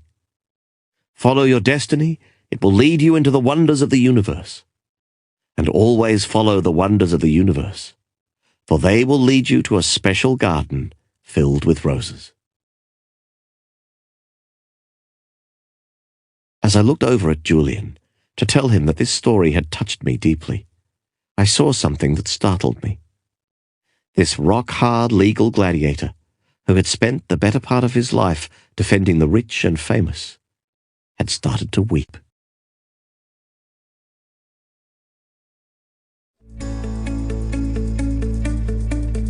Chapter 9. Action Summary. Julian's Wisdom in a Nutshell. The symbol? The sumo wrestler. The virtue? Practice Kaizen. The wisdom? Self-mastery is the DNA of life mastery. Success on the outside begins within. Enlightenment comes through the consistent cultivation of your mind, body, and soul. The techniques. Do the things you fear. The 10 ancient rituals for radiant living. Quotable quote. The universe favors the brave. When you resolve to live your life to its highest level, the strength of your soul will guide you to a magical place with magnificent treasures. The monk who sold his Ferrari. Chapter 10. The Power of Discipline. Sure I am that this day we are masters of our fate, that the task which has been set before us is not above our strengths, that its pangs and toils are not beyond my endurance. As long as we have faith in our own cause and an unconquerable will to win, victory will not be denied us. Winston Churchill. Julian continued to use Yogi Raman's mystical fable as the cornerstone for the wisdom he was sharing with me. I had learned of the garden within my mind, a storehouse of power and potential. Through the symbol of the lighthouse, I had learned of the overriding importance of a definite purpose in life and the effectiveness of goal setting. By the example of the 9-foot-tall, 900-pound Japanese sumo wrestler, I had received instruction on the timeless concept of Kaizen and the bountiful benefits that self-mastery would bring. Little did I know that the best was still to come. You will recall that our friend the sumo wrestler was stark naked. Except for the pink wire cable covering his private parts, I interjected gamely. Right, applauded Julian. The pink wire cable will serve to remind you of the power of self-control and discipline in building a richer, happier, and more enlightened life. My teachers in Savannah were undoubtedly the most healthy, contented, and serene people I have ever met. They were also the most disciplined. These sages taught me that the virtue of self-discipline was like a wire cable. Have you ever really taken the time to study a wire cable, John? It hasn't been high on my priority list, I confessed with a quick grin. Well, have a look at one sometime. You will see that it consists of many thin, tiny wires placed one on top of the other. Alone, each one is flimsy and weak, but together, their sum is much greater than their constituent parts, and the cable becomes tougher than iron. Self-control and willpower are similar to this. To build a will of iron, it is essential to take small, tiny acts in tribute to the virtue of personal discipline. Routinely performed, the little acts pile one on top of another to eventually produce an abundance of inner strength. Perhaps the old African proverb says it best. When spider webs unite, they tie up a lion. When you liberate your willpower, you become the master of your personal world. When you continually practice the ancient art of self-government, there will be no hurdle too high for you to overcome, no challenge too tough for you to surmount, and no crisis too hot for you to cool down. Self-discipline will provide you with the mental reserves required to persevere when life throws you one of its little curves. I must also alert you to the fact that the lack of willpower is a mental disease, Julian added surprisingly. If you suffer from this weakness, make it a priority to stamp it out quickly. An abundance of willpower and discipline is one of the chief attributes of all those with strong characters and wonderful lives. Willpower allows you to do what you said you would do, when you said you would do it. It is willpower that allows you to get up at 5 a.m, to cultivate your mind through meditation, or to feed your spirit by a walk in the woods when a cozy bed beckons you on a cold winter's day. It is willpower that allows you to hold your tongue when a less actualized person insults you or does something you disagree with. It is willpower that pushes your dreams forward when the odds appear to be insurmountable. It is willpower that offers you the inner power to keep your commitments to others, and perhaps even more importantly, to yourself. Is it really that important? Most certainly, my friend. It is the essential virtue of every person who has created a life rich with passion, possibility, and peace. Julian then reached into his robe and pulled out a shiny silver locket, the kind you might see in a museum exhibit on ancient Egypt. You shouldn't have, I joked. The sages of Savannah gave this gift to me on my last evening with them. It was a joyous, loving celebration between members of a family who lived life to the fullest. It was one of the greatest and saddest nights of my life. I didn't want to leave the nirvana of Savannah. It was my sanctuary, an oasis of all that was good in this world. The sages had become my spiritual brothers and sisters. I left part of myself high in the Himalayas that evening, Julian said, his voice growing soft. What are the words engraved on the locket? Here, I'll read them to you. Never forget them, John. They have really helped me when times got tough. I pray that they also bathe you in comfort during times of difficulty. They say, through the steel of discipline, you will forge a character rich with courage and peace. Through the virtue of will, you are destined to rise to life's highest ideal and live within a heavenly mansion filled with all that is good, joyful, and vital. Without them, you are lost like a mariner without a compass, one who eventually sinks with his ship. I have never really thought about the importance of self-control, although there have been many times I've wished I had more discipline, I admitted. Are you saying that I can actually build discipline, the way my teenage son builds his biceps at the local gym? The analogy is an excellent one. You condition your willpower just as your son conditions his body at the gym. Anyone, no matter how weak or lethargic they might currently be, can grow disciplined within a relatively short time. Mahatma Gandhi is a good example. When most people think of this modern-day saint, they remember a man who could go weeks without food in the pursuit of his cause, and endure tremendous pain for the sake of his convictions. But when you study Gandhi's life, you will see that he was not always a master of self-control. You're not going to tell me that Gandhi was a chocoholic, are you? Not quite, John. As a young lawyer in South Africa, he was given to passionate outbursts, and the disciplines of fasting and meditation were as foreign to him as the simple white loincloth that eventually became his personal trademark in his later years. Are you saying that with the right blend of training and preparation, I could have the same level of willpower as Mahatma Gandhi? Everyone is different. One of the fundamental principles that Yogi Raman taught me was that truly enlightened people never seek to be like others. Rather, they seek to be superior to their former selves. Don't race against others. Race against yourself, Julian replied. When you have self-control, you will have the resolve to do the things you have always wanted to do.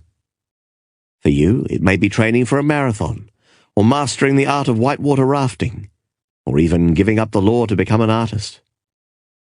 Whatever it is you are dreaming of, whether it is material riches or spiritual riches, I will not be your judge. I will simply tell you that all these things will be within your grasp when you cultivate your sleeping reserves of willpower. Julian added, building self-control and discipline into your life will also bring you a tremendous sense of freedom. This alone will change things. What do you mean? Most people have liberty.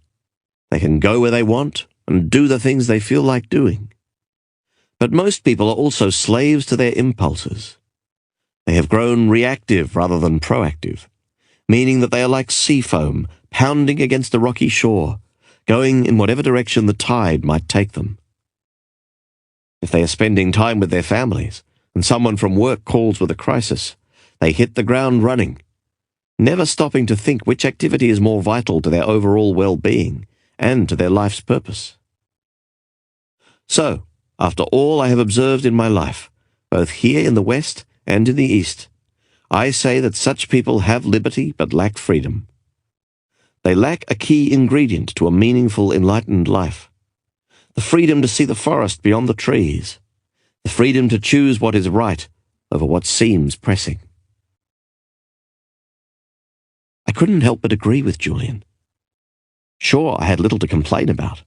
I had a great family, a cozy home, and a bustling law practice. But I really couldn't say that I had achieved freedom. My pager was just as much an appendage as my right arm. I was always on the run. I never seemed to have the time to communicate deeply with Jenny. And quiet time for myself in the foreseeable future was about as likely as me winning the Boston Marathon. The more I thought about it, the more I realized that I had probably never even tasted the nectar of true boundless freedom when I was younger. I guess I really was a slave to my weaker impulses. I always did what everyone else told me I should be doing. And building willpower will offer me more freedom? Freedom is like a house. You build it brick by brick. The first brick you should lay is willpower. This quality inspires you to do what is right in any given moment. It gives you the energy to act with courage. It gives you the control to live the life you have imagined, rather than accepting the life that you have. Julian also noted the many practical benefits that the cultivation of discipline would bring. Believe it or not, developing the power of your own will can erase the worry habit, keep you healthy, and give you far more energy than you have ever had. You see, John, self-control is really nothing more than mind control. Will is the king of mental powers. When you master your mind, you master your life. Mental mastery starts with being able to control every thought that you think.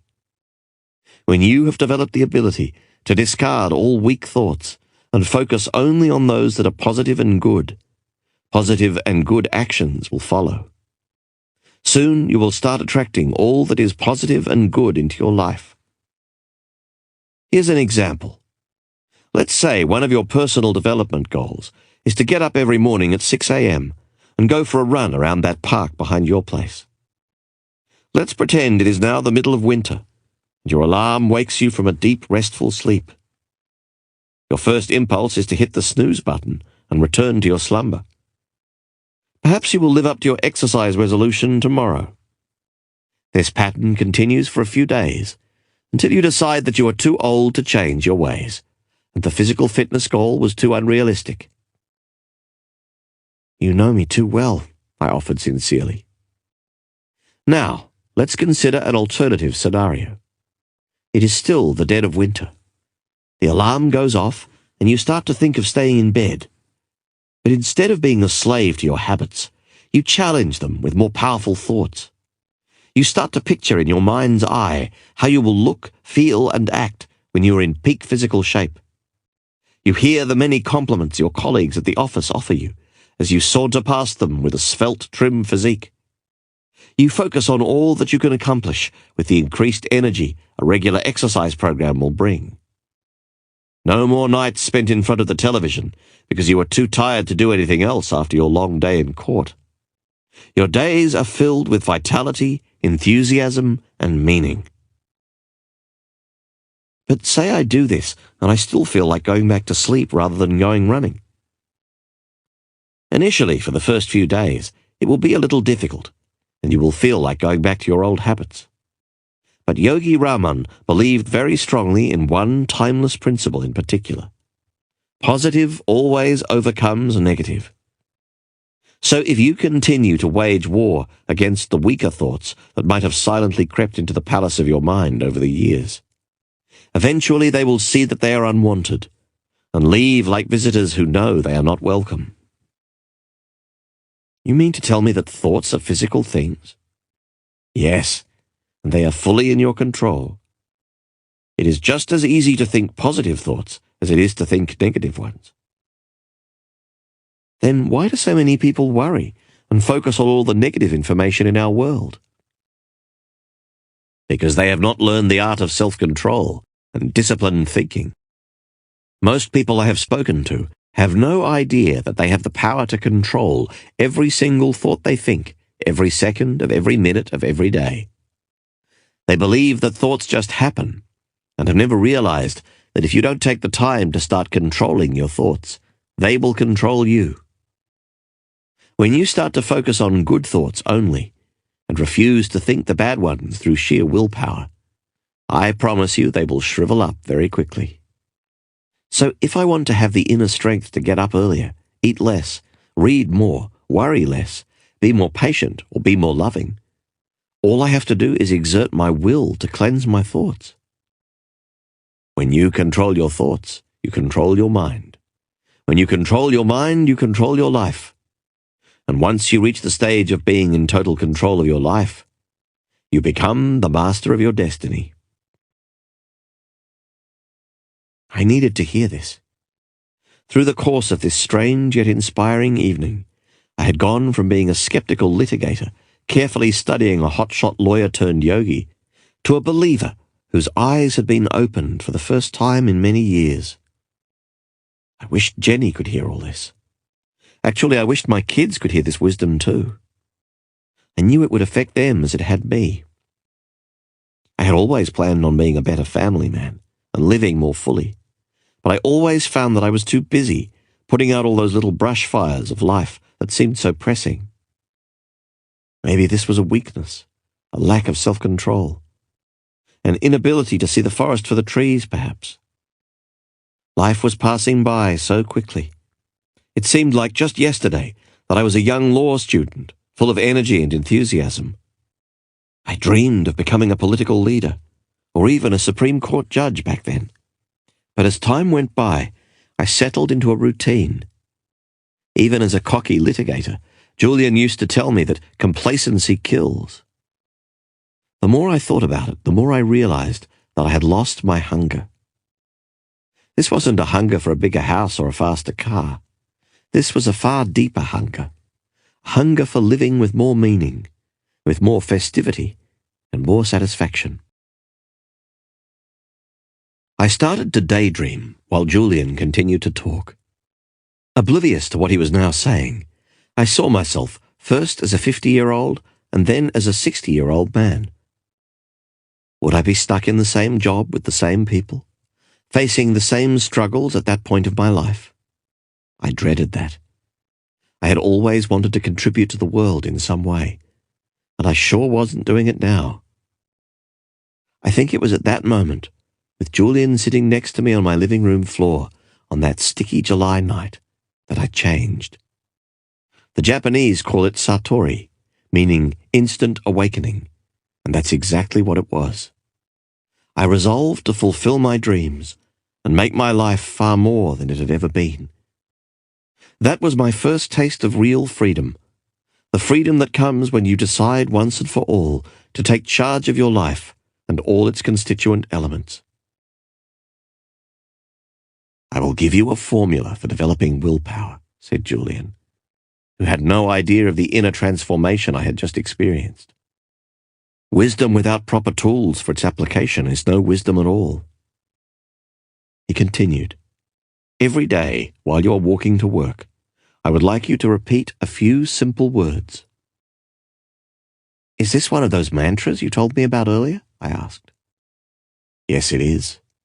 It is one that has been in existence for over 5,000 years, although only the small band of Savanan monks have known about it. Yogi Raman told me that by its repetition, I would develop self-control and an indomitable will within a short period of time. Remember, words are great influences. Words are the verbal embodiment of power. By filling your mind with words of hope, you become hopeful. By filling your mind with words of kindness, you become kind.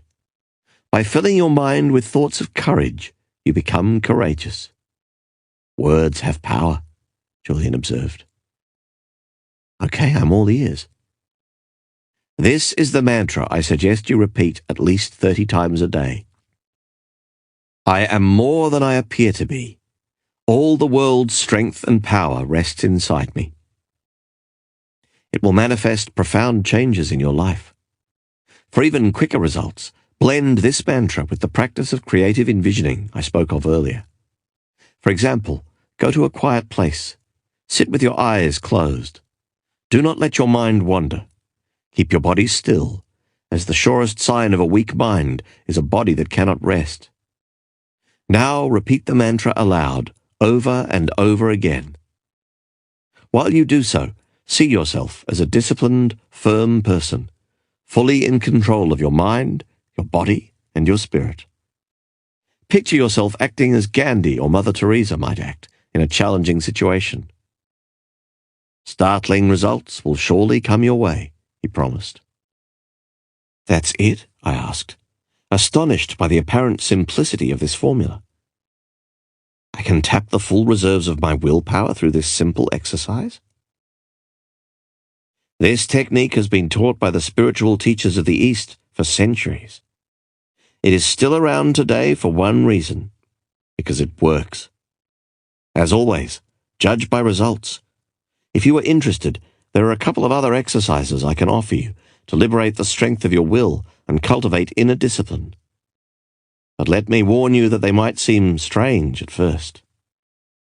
Hey, Julian, I'm absolutely fascinated by what I've been hearing. You're on a roll, so don't stop now. Okay. The first thing is to start doing the things you don't like doing. For you, it might be as simple as making your bed in the morning, or walking rather than driving to work.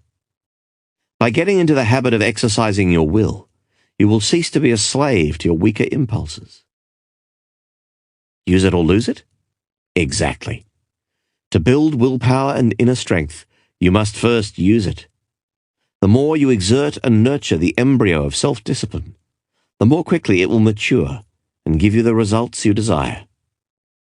The second exercise is a favorite of Yogi Raman's. He used to go an entire day without speaking, except in response to a direct question. Kind of like a vow of silence. Actually, that's exactly what it was, John. The Tibetan monks who popularized this practice believed that to hold one's tongue for an extended period of time would have the effect of enhancing one's discipline. But how? Basically, by keeping silent for a day, you are conditioning your will to do as you command it to do. Each time the urge to speak arises, you actively curb this impulse and remain quiet. You see, your will does not have a mind of its own. It waits for you to give it instructions that will spur it into action. The more control you exert over it, the more powerful it will become. The problem is that most people don't use their willpower. Why is that? I asked. Probably because most people believe they don't have any. They blame everyone and everything except themselves for this apparent weakness. Those who have a vicious temper will tell you, I can't help it. My father was the same way. Those who worry too much will tell you, it's not my fault. My job is too stressful. Those who sleep too much will say, what can I do? My body needs 10 hours of sleep a night. Such people lack the self-responsibility that comes through knowing the extraordinary potential that lies deep within every one of us, waiting to be inspired into action. When you come to know the timeless laws of nature, those that govern the operation of this universe and all that lives within it, you will also know that it is your birthright to be all that you can be. You have the power to be more than your environment. Similarly, you have the capacity to be more than a prisoner of your past. To do this, you must become the master of your will. Sounds heavy. Really, it's a very practical concept. Imagine what you could do if you doubled or tripled the amount of willpower that you currently have. You could get into that exercise regimen you have dreamed of starting. You could be far more efficient with your time. You could erase the worry habit once and for all. Or you could be the ideal husband. Using your will allows you to rekindle the drive and energy for living that you seem to be saying you've lost. It is a very important area to focus on. So the bottom line is to start using my willpower on a regular basis. Yes. Decide to do the things you know you should be doing, rather than walking the path of least resistance. Start to fight the gravitational force of your bad habits and weaker impulses, just as a rocket rises above the force of gravity to enter the realm of the heavens. Push yourself. Just watch what will happen in a matter of weeks. And the mantra will help? Yes. Repeating the mantra I gave you, along with the daily practice of seeing yourself as you hope to be, will give you an enormous amount of support as you create the disciplined, principled life that will connect you to your dreams. And you need not change your world in a day. Start off small. The 1,000-mile journey begins by taking that first step. We grow great by degrees. Even training yourself to get up an hour earlier and sticking to this wonderful habit will boost your self-confidence, inspiring you to reach higher heights. I don't see the connection, I admitted. Small victories lead to large victories. You must build on the small to achieve the great. By following through on a resolution as simple as getting up earlier every day, you will feel the pleasure and gratification that achievement brings. You have set a goal and you have realized it. This feels good. The trick is to keep setting the mark higher and raising your standards continuously. This will then release that magical quality of momentum that will motivate you to keep exploring your infinite potential. Do you like to ski? Julian questioned abruptly. I love skiing, I replied. Jenny and I take the kids up to the mountains whenever we can, which isn't very often, much to her dismay. Okay. Just think of what it's like when you push off from the top of the ski hill. At first, you start off slowly. but within a minute you are flying down the hill like there's no tomorrow, right? Just call me ninja skier. I love the rush of speed. What gets you going so fast? My aerodynamically contoured physique, I quipped. Nice try, Julian laughed. Momentum is the answer I'm looking for. Momentum is also the secret ingredient to building self-discipline. Like I said, you start off small, whether that means getting up a little earlier, starting to walk around the block every night, or even just training yourself to turn off the television when you know you have had enough. These small victories create the momentum that excites you to take larger steps along the path to your highest self. Soon you are doing things that you never knew you were capable of doing, with a vigor and energy that you never thought you had. It's a delightful process, John. It really is. And the pink wire cable in Yogi Raman's magical fable will always remind you of the power of your will. Just as Julian finished revealing his thoughts on the subject of discipline, I noticed the first rays of the sun peeking into the living room, pushing away the darkness like a child pushes away an unwanted bed cover. This will be a great day, I thought. The first day of the rest of my life.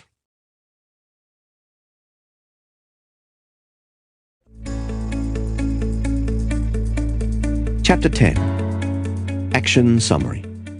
Julian's Wisdom in a Nutshell. The symbol. The pink wire cable. The virtue. Life with discipline. The wisdom. Discipline is built by consistently performing small acts of courage. The more you nurture the embryo of self-discipline, the more it will mature. Willpower is the essential virtue of a fully actualized life. The techniques. Mantras, creative envisioning. The vow of silence. Quotable quote. Wage war against the weaker thoughts that have crept into the palace of your mind. They will see that they are unwanted and leave like unwelcome visitors. The monk who sold his Ferrari. Chapter 11. Your most precious commodity. Well-arranged time is the surest mark of a well-arranged mind. Sir Isaac Pitman. You know what's funny about life? Julian asked me. Tell me. By the time most people figure out what they really want and how to go about attaining it, it's usually too late. That saying, if youth only knew, if age only could, is so true. Is that what the stopwatch in Yogi Raman's fable is all about? Yes. The naked 9-foot-tall, 900-pound sumo wrestler with the pink wire cable covering his private parts slips on a shiny gold stopwatch that someone has left in the beautiful garden, Julian reminded me. How could I forget? I replied, breaking into a grin. By now I had realized that Yogi Raman's mystical fable was nothing more than a series of memory pegs designed to teach Julian the elements of his ancient philosophy for enlightened living, while at the same time helping him remember it. I shared my discovery with him. Ah, the sixth sense of a litigator. You are quite right. My wise teacher's methods appeared odd at first, and I struggled to understand the significance of his tale, just as you wondered what I was speaking of when I first shared it with you. But I must tell you, John, all 7 elements of the story, from the garden and the naked sumo wrestler to the yellow roses and the path of diamonds, which I am soon getting to, serve as powerful reminders of the wisdom I learned in Savannah. The garden keeps me focused on inspiring thoughts. The lighthouse reminds me that the purpose of life is a life of purpose. The sumo wrestler keeps me centered on continuous self-discovery, while the pink wire cable links me to the wonders of willpower. A day doesn't pass without me thinking about the fable and considering the principles Yogi Raman taught me. And exactly what does the shiny gold stopwatch represent? It is a symbol of our most important commodity, time. What about positive thinking and goal-getting and self-mastery? They all mean nothing without time. About 6 months after I made the delightful forest retreat in Savannah my temporary home, one of the sages came to my hut of roses while I was studying. Her name was Divea. She was a stunningly beautiful woman with jet-black hair that fell just below her waist, and in a very gentle and sweet voice she informed me that she was the youngest of all the sages living in that secret mountain abode. She also said that she had come to me on the instructions of Yogi Raman, who had told her that I was the best student he had ever had. Maybe it is all the pain you suffered in your former life that has allowed you to embrace our wisdom with such an open heart, she stated. As the youngest of our community, I have been asked to bring you a gift. It is from all of us, and we offer it as a token of our respect for you, one who has travelled so far to learn our ways.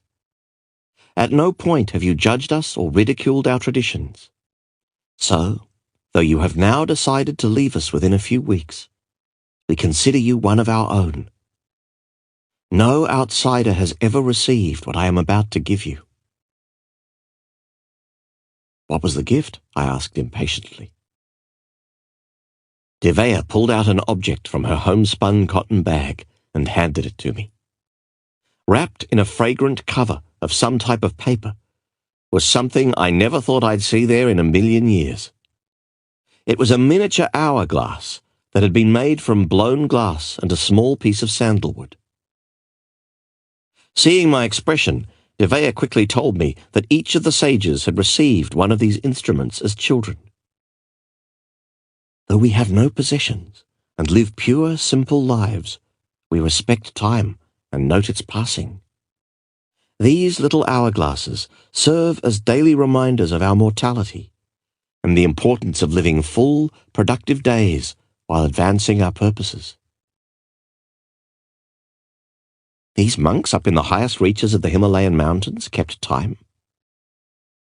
Each and every one of them understood the importance of time.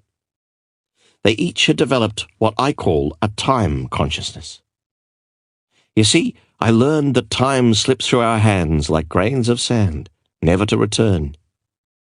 Those who use time wisely from an early age are rewarded with rich, productive, and satisfying lives. Those who have never been exposed to the principle that time mastery is life mastery will never realize their enormous human potential. Time is the great leveler. Whether we are privileged or disadvantaged, whether we live in Texas or Tokyo, we have all been allotted days with only 24 hours. What separates those who build exceptional lives from the also-rans is the way they use this time. I once heard my father say that it was the busiest people who have time to spare. What do you make of that? I agree. Busy, productive people are highly efficient with their time. They must be in order to survive. Being an excellent time manager doesn't mean that you must become a workaholic. On the contrary, time mastery allows you more time to do the things you love to do, the things that are truly meaningful to you. Time mastery leads to life mastery. Guard time well. Remember, it's a non-renewable resource. Let me give you an example, Julian offered. Let's say it's Monday morning, and your schedule is overflowing with appointments, meetings, and court appearances. Rather than getting up at your usual 6:30 a.m., gulping down a cup of Java, speeding off to work, and then spending a stressful day of catch-up, let's say you took 15 minutes the night before to plan your day.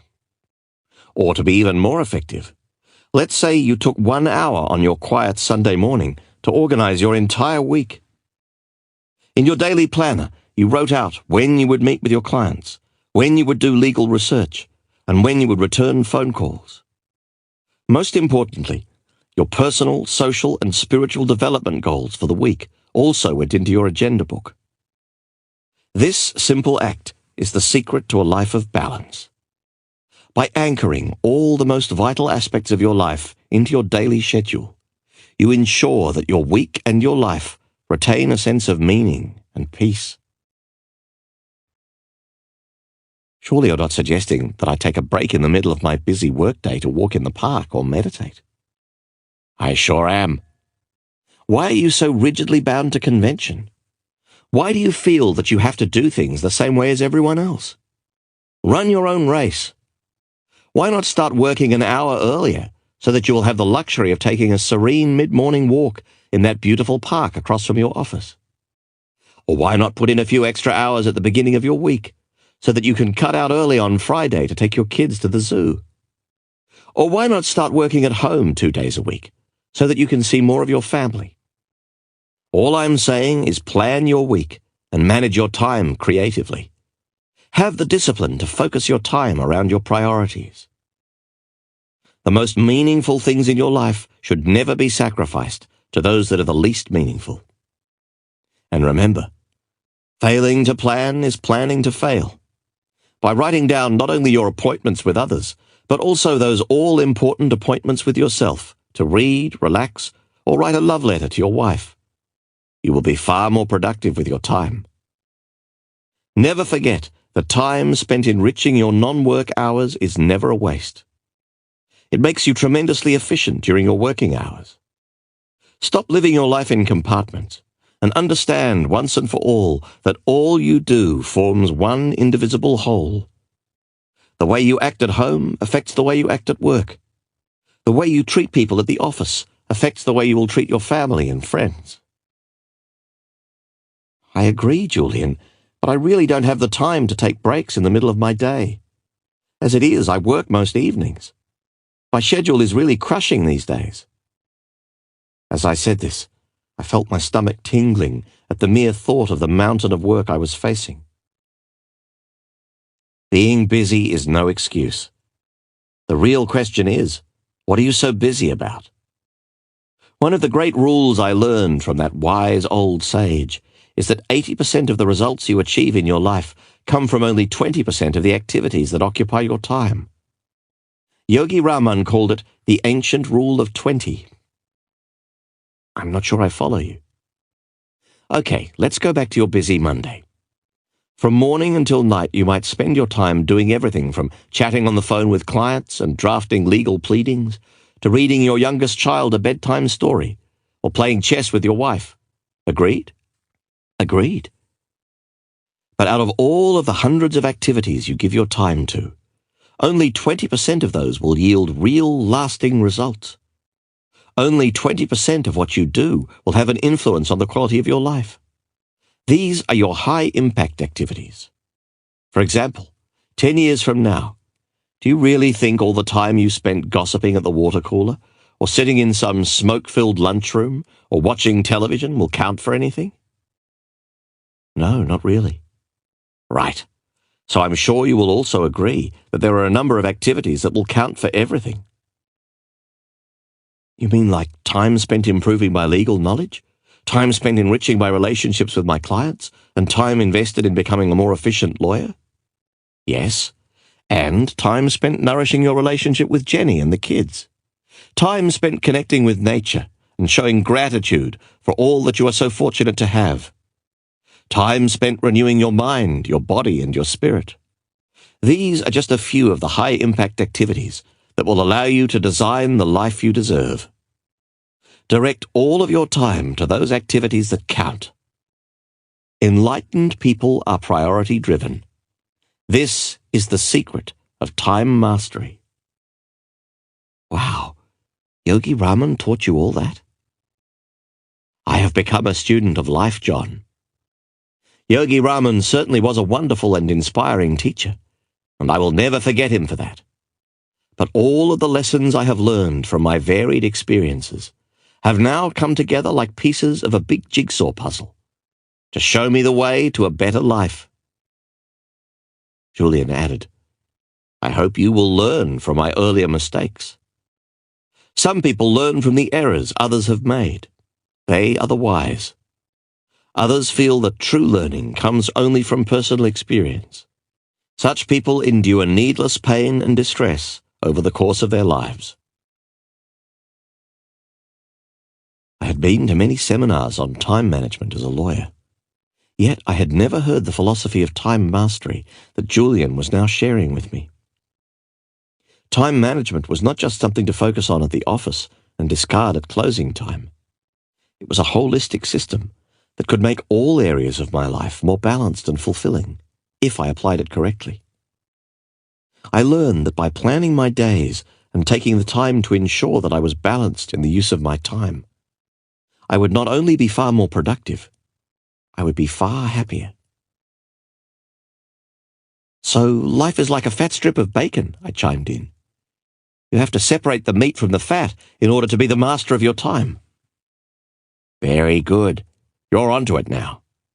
And though my vegetarian side tells me to do otherwise, I love the analogy because it hits the nail right on the head. When you spend your time and precious mental energy focusing on the meat, you have no time to waste on the fat.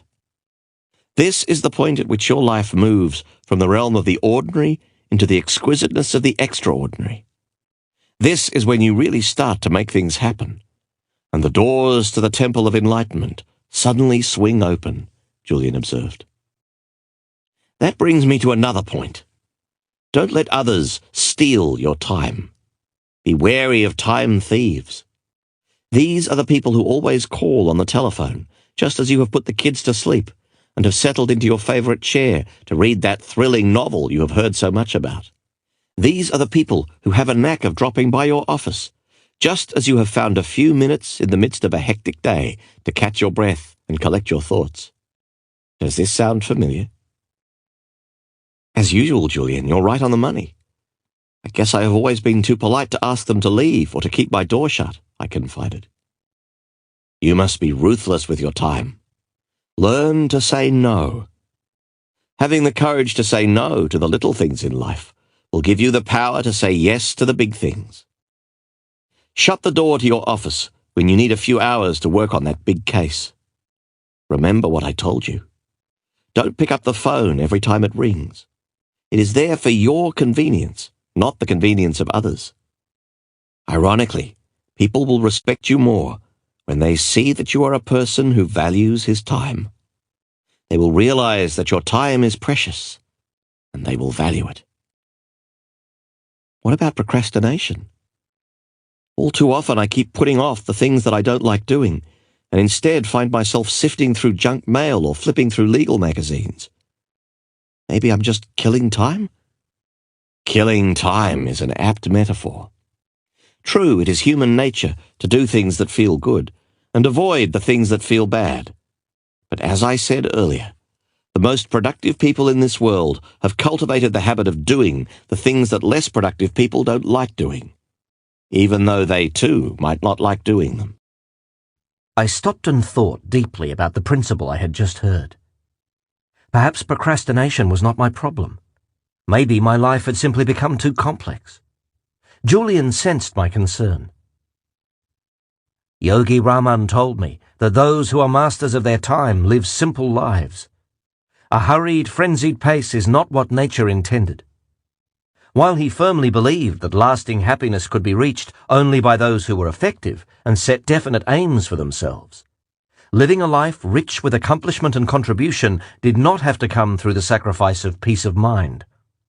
This is what I found so fascinating about the wisdom I was hearing. It allowed me to be productive and yet fulfill my spiritual longings. I started to open myself even more to Julian. You have always been honest and forthright with me, so I will be the same with you. I don't want to give up my practice and my house and my car to be happier and more satisfied. I like my toys and the material things I have earned.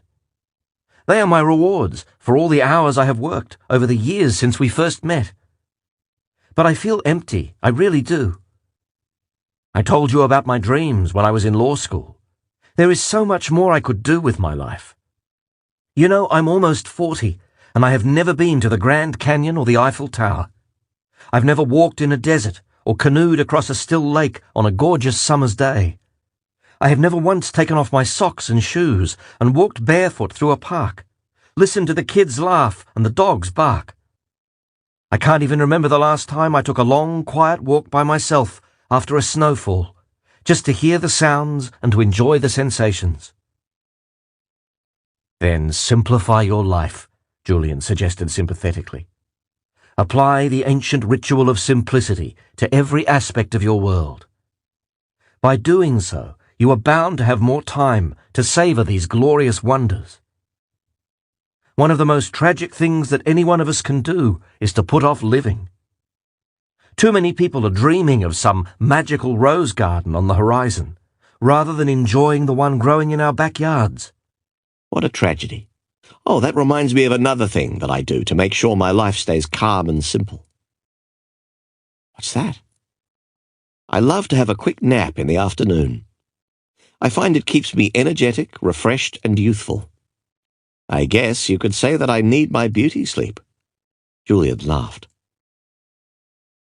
Beauty has never been one of your strong points. A sense of humor has always been one of yours, and for this I commend you. Always remember the power of laughter. Like music, it is a wonderful tonic for life's stresses and strains. I think Yogi Raman said it best when he said, "Laughter opens your heart and soothes your soul." No one should ever take life so seriously that they forget to laugh at themselves. Julian had one final thought to share on the subject of time. Perhaps most importantly, John, stop acting like you have 500 years to live. When Divya brought that little hourglass to me, she offered some advice that I will never forget. What did she say? She told me that the best time to plant a tree was 40 years ago. The second best time is today. Don't waste even 1 minute of your day. Develop a deathbed mentality. I beg your pardon? I asked, struck by the graphic term Julian had employed. What's a deathbed mentality? It is a new way of looking at your life, a more empowering paradigm, if you will. One that reminds you that today could be your last, so savor it to the fullest. Sounds kind of morbid if you ask me. It makes me think about death. Actually, it's a philosophy about life. When you adopt a deathbed mentality, you live every day as if it was your last. Imagine waking up every day and asking yourself the simple question, what would I do today if it was my last? Then think about how you would treat your family, your colleagues, and even those who you don't know. Think about how productive and excited you would be to live every moment to the maximum. The deathbed question alone has the power to change your life.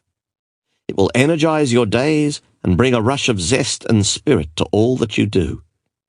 You will start focusing on all the meaningful things that you have been putting off, and stop squandering time on all those petty things that have dragged you down into the quagmire of crisis and chaos.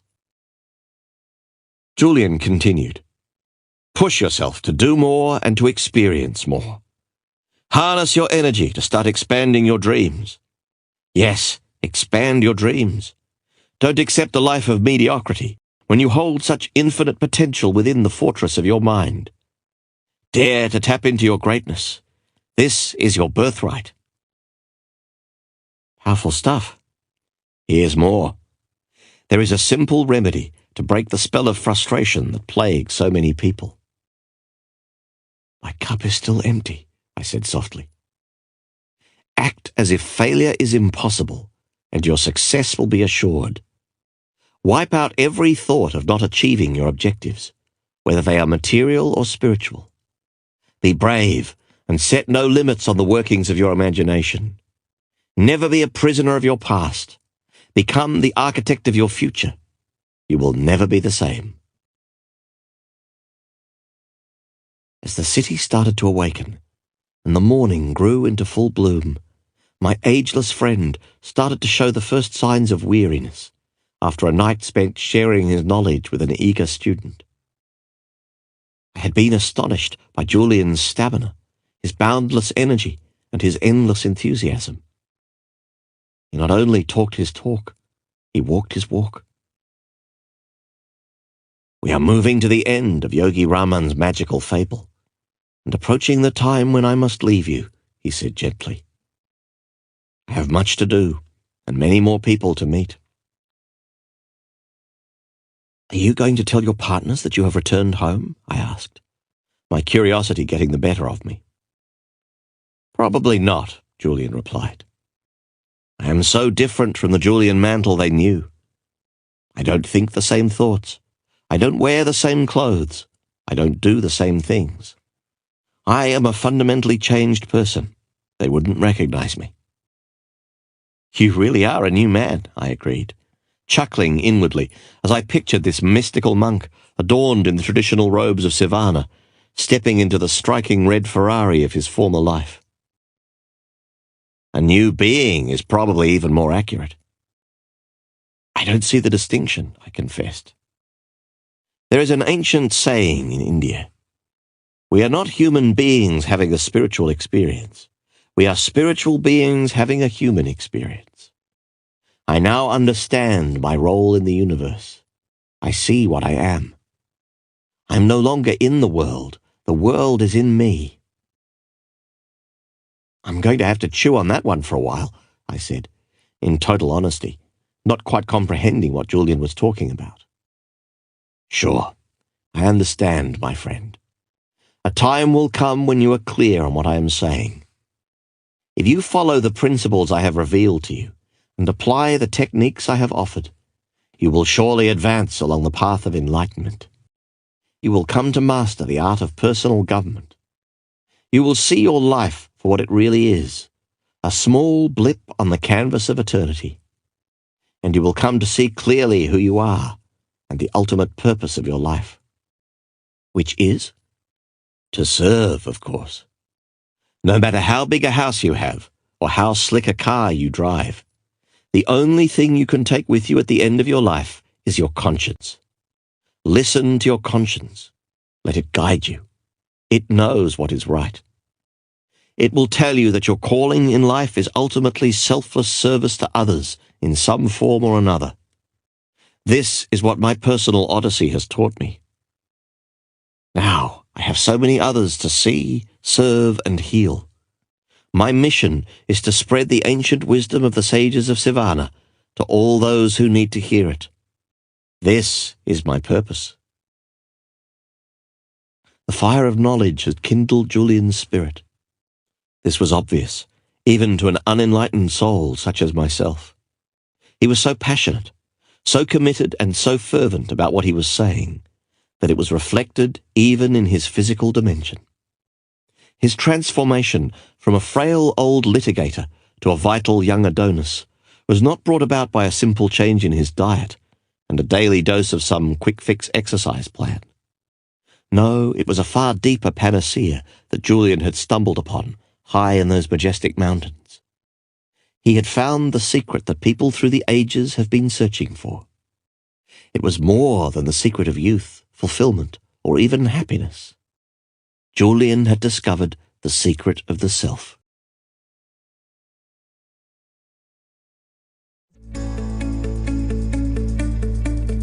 Chapter 11. Action Summary. Julian's Wisdom in a Nutshell. The symbol. The gold stopwatch. The virtue. Respect your time. The wisdom. Time is your most precious commodity, and it is non-renewable. Focus on your priorities and maintain balance. Simplify your life. The techniques. The ancient rule of 20. Have the courage to say no. The deathbed mentality. Quotable quote. Time slips through our hands like grains of sand, never to return again.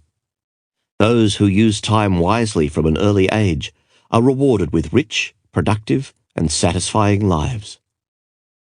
The monk who sold his Ferrari. Chapter 12. The ultimate purpose of life. Everything that lives, lives not alone, not for itself. William Blake. The sages of Sivana were not only the most youthful people I have ever met, observed Julian. They were also, without a doubt, the kindest. Yogi Raman told me that when he was a child, as he waited for sleep, his father would step softly into his rose-covered hut and ask him what good deeds he had performed through the course of that day. Believe it or not, if he said that he hadn't done any, his father would request that he get up and perform some act of kindness and selfless service before he was permitted to go to sleep. Julian went on. One of the most essential of all of the virtues for enlightened living that I can share with you, John, is this one. When all is said and done, no matter what you have achieved, no matter how many summer homes you own, no matter how many cars sit in your driveway, the quality of your life will come down to the quality of your contribution. Does this have something to do with the fresh yellow roses in Yogi Raman's fable? Of course it does. The flowers will remind you of the ancient Chinese proverb, "A little bit of fragrance always clings to the hand that gives you roses." The meaning is clear.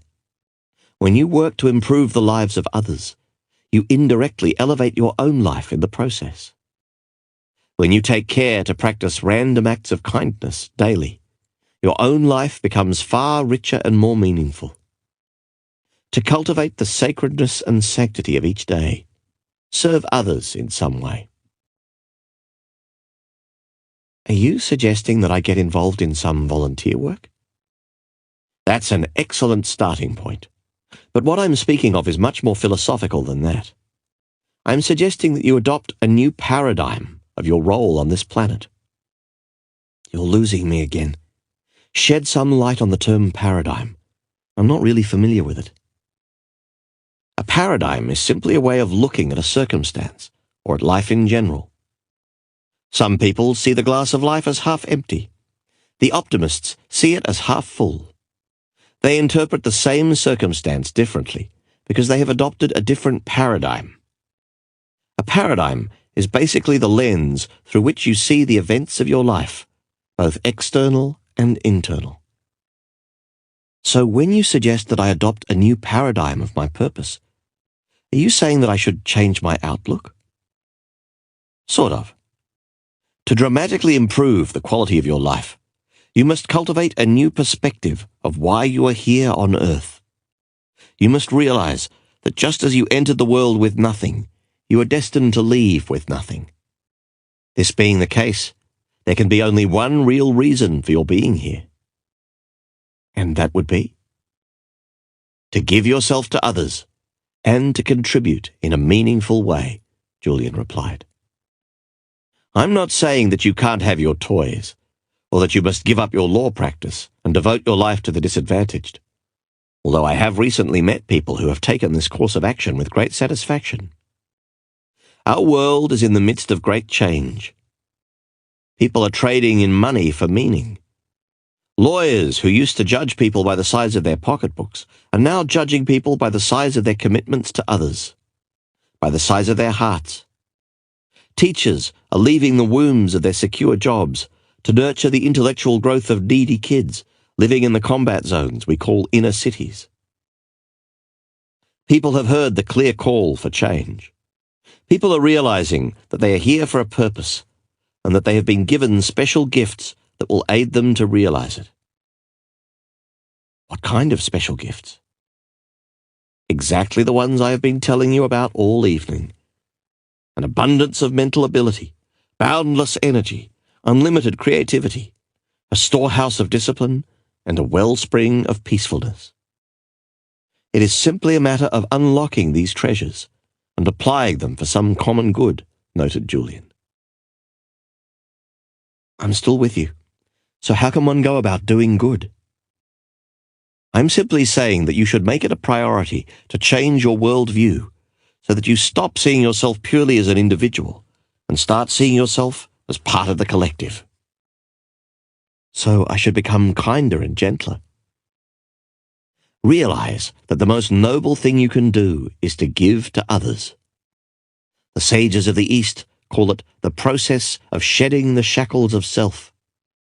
It is all about losing your self-consciousness and starting to focus on a higher purpose.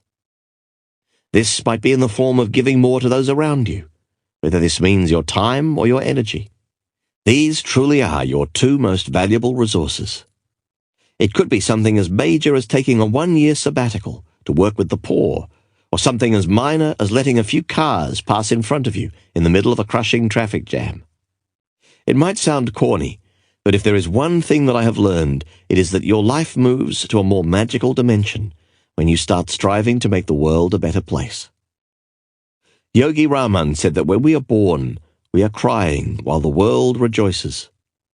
He suggested that we should live our lives in such a way that when we die, the world cries while we are rejoicing. I knew Julian had a point. One of the things that was starting to bother me about practicing law was that I didn't really feel I was making the sort of contribution I knew I was capable of making. Sure, I had the privilege of litigating a number of precedent-setting cases that had advanced a number of good causes. But law had become a business for me, rather than a labor of love. I was an idealist in law school, like so many of my contemporaries. Over cold coffee and stale pizza in our dorm rooms, we had planned to change the world. Almost 20 years have passed since then, and my burning desire to advocate change has given way to my burning desire to pay off my mortgage and build up my retirement fund. I realized, for the first time in a long while, that I had ensconced myself in a middle-class cocoon, one that sheltered me from society at large, and one I had grown accustomed to. Let me share an old story with you that might really hit home, Julian continued. There was once a feeble old woman whose loving husband died. So she went to live with her son and his wife and daughter. Every day the woman's sight grew worse, and her hearing grew worse. Some days her hands trembled so badly, the peas on her plate rolled onto the floor, and the soup ran from her cup. Her son and his wife couldn't help but be annoyed at the mess she made, and one day they said enough was enough. So they set up a little table for the old woman in a corner next to the broom closet, and made her eat all of her meals there, alone. She would look at them at meal times with tear-filled eyes from across the room, but they hardly talked to her while they ate, except to scold her for dropping a spoon or a fork. One evening, just before dinner, the little girl was sitting on the floor playing with her building blocks. "What are you making?" her father asked earnestly. "I'm building a little table for you and Mother," she said, "so that you can eat by yourselves in the corner someday when I get big." The father and mother were moved to silence for what seemed like an eternity. Then they started to weep. In that instant, they became aware of the nature of their actions and the sadness they had caused. That night, they led the old woman back to her rightful place at their big dinner table, and from that day on, she ate all her meals with them. And when a little morsel of food fell off the table, or a fork strayed onto the floor, nobody seemed to mind anymore. In this story, the parents were not bad people, Julian said. They simply needed the spark of awareness to light their candle of compassion. Compassion and daily acts of kindness make life far richer. Take the time to meditate every morning on the good you will do for others during your day. The sincere words of praise to those who least expect it. The gestures of warmth offered to friends in need. The small tokens of affection to members of your family for no reason at all add up to a much more wonderful way to live. And speaking of friendships, make sure you keep them in constant repair. A person with 3 solid friends is very wealthy indeed. I nodded. Friends add humor, fascination, and beauty to life. There are few things more rejuvenating than sharing a belly-bursting laugh with an old friend. Friends keep you humble when you get too self-righteous. Friends make you smile when you are taking yourself too seriously.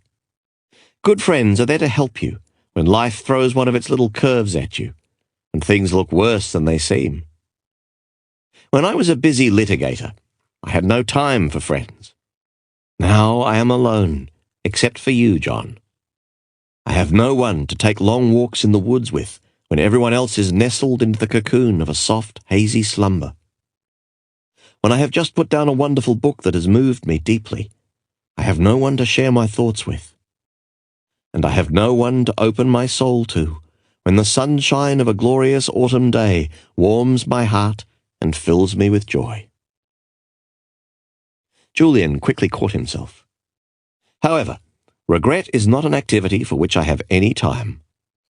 I have learned from my teachers in Savannah that every dawn is a new day to the one who is enlightened. I had always viewed Julian as a sort of superhuman legal gladiator, crunching through the arguments of his opponents as a martial artist does through a stack of heavily reinforced boards. I could see that the man I had met many years ago had been transformed into one of a very different nature. The one in front of me was gentle, kind, and peaceful. He seemed secure in who he was, and in his role in the theatre of life. Like no other person I had ever met, he seemed to see the pain of his past as a wise old teacher, and yet at the same time he served notice that his life was far more than the sum of events gone by.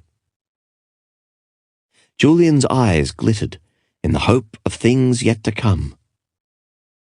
I was enveloped by his sense of delight for the wonders of this world, and caught up in his unbridled joy for living.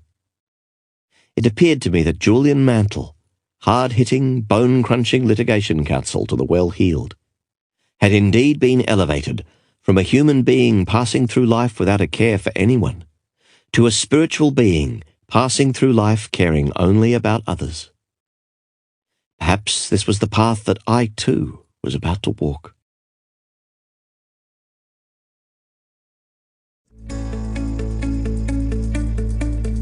Chapter 12. Action Summary. Julian's Wisdom in a Nutshell. The symbol. The fragrant roses. The virtue. Selflessly serve others. The wisdom. The quality of your life ultimately comes down to the quality of your contribution. To cultivate the sacredness of each day, live to give. By elevating the lives of others, your life reaches its highest dimensions. The techniques. Practice daily acts of kindness. Give to those who ask. Cultivate richer relationships. Quotable quote. The most noble thing you can do is to give to others. Start focusing on your higher purpose. The monk who sold his Ferrari. Chapter 13. The timeless secret of lifelong happiness. When I admire the wonder of a sunset or the beauty of the moon, my soul expands in worship of the Creator. Mahatma Gandhi. It had been over 12 hours since Julian had arrived at my house the night before to share the wisdom he had gathered in Savannah. Those 12 hours were, without a doubt, the most important of my life. All at once, I was feeling exhilarated, motivated, and yes, even liberated. Julian had fundamentally changed my outlook on life with Yogi Raman's fable and the ageless virtues that it represented. I realized that I had not even begun to explore the reaches of my human potential. I had been squandering the daily gifts that life had thrown my way. Julian's wisdom had allowed me the opportunity to come to grips with the wounds that were keeping me from living with the laughter, energy, and fulfillment I knew that I deserved. I felt moved. I'll have to leave soon. You have commitments that are pressing on your time, and I have my own work to tend to, Julian said apologetically. My work can wait. Unfortunately, mine can't, he said with a quick smile. But before I leave, I must reveal the final element of Yogi Raman's magical fable. You will recall that the sumo wrestler who walked out of the lighthouse in the middle of a beautiful garden, with nothing more than a pink wire cable covering his private parts, slipped on a shiny gold stopwatch and fell to the ground. After what seemed like an eternity, he finally regained consciousness, and the marvelous fragrance of the yellow roses reached his nose. He then jumped to his feet in delight, and was astonished to see a long, winding path studded with millions of tiny diamonds. Of course, our friend the sumo wrestler took the path, and in doing so lived happily ever after. Seems plausible, I chuckled. Yogi Raman had quite a vivid imagination, I'll agree. But you have seen that his story has a purpose, and that the principles it symbolizes are not only powerful, they are highly practical. True, I agreed, without reservation. The path of diamonds, then, will serve to remind you of the final virtue for enlightened living. By carrying this principle with you through your daily work, you will enrich your life in a way that is difficult for me to describe. You will begin to see the exquisite wonders in the simplest of things, and live with the ecstasy you deserve. And by carrying out your promise to me, and sharing it with others, you will also allow them to transform their world from the ordinary into the extraordinary. Will this take me a while to learn? The principle itself is strikingly straightforward to grasp, but learning how to apply it effectively in all your waking moments will take a couple of weeks of steady practice. Okay, I'm dying to hear it. Funny you say that, because the seventh and final virtue is all about living. The sages of Sivana believed that a truly joyful and rewarding life comes only through a process they called living in the now. These yogis knew that the past is water under the bridge, and the future is a distant sun on the horizon of your imagination. The most important moment is now. Learn to live in it and savor it fully. I understand exactly what you are saying, Julian. I seem to spend most of my day fretting over past events that I have no power to change, or worrying about things to come, which never do arrive. My mind is always flooded by a million little thoughts, pulling me in a million different directions. It's really frustrating. Why? It tires me out. I guess I just don't have peace of mind. Yet I have experienced times when my mind is fully occupied on only what was in front of me. Often this happened when I was under the gun to crank out a legal brief, and I didn't have time to think about anything other than the task at hand. I've also felt this kind of total focus when I was playing soccer with the boys and I really wanted to win. Hours seemed to pass by in minutes, and I felt centered. It was as if the only thing that mattered to me was what I was doing in that very moment. Everything else, the worries, the bills, the law practice, didn't count. Come to think of it, these were probably the times when I felt the most peaceful as well. Being engaged in a pursuit that truly challenges you is the surest route to personal satisfaction. But the real key to remember is that happiness is a journey, not a destination. Live for today. There will never be another one quite like it, stated Julian, his smooth hands coming together, as if to give a prayer of thanks for being privy to what he had just said. Is that the principle that the path of diamonds in Yogi Raman's fable symbolizes? I asked. Yes, came the succinct reply. Just as the sumo wrestler found lasting fulfillment and joy by walking the path of diamonds, you can have the life you deserve the very moment you start to understand that the path you are currently walking on is one rich with diamonds and other priceless treasures. Stop spending so much time chasing life's big pleasures while you neglect the little ones. Slow things down. Enjoy the beauty and sacredness of all that is around you. You owe this to yourself. Does that mean that I should stop setting big goals for my future and concentrate on the present? No, replied Julian firmly. As I said earlier, goals and dreams for the future are essential elements in every truly successful life. Hope for what will appear in your future is what gets you out of bed in the morning and what keeps you inspired through your days. Goals energize your life. My point is simply this: never put off happiness for the sake of achievement. Never put off the things that are important for your well-being and satisfaction to a later time. Today is the day to live fully, not when you win the lottery or when you retire. Never put off living. Julian stood up and started pacing back and forth across the living room floor, like a seasoned litigator releasing his final kernels of reason in an impassioned closing argument. Don't fool yourself into thinking that you will be a more loving and giving husband when your law firm takes on a few more junior lawyers to ease the burden. Don't kid yourself into believing that you will start to enrich your mind, care for your body, and nourish your soul when your bank account gets big enough and you have the luxury of more free time. Today is the day to enjoy the fruits of your efforts. Today is the day to seize the moment and live a life that soars. Today is the day to live from your imagination and harvest your dreams. And please, never ever forget the gift of family. I'm not sure I know exactly what you mean, Julian. Live your children's childhood, came the simple reply. Huh?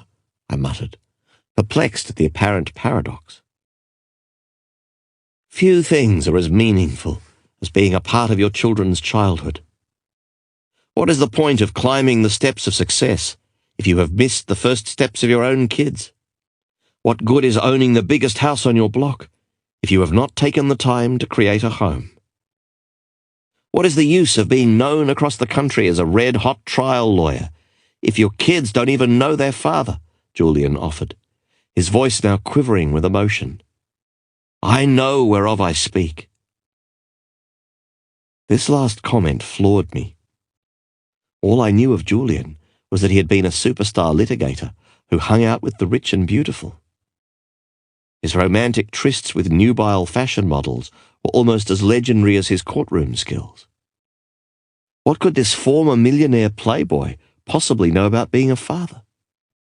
What could he possibly know about the daily struggles I faced in trying to be all things to all people, a great father and a successful lawyer? But Julian's sixth sense caught me. I do know something of the blessings we call children, he said softly. But I always thought you were the city's most eligible bachelor before you threw in the towel and gave up your practice. Before I was caught up in the illusion of that fast and furious lifestyle that I was so well known for, you know that I was married. Yes. He then paused, as a child might, before telling his best friend a closely guarded secret. What you do not know is that I also had a little daughter. She was the sweetest, most delicate creature I have ever seen in my life. Back then, I was a lot like you were the first time we met. Cocky, ambitious, and full of hope. I had everything anyone could ever want. People told me I had a brilliant future, a stunningly beautiful wife, and a wonderful daughter. Yet when life seemed to be perfect, it was all taken from me in an instant. For the first time since his return, Julian's eternally joyful face was enveloped in sadness. A single tear began to slide down one of his bronzed cheeks and dripped onto the velvety fabric of his ruby-red robe. I was speechless and gripped by the revelation of my long-time friend. You don't have to continue, Julian, I offered sympathetically, placing an arm around his shoulder to comfort him. But I do, John. Of all those I knew in my former life, you showed the most promise. As I said, you reminded me a lot of myself when I was younger. Even now, you still have so much going for you. But if you keep on living the way you're living, you are headed for disaster. I came back to this place to show you that there are so many wonders waiting for you to explore, so many moments left for you to savor. The drunk driver who killed my daughter didn't take away only one precious life on that sun-soaked October afternoon. He took two. After my daughter's passing, my life unravelled. I started spending every waking minute at the office, foolishly hoping that my legal career might be the salve for the pain of a broken heart. Some days I even slept on a couch in my office, dreading to return to the home where so many sweet memories had been laid to rest. And while my career did take off, my inner world was a mess. My wife, who had been my constant companion since law school, left me, citing my obsession with my work as the straw that broke the proverbial camel's back. My health deteriorated, and I spiraled into the infamous life that I was engaged in when we first met. Sure, I had everything money could possibly buy. But I sold my soul for it. I really did, Julian noted emotionally, his voice still choked up. So when you say live your children's childhood, you are basically telling me to take the time to watch them grow and flourish. That's it, isn't it? Even today, 27 years after she left us, while we were driving her to her best friend's birthday party, I would give anything just to hear my daughter giggle again, or to play hide and seek like we used to in our back garden. I would love to hold her in my arms and softly caress her golden hair. She took a piece of my heart with her when she left. And though my life has been inspired by new meaning since I found the way to enlightenment and self-leadership in Savannah, a day doesn't pass without me seeing the rosy face of my sweet little girl in the silent theatre of my mind. You have such great kids, John. Don't miss the forest for the trees. The best gift you could ever give your children is your love. Get to know them again. Show them that they are far more important to you than the fleeting rewards of your professional career. Pretty soon they will be off, building lives and families of their own. Then it will be too late. The time will be gone. Julian had struck a chord deep inside of me. I guess I had known for some time that my workaholic pace was slowly but steadily loosening our family's ties. But it was like a smouldering ember, burning quietly, slowly gathering its energy before revealing the full extent of its destructive potential. I knew my kids needed me, even if they might not have told me so. I needed to hear this from Julian. Time was slipping by, and they were growing up so quickly. I couldn't remember the last time my son Andy and I had stolen off early on a crisp Saturday morning to spend the day at the fishing hole his grandfather loved so much. There was a time when we would go every weekend. Now this time-honoured ritual seemed like someone else's memory. The more I thought about it, the harder it hit me. Piano recitals, Christmas plays, Little League championships had all been traded for my professional advancement. What was I doing, I wondered. I really was sliding down the slippery slope that Julian described. Then and there, I resolved to change. Happiness is a journey, Julian continued, his voice rising once again with the heat of passion. It is also a choice that you make. You can marvel at the diamonds along the way, or you can keep running through all your days, chasing that elusive pot of gold at the end of the rainbow that ultimately reveals itself to be empty. Enjoy the special moments that every day offers, because today, this day, is all you have. Can anyone learn to live in the now? Absolutely. No matter what your current circumstances might be, you can train yourself to enjoy the gift of living and fill your existence with the jewels of everyday life. But isn't that a little optimistic? How about someone who has just lost everything they own due to a bad business deal? Let's say that not only are they financially bankrupt, but emotionally bankrupt as well. The size of your bank account and the size of your house have nothing to do with living life with a sense of joy and wonder. This world is full of unhappy millionaires. Do you think the sages I met in Savannah were concerned with having a well-balanced financial portfolio and acquiring a summer house in the south of France? Julian asked mischievously. Okay, I see your point. There is a huge difference between making a lot of money and making a lot of life. When you start spending even 5 minutes a day practicing the art of gratitude, you will cultivate the richness of living that you are looking for. Even the person you spoke of in your example can find an abundance of things to be thankful for, notwithstanding his dire financial predicament. Ask him if he still has his health, his loving family, and his good reputation in the community. Question him as to whether he is happy to have citizenship in this great country, and whether he still has a roof over his head. Perhaps he might have no assets other than a masterful ability to work hard and the ability to dream big dreams. Yet these are precious assets for which he ought to be grateful. We all have much to be thankful for. Even the birds singing outside your windowsill on what looks like another magnificent summer's day appear as a gift to the wise person. Remember, John, life doesn't always give you what you ask for, but it always gives you what you need. So, by giving daily thanks for all of my assets, whether these are material or spiritual, I will develop the habit of living in the moment? Yes. This is an effective method for putting far more living into your life.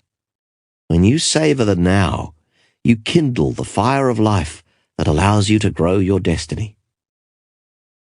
Grow my destiny? Yes. I told you earlier that we all have been given certain talents. Every single person on the planet is a genius. You don't know some of the lawyers I work with, I quipped.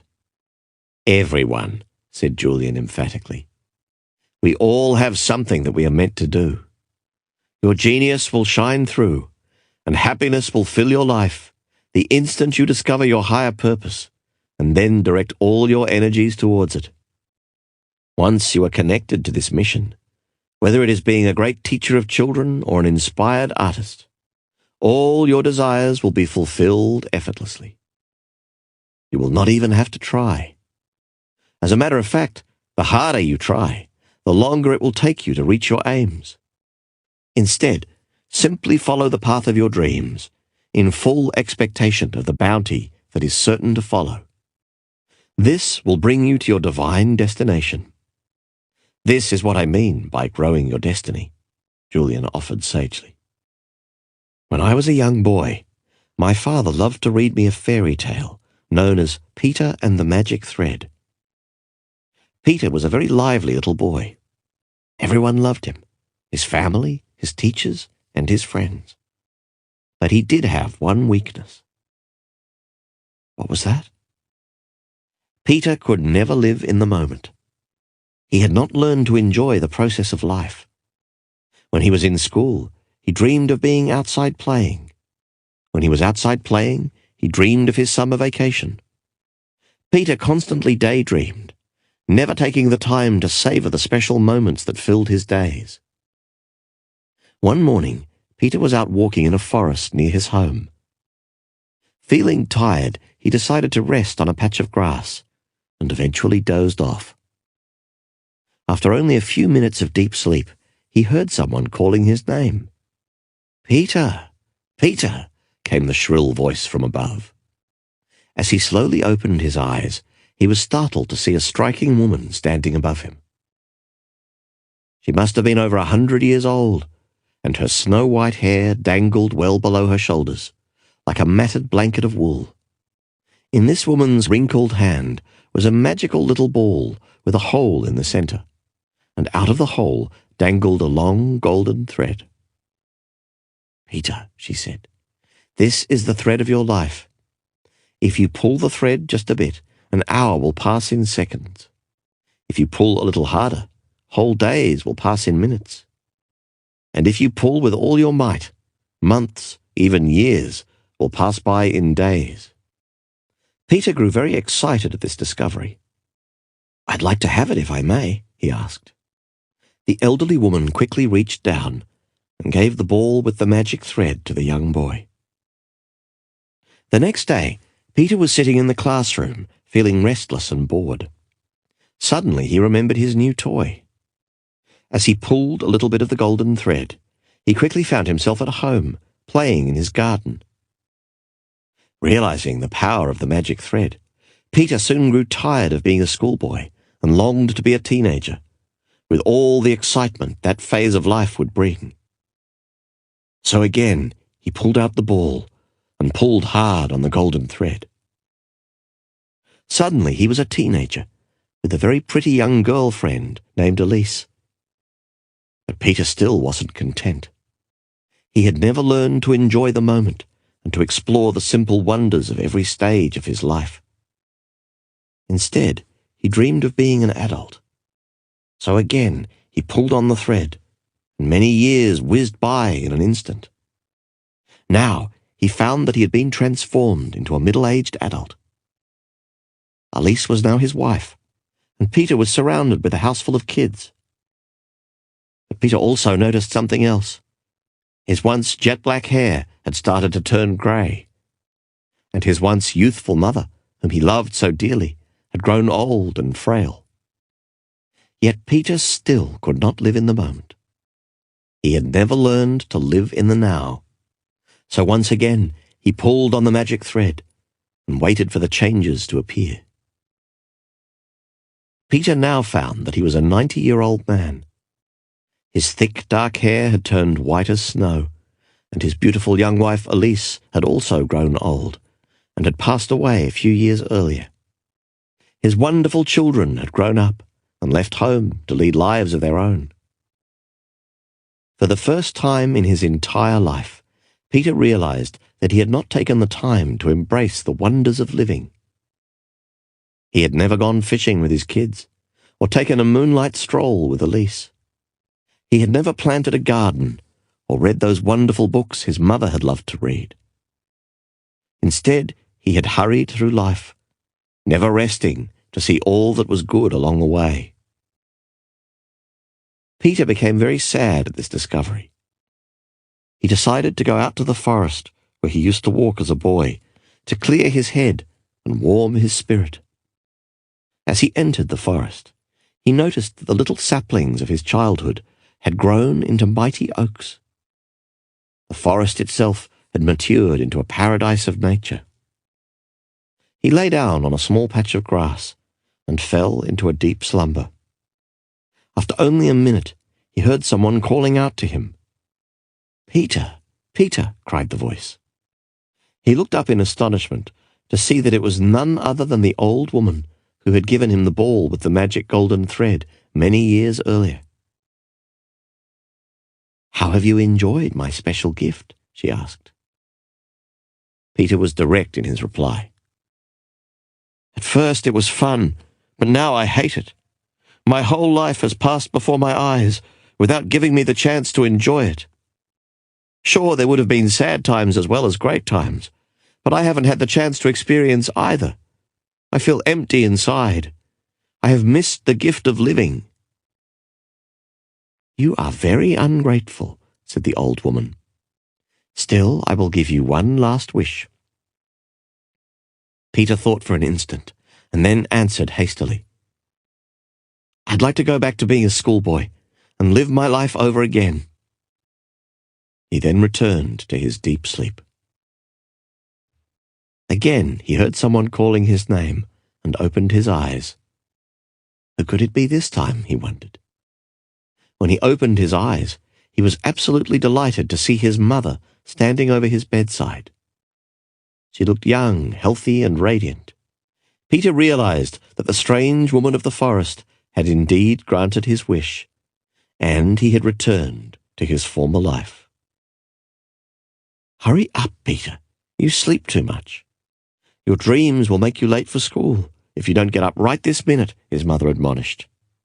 Needless to say, Peter dashed out of bed on this morning and began to live the way he had hoped.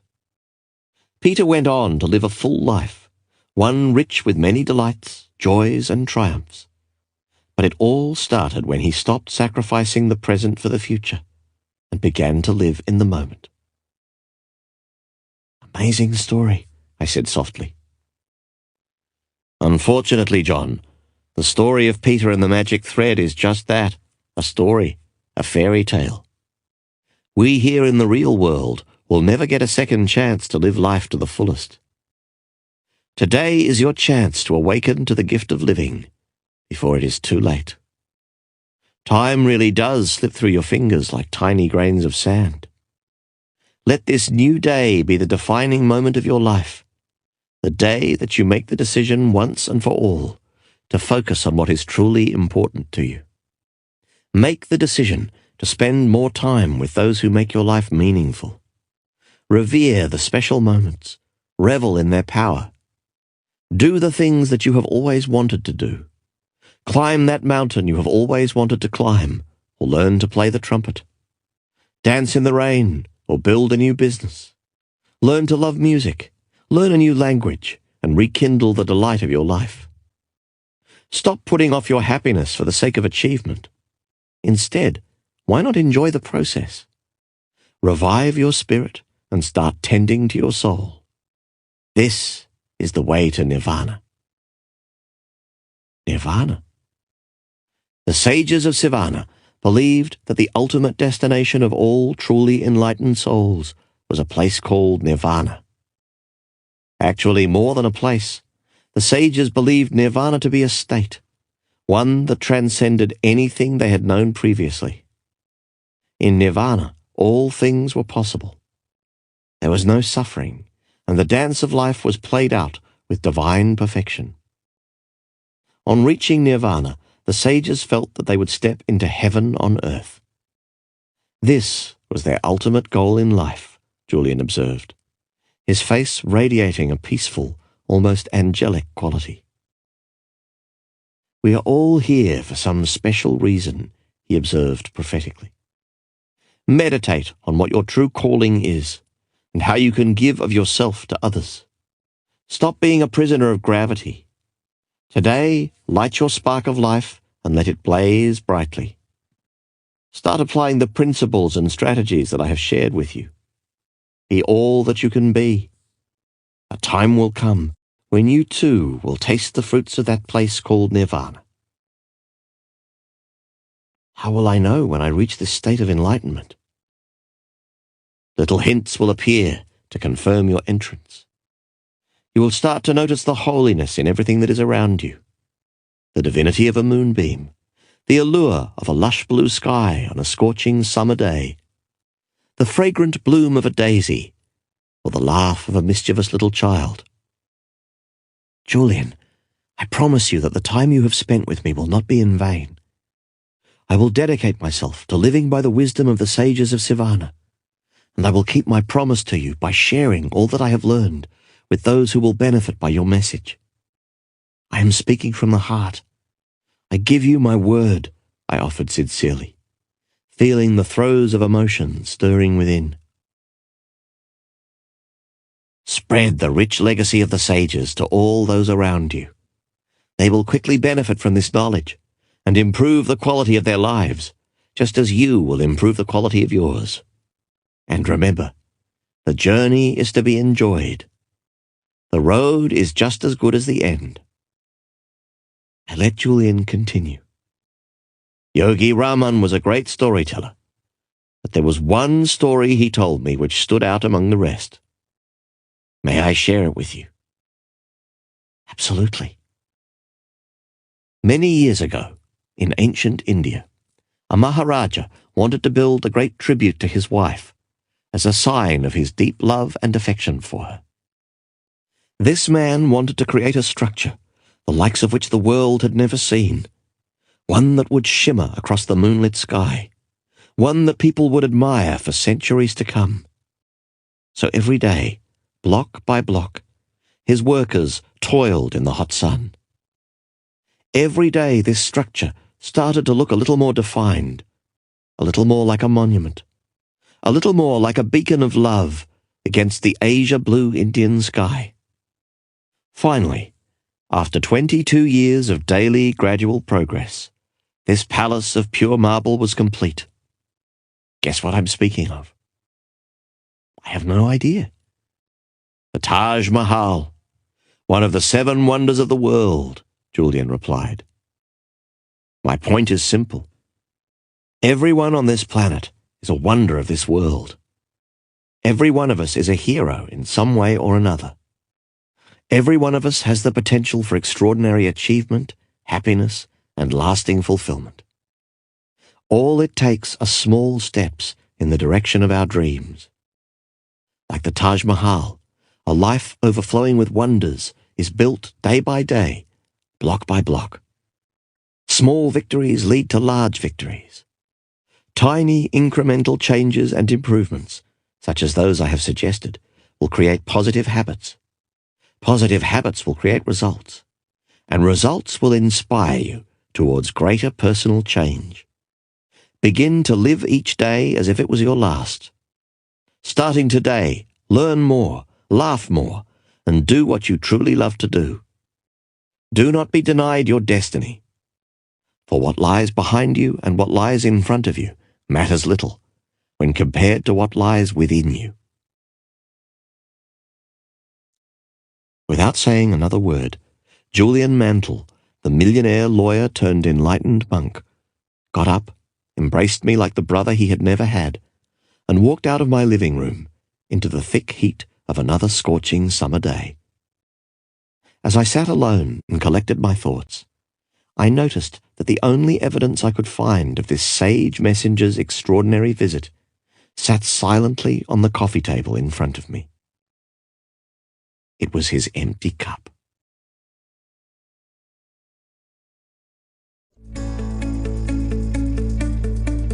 Chapter 13. Action Summary. Julian's Wisdom in a Nutshell. The symbol. The path of diamonds. The virtue. Embrace the present. The wisdom. Live in the now. Savor the gift of the present. Never sacrifice happiness for achievement. Savor the journey and live each day as your last. The techniques. Live your children's childhood. Practice gratitude. Grow your destiny. Quotable quote. We are all here for some special reason. Stop being a prisoner of your past. Become the architect of your future. The monk who sold his Ferrari.